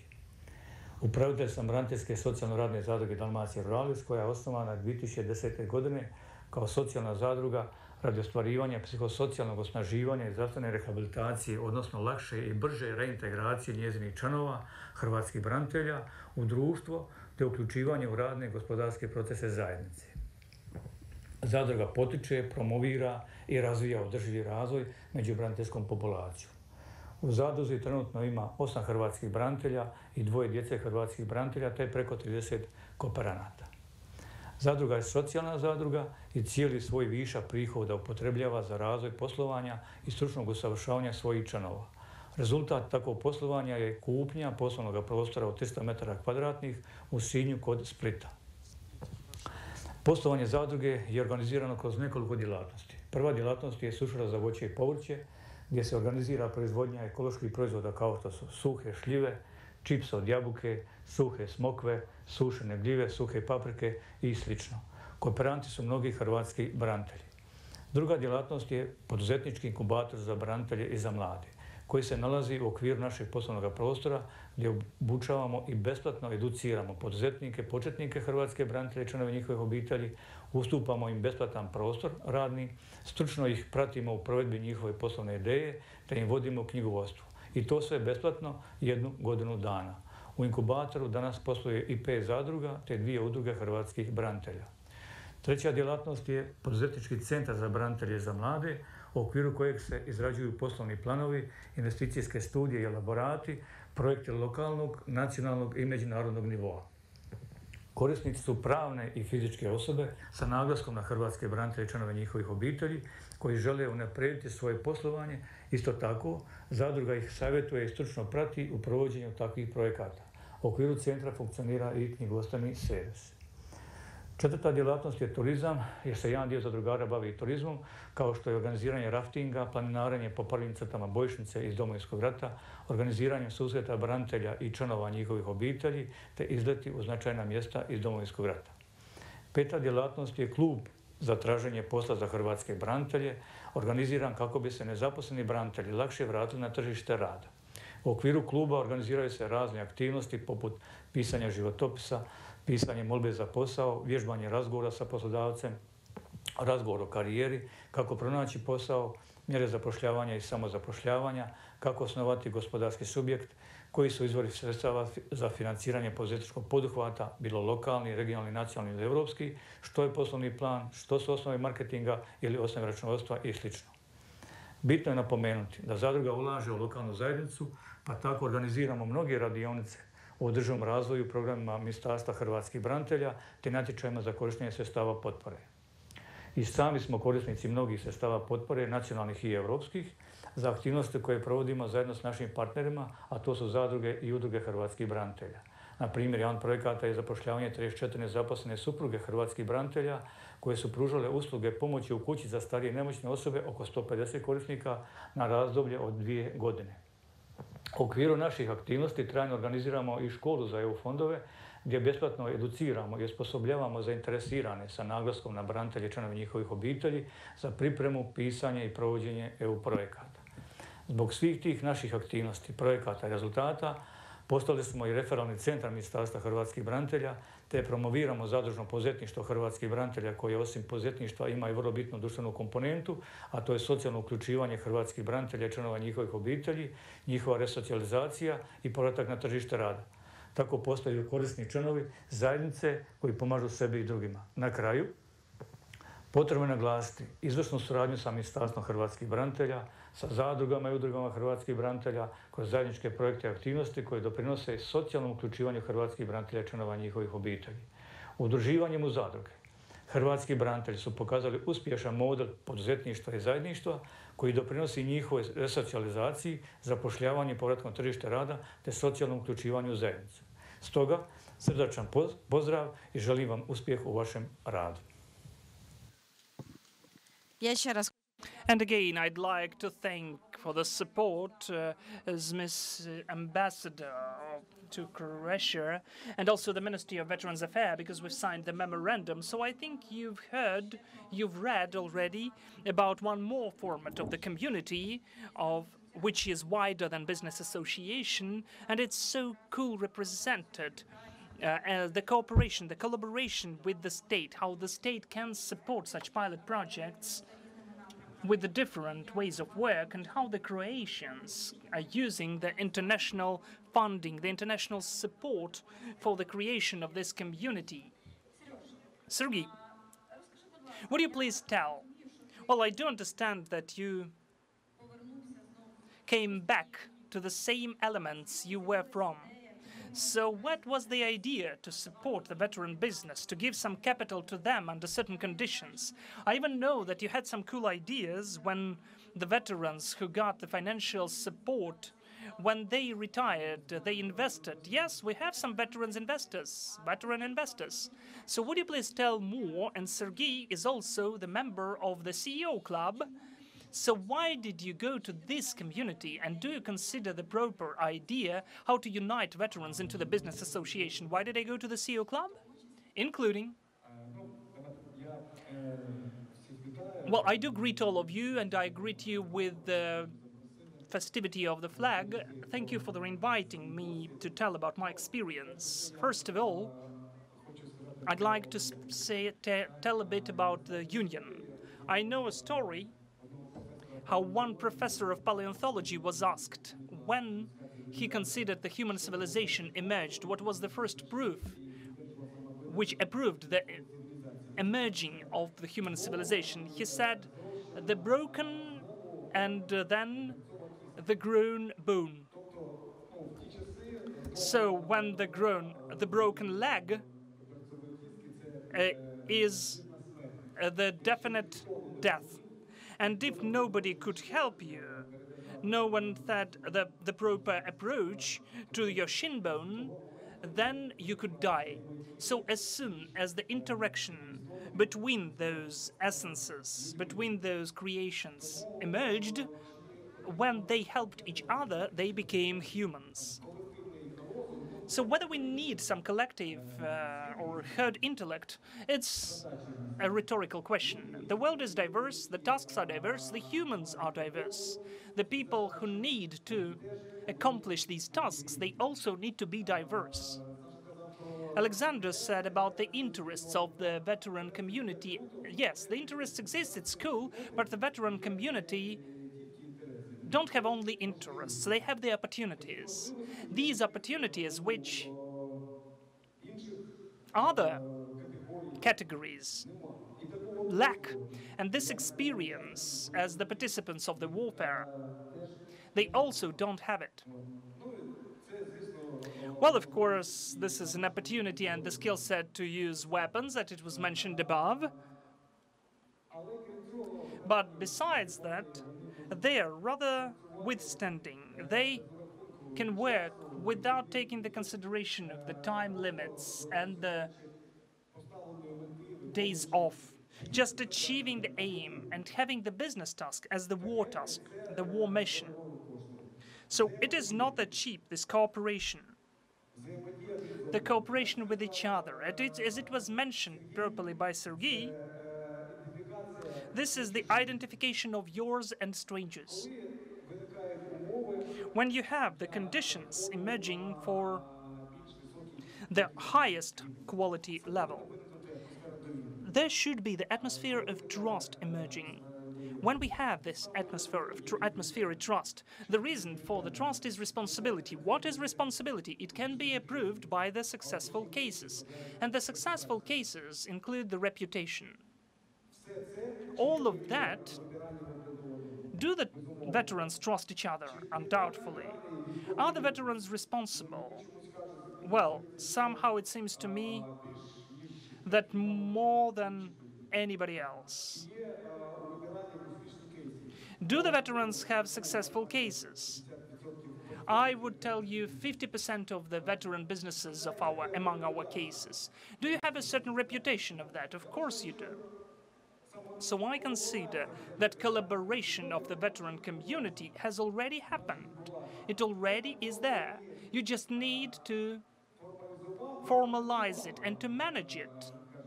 As it is said by Alexander, we need to manage it, and these opportunities need to be used to the full extent because they exist.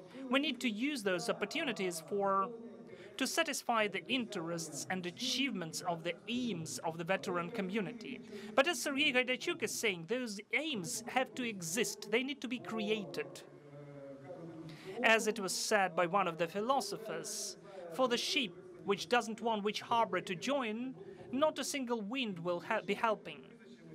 So when we define the aims, when we define the management, and when we begin to act, we will overcome any crisis, and we will satisfy any of our interests.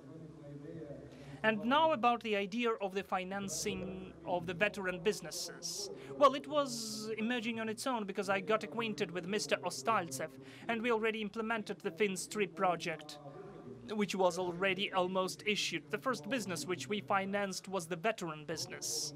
We tried to and tested that system of scoring, and all of that was done on the veterans. I'm really thankful that it happened like that. And the project of FinStream has been working. It decided to involve some money and financed the business. This was not a retail, this was the financing of SMEs, thanks to the veterans' businesses. So for today, we have approximately $1 million financed with veteran businesses.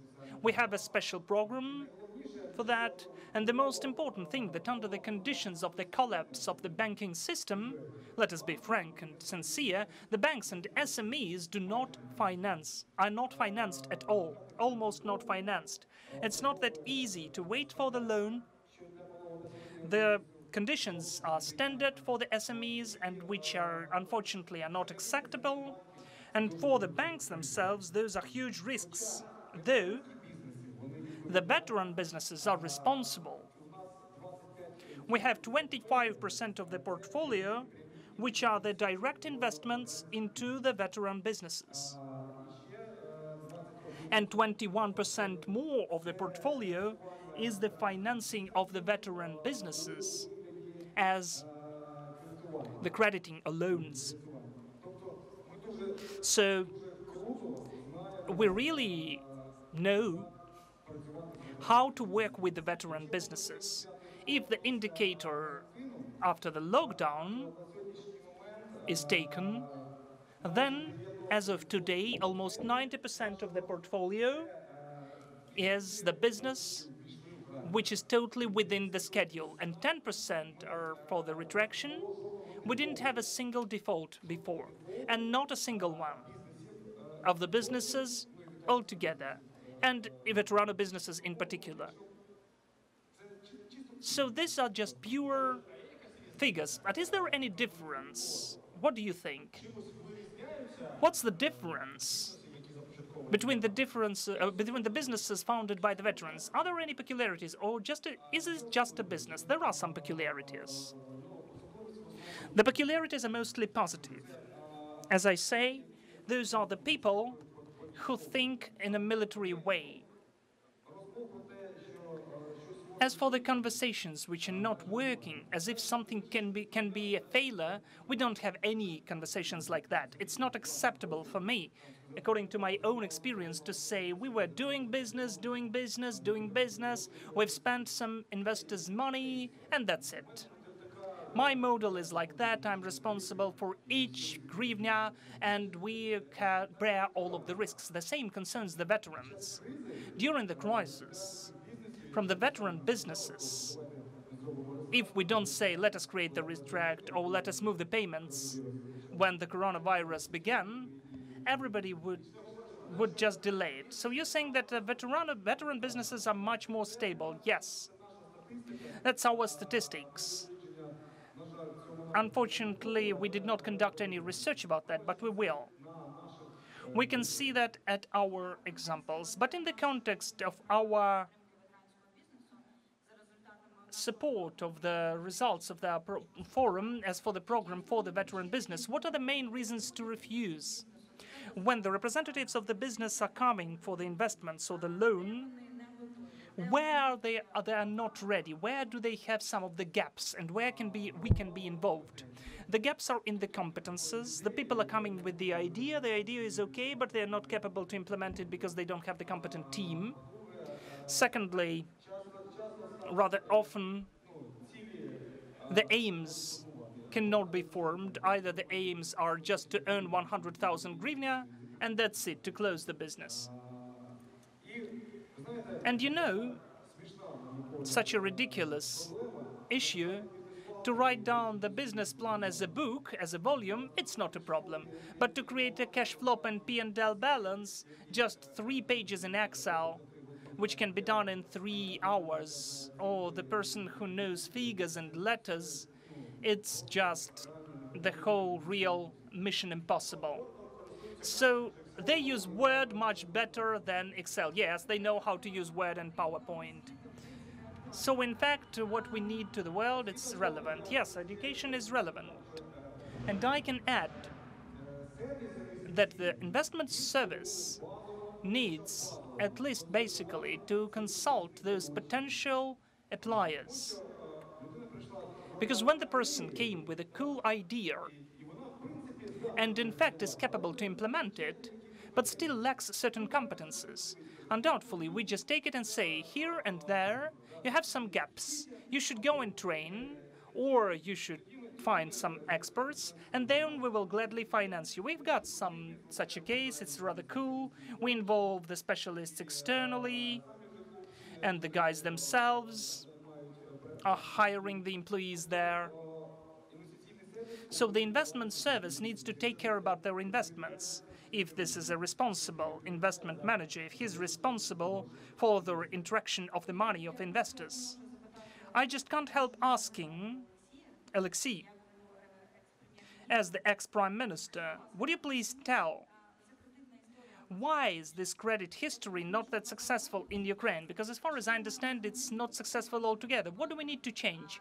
What do we need to offer to the state or to the banks directly? I don't know. I have a ready solution. We even had certain amendments to the parliament. But Alexei used to be the prime minister when they founded the program of 579. I did not have enough time to ask Milovanov, who developed that program, but still I'd like to ask Alexei. Because it's important for us to take into consideration everything which we failed. Well, the money is too expensive, the risks are high. This is the main issue why the capital is so expensive. It turned out that maybe since the Soviet legacy, maybe because of some other reasons, this is the long conversation about that. But what can we do about that? Oh, it's crystal clear. We need to stop deceiving our partners, and then the money will become cheaper. I mean the Ukraine as a state as well. We are the country, well, you know the stories about the IMF, our international partners. I will mention about that again. During the whole history of the existence of Ukraine, we never had this IMF program accomplished. When you sign certain obligations, whether it's good or bad, you sign it, and then in a certain period of time, having 1 or 2 trenches, you just disappear, vanish. This model of behavior does not lead for Ukraine to have some cheap resources. So the first step is to be predictable, to stop promising what we cannot accomplish. On the other hand, if we have promised anything, to behave responsibly as a country.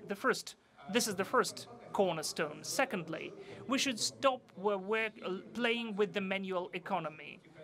This inflation games to take a bit with the hidden taxation, the money from the population, and to create certain competitive advantages. Those games can lead to the situation when we have high inflation, high deposits, and as a consequence of high loans. It can be explained on the fingers.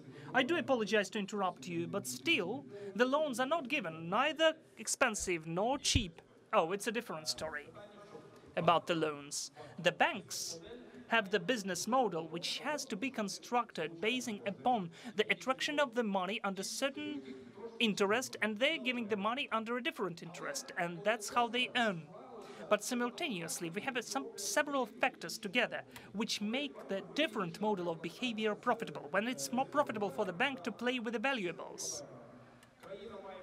The country has to reattract the money. The rates are high because nobody believes this country, and so on and so forth. So we can describe this problem for a long time. In a nutshell, I would say that there are several points which are also the response to your question. Once, one veteran, a big friend of Ukraine, Senator John McCain, said the following words, and I cannot forget them ever. Ukraine will decrease until it changes. In all of the senses of the word decrease. And each of you was at war. Dear veterans, we need to remember why, which Ukraine you fought for the freedom, for the fairness, and all the rest. And it's also the responsibility of the veteran community for everything you were fighting for it not to be lost in those internal mischiefs. Technically, we understand what needs to be done. And to that extent, the country is moving into this direction. The interest rate is decreasing, and we can finally punish when the government is moving in the wrong direction. Sooner or later, we'll achieve it. If we don't play manually with the economy within the interest of the separate bigger businesses, because again, and by the way, it's about the unions too, because who is paying for the politics? Who is paying for the politics in Ukraine? For the politics, the oligarchs are paying. The people who have huge businesses and who exist only because they have the competitive advantage created by the state. Who is paying for the politics?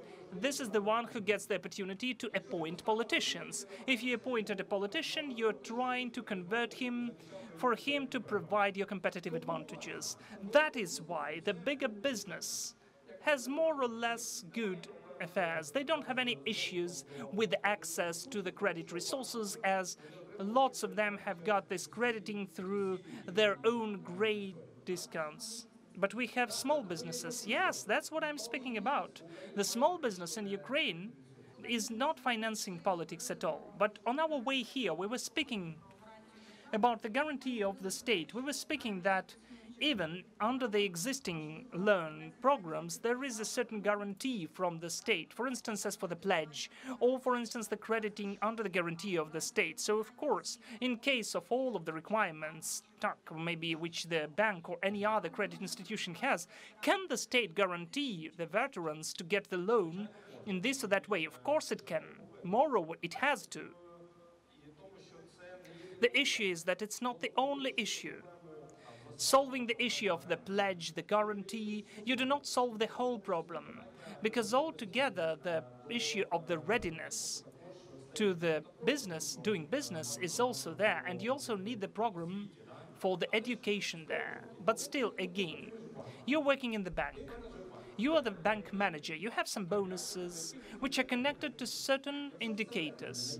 And if, within it, the biggest banks don't have the task to increase the crediting because they have the profit simpler without any risks from other sources, you can dance around them, they will still not credit. So the key task is for the banks to be profitable, for the banks to see this business model. For the crediting, in fact, to become normal for our banking system. It is possible to do. But gradually it will happen, because this is evolution. Slowly we are moving in the right direction. But the issue is that we need to organize that properly. For the government, for the Ministry of Economy, of guarantees and pledges to provide. But still, without the help of the associations, it will take much longer. The question is in the speed. The vector is more or less okay. The speed, we're almost standing at the same place. And in the modern world, standing at the same place is the defeat. Then, Sasha, we should unite as soon as possible, because according to the result of this year's forum, we got the certain permits from the authorities to develop a certain program, including the guarantees of the loans from the state. Sergei has a comment, and after that we'll finalize. I'll give each of you a couple of minutes. My comment is the following. Considering the report of the National Bank about the financial stability, there won't be any crediting. The banks are very conservative structures. They have their assets, including money, and even if you have 10 guarantees from the state, if it's not profitable, they don't need to finance SMEs. It is risky for them. What's the point? The point is that we have the monopoly, almost the monopoly, for the loans of the businesses and crediting as it is, and it belongs to the banks. The financial system, it is unfortunately one side for the sake of the banks. That is why the banks have corruption, they have those bonds and the impossibility to credit. In the countries with the economy like ours, the financial system includes two parts. The first one is the classical banking, the second one is the non-banking financial institutions, funds, financial companies, insurance funds, veteran funds. So we had certain amendments to the law draft about the financial services for us to have this development of the second part. Because in the countries with a developed economy, as for the assets, they're almost the same. Both of them. They compensate, they insure when you have some delay of the systems or the failure of the system. So we, as the representatives of the non-banking financial sector, we need legislation. We've conducted Split, that was cool, and we were involved to form this concept. We have the concept of the development of the ecosystem, the interaction, the corporate. These are the functions of the business associations, the lobbying of the amendments to the legislation. Yes, those are the functions. If we want, we will lobby it, but still, the financial system needs to have an alternative, because the existing financial system, according to the Moody's ranking, has 146th place as for trust, just after Iraq. Our financial system, according to the trust level, is after Iraq. So we'll work together with the veterans business. Sergei, you are one of the few who raised your hands when I asked whether you're ready to become the mentor for the veteran businessman. Are you ready to become the mentor as the person who created so many unions and to help us to create the association of our community? Look, I'm ready for 2 points. First of all, I'm ready to take part in your mentorship program to involve our members of the club for each of the veteran who is founding the business to have the mentor, the successful entrepreneur. And I think that we can involve almost all of the members of the club into that. This is the first point. Secondly, I'm ready to share my experience, to consult, to become the mentor, to create the powerful association of veterans, the business ones. Is it okay? That would be really cool. Let us thank Sergei for that. Let's give him a round of applause. It's not that easy to work with the veterans. It's so complicated. Believe me, I know that. The CEO Club has 1 veteran. We've got some experience. Okay, Alexei. Just half a minute. All the main points you'd like to conclude with. I'd like to think that you are so cool, that you exist. Political elite in all of the countries, developed countries, was based and grew from the wars, the armies, because the people who proved their loyalty, their love to the country through the warfare are the people who are the most valuable for the society. I do dream about the times when the Ukrainian society don't have any discussions about what's the status of the veteran. It should be precisely high. But until then, we need to work on that. There are lots of points. We never spoke about the court system today, and it's also 3 to 4% of our credit money taken, and each of this brick is a big piece of work for each of us, because the country will not change on its own. So I'm happy I'm glad that we have such a strong community, the veteran community, within which you've got the new elite of the Ukrainian nation being born. Thank you that you are. Thank you, Alexei. Sasha, I do remember about you. We also have Mr. Blake here. Blake, do you have any comment for our participants of the forum? Thank you to everybody. Again, thank you for what you're doing. Look, this is hard work. It takes a long time, and it can't be done alone. And, you know, we're in this 6 years, and we've got, you know, 2.5 million veteran-owned businesses across the country, you know, that have been around for years, and I feel like we're just getting started. I am personally available to help in any way that I can. And you all are exactly focused on the right things, which is building strong communities, getting the right capital, and making sure that there's a fair shot at creating the success that veterans have earned through their service to the country. Дякую, поаплодуємо. Thank you. Let's give Mr. Blake the proper round of applause. And let me conclude, Sasha, right? I will name the obligations of ours as organizers, what we need to do. But I'd like to speak about one of the types of organizations of the veterans. It will take only 5 minutes, because I have such an opportunity now. We don't have only business associations, but also we have the creative associations. For instance, I'd like to tell about that because there is such an opportunity. What we have done together, this is the first veteran movie now. We have created the film. It's also the business. I do hope it will become a successful business, as the information about our war, the people abroad beyond Ukraine, is taken from the hostile resources like Russia Today, who totally distort and they adapt it.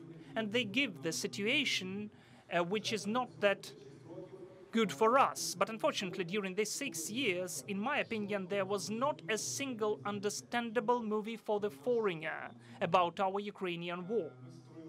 We have created the organization of Veteran Movie, Viktor Sokurenko, me, our guys who were shot in these films, Sergeyevich, Martin Brest, and others.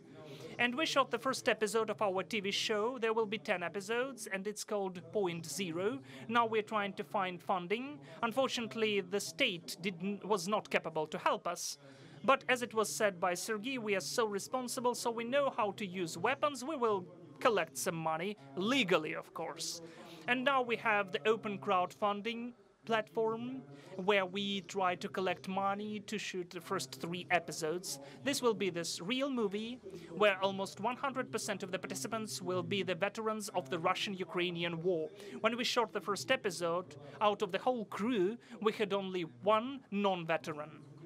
We even had the sound guys. This were the tank crew who were fighting at the Mariupol direction, and they just burnt 2 hostile tanks. I thought they were numb, but no, they were not numb, they were not drunk, they were just from the tanks. They did not hear a thing.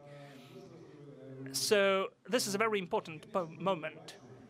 The only thing I don't see in this country is the fundamental strategy on the training and the attitude of the future generations for us as the veterans. And we are almost voluntarily, because the first episode was done for our personal money, this was the association fee, in fact, we want to do something with the help of which our children will be growing with. So I'd like the people to see the war in the normal, if I may say that, in the normal way, with the eyes of the people who saw it. It's not about pieces of meat all over the battlefield. It's just about the everyday battle which you don't see in the news. So please, if you have such a wish, if you'd like to support the Veteran Movie, please join us, subscribe the page of Veteran Movie, .0.0. If you haven't seen it, it's fun, it's funny, by the way, and we will have some real stories shot. Of course, they are rather sad as well, but it's not sad only. Thank you, Sasha. So, the point that all of the veterans know how to use weapon, will be remembered. And also the mines and explosives. Yes, sure. And we also mentioned Leonidas Staltsev here for several times, and unfortunately he's not here, but this was a nice ads for him. But summing it up, that our third panel discussion is over, I would say that this is a very precise, understandable picture. What should be the program of the support of veteran business? First of all, we need to define at the legislative level what veteran business is, to use certain preferences and discounts. Secondly, we are thinking on the crediting, giving loans, and how the state can be involved into this crediting. By the way, in Croatia, the Ministry of Veteran Affairs is funding and giving the start capital to start up. Why it's not our? Well, we had the acquainted Ministry of Veterans, but now we don't know him. Oh, we'll solve this issue. We'll get acquainted with this minister. And also, it was interesting to hear from the business schools, because they don't consider you to be a separate social group. They all say that you need to be integrated into the study processes of the business schools. And we're not only speaking about the business education, about the leadership and all the educational programs, and all of them are ready to take you for the training. I think that each of the business schools will try to choose a separate model, a separate target group, and will develop the separate programs and curricula. It would be cool. And I think it would be nice to hear from the veterans who got such education what worked and what didn't work. Just recently, when I prepared the forum, I was speaking with a guy who is a veteran, Timur Babakarov. I communicated with him directly, who graduated from the course of MIM, and he told an interesting thing. His business education does not let him to start up his business, because he's calculating, he's starting the market, and he cannot start up so far because of the education. So as far as I understand, we have defined, at least among the presentees, that we need to unite, and that this is the time that we need to have a certain association which would have the management and lobby the interests of the veteran business. Oleksiy, as the former head of the government, approved that until we have the separate voice who will tell at the highest level, what about the veterans? What did you forget about the veterans? Nothing will happen without that. So we need to unite into a separate group. We should lobby, we should remind about ourselves and to fight for our interests. That is why I do hope that with the help of everybody who was present at this forum, with the help of the veterans, because of course we are working according to the principle, nothing for you without you, we will be working on this program, and as the co-organizers, we are taking the obligation to implement this program during the next forum, to report about that, about the results of our work. I do hope that next time when I ask you to raise your hands if you got the loans or the start capital, there will be more hands, not like this time. And this is our task for the future. I thank you. I think that you tolerated such a complicated, hard, sunny, hot day.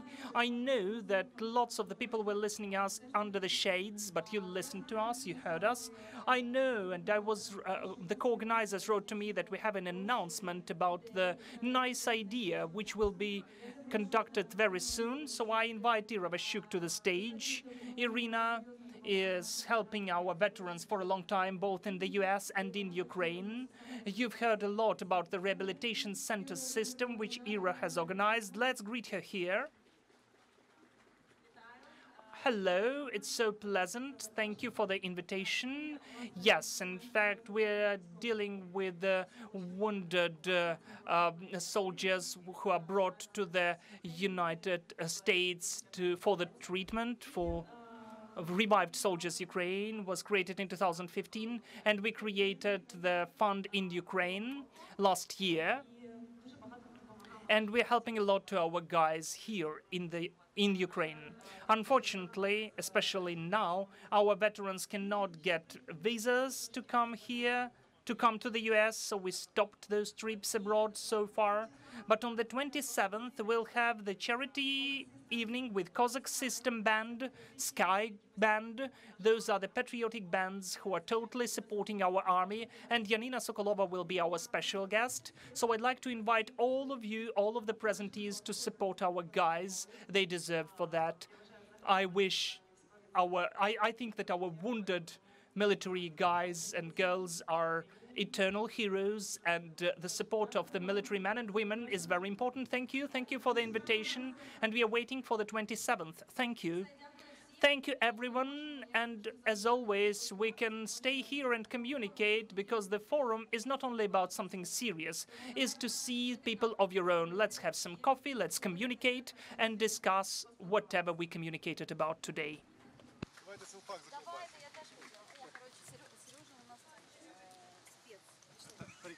Тільки потім кинеш мені.